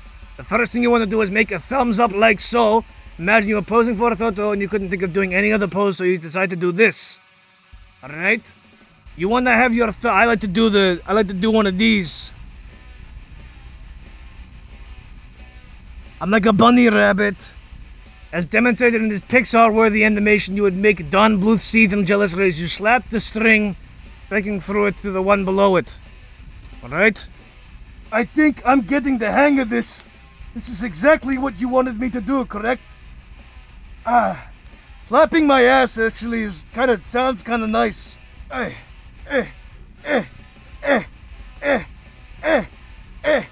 All of the motion comes from the wrist. You're actually slapping your ass with your whole arm. The best show you'll play is show and tell because you won't get anywhere with it. Plucking. While thumbing is good foundation, plucking your ass is the house built on it. It is how you get that famous slap sound and all. Compared to the first step, this is more simple unless you got a freak fan accident and chopped off all your fingertips. Create a hook under the string, and then you're going to want to pull out as much as you like before. Then you want to pull out, I don't pull out, ever. Much like before with thumbing, except in reverse. Alright. So like underneath and you go like this. Alright, I can do that. It's simple, you just pick your ass.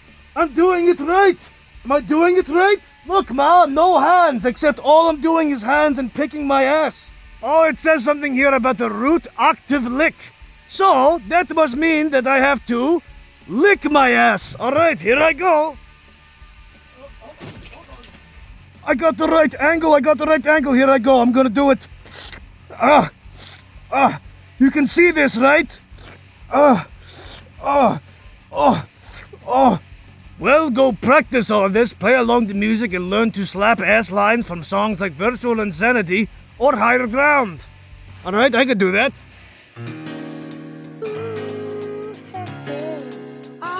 Oh, fuck.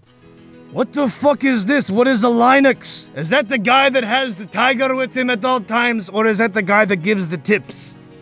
I don't know. It says that this is from AhWham. AhWham. Oh, fuck. I have to do another tutorial. This is the last one I'm doing.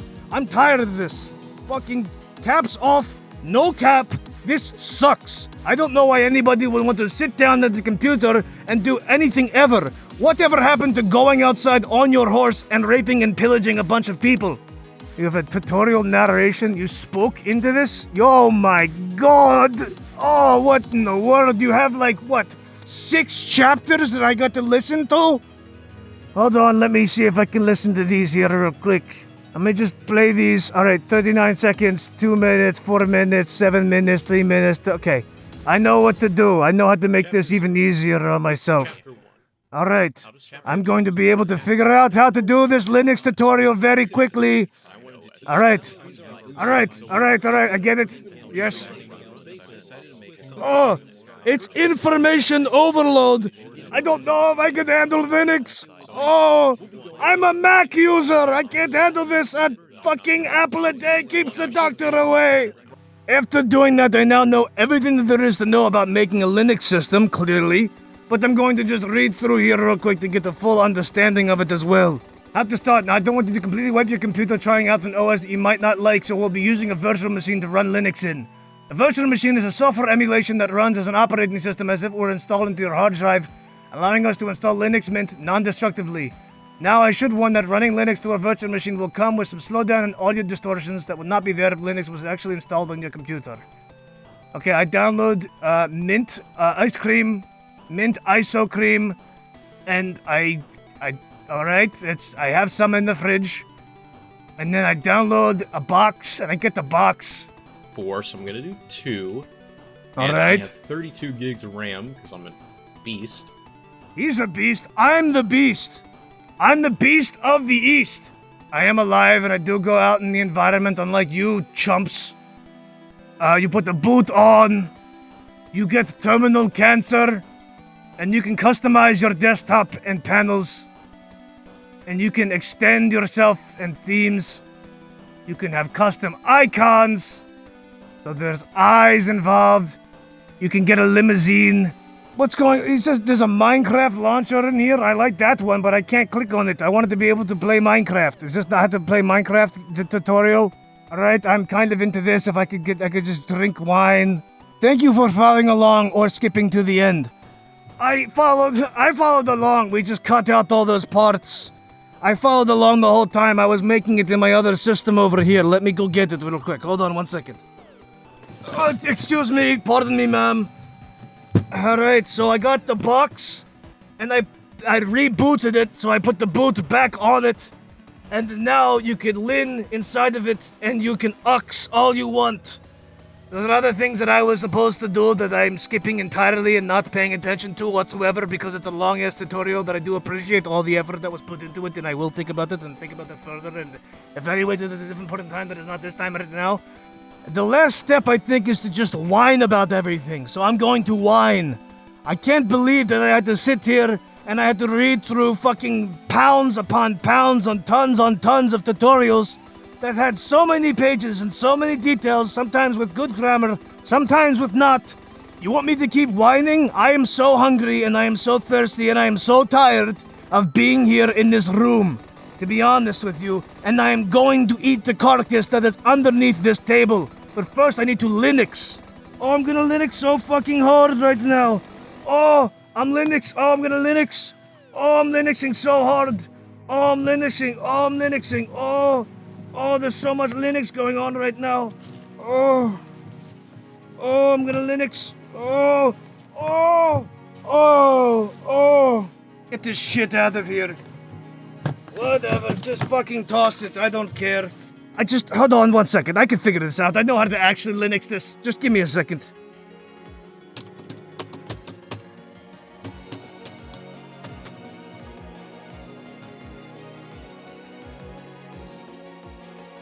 Fuck, I can't even read!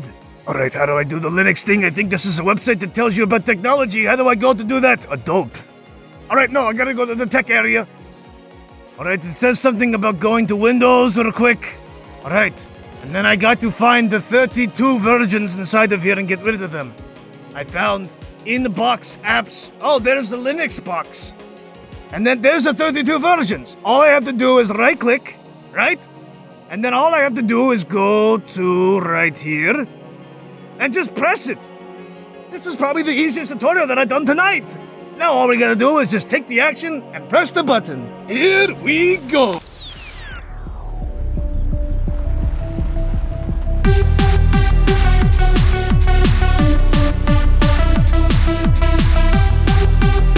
Take me to McDonaldland, please.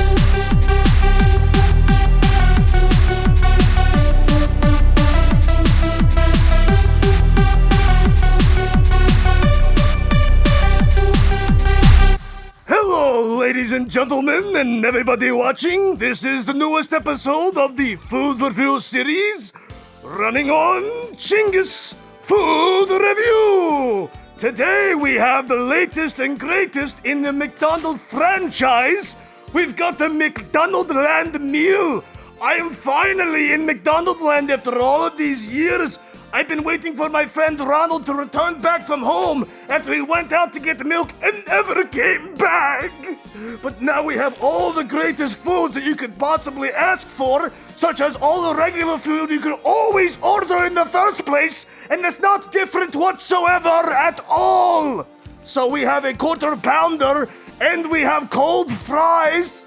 So here's the cold fries, and then we got a cold quarter pounder as I enjoy sitting in my car texting all of my friends for countless hours, waiting and just destroying the environment. And guess what? We also have the McDonaldland sticker pack. You can collect these as much as you want. I don't know what I got inside here. I hope that I get Mayor McCheese. I don't even know if he's an option, to be honest, but I'm going to check this out.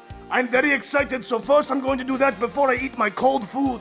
Look at this, can you believe it? It's finally here! I am able to hold on to a sticker pack and I can put it all over my body, including my private parts. I don't know how to do stickers, I've never been good with these things. Don't worry, I found the solution! I'm just gonna use something in my arsenal here. Alright, here we go. Oh, please be Mayor McCheese. Oh, please be Mayor McCheese. Oh, please be Mayor McCheese. Everyone give a round of applause for Mayor McCheese. Oh, it's Mayor McCheese. Oh, it's Mayor McCheese. I did it. I can't believe it. It's Mayor McCheese. Mayor fucking McCheese. Oh, I am the mayor! I am the mayor of the land! I had no idea! Oh, he's gonna stick everywhere! I'm gonna stick him on you! I'm gonna stick him on me! I'm gonna stick him on all of my private parts! I can't believe it! Hey, Mama! Mama, I made it! I finally made it to be Mayor McCheese! I get to see what's inside of here. There he is! I can't believe it, in the flesh! I get to become Mayor McCheese! I doxed him a little bit there because I gave away everything about him and all of his information as well as his hobbies, which are apparently playing cello and tailoring. I had no fucking clue. That's kind of gay. Just kidding, I like kissing men. Hashtag McCheese is my mayor. Hashtag not my mayor if it's not Mayor McCheese. I can't fucking believe it. Oh, can you feel that? Oh, okay, all right. I got to control myself here for a bit. Oh, that was a great surprise. I can do a QR code to give away all of my information so that way Ronald McDonald can get all of my money. And there he is in the background there. He even signed it. Holy shit! I'm going to sell this for $1 million, bajillion, quadrillion, quadrillion dollars. Can you believe it that I'm able to make this much money off of a fucking signature from a goddamn cheeseburger? Mayor McCheese even gave me a postcard. Oh, it's like I'm living in a vacation 24/7. But I wonder, does it taste like a vacation? Time to figure out. Here, you want to smell it? All right, here you go. You have smell-o-vision on this microphone. Don't forget about this, the McDonaldland shake that's been fucking wet in my car for the past 2 hours on my horse. My vehicular Toyota Camry horse. Where is my straw? This is the last straw. They did not give me a straw, so now I am pissed. But thank goodness I've had this one that I use to sound my urethra. So here we go. We're going to put it inside here. Oh, it's nice and liquidy. Time to smell it. It smells good like an aged fine wine. Here, can you hear it? Can you hear it slosh around like that? Can you hear it? Time to get a live reaction of a suck in camera close up. Oh.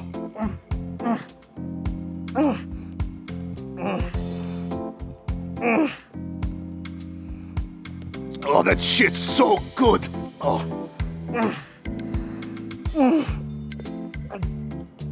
Tastes just like Mama made it. And by Mama, I mean Ronald McDonald the Clown. We finally had to return to the actual, real clown in this world, as opposed to those fake it clowns. Fuck you, it. Fuck you, art.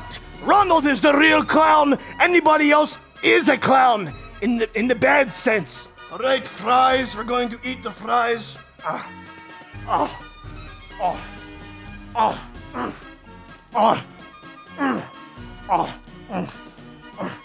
Oh, so good. Oh, it's so fucking good. And the last piece de la resistance. The quarter pound my ass with cheese. Oh, look how delicious and nutritious this looks. It's coming towards you. Oh, it's coming towards you. I want you to eat me, please. Please eat me, Chingus. I am but a mere McDonald's quarter pounder with cheese inside of a McDonaldland meal that costs $17 fucking to eat.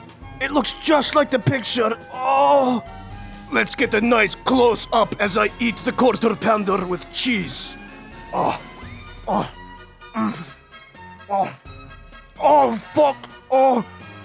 Oh, it feels like back in the day when I used to conquer a bunch of people and their women and their land and burn it all down at once. Oh, it feels so good.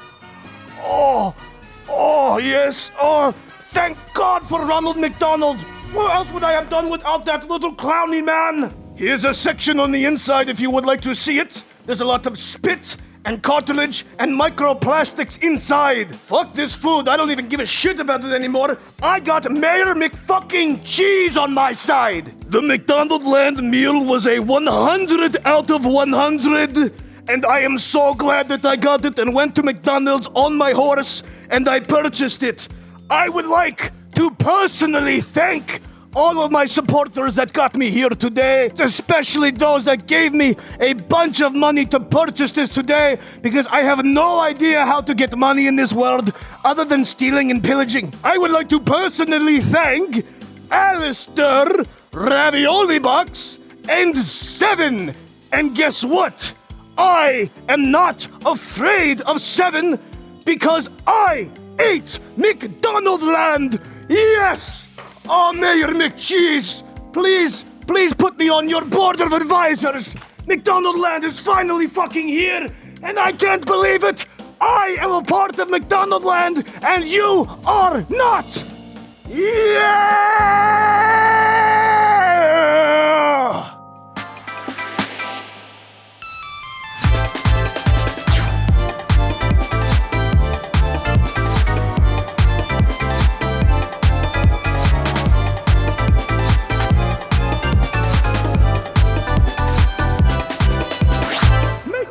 You buy your McDonaldland meal today, you fucking chumps!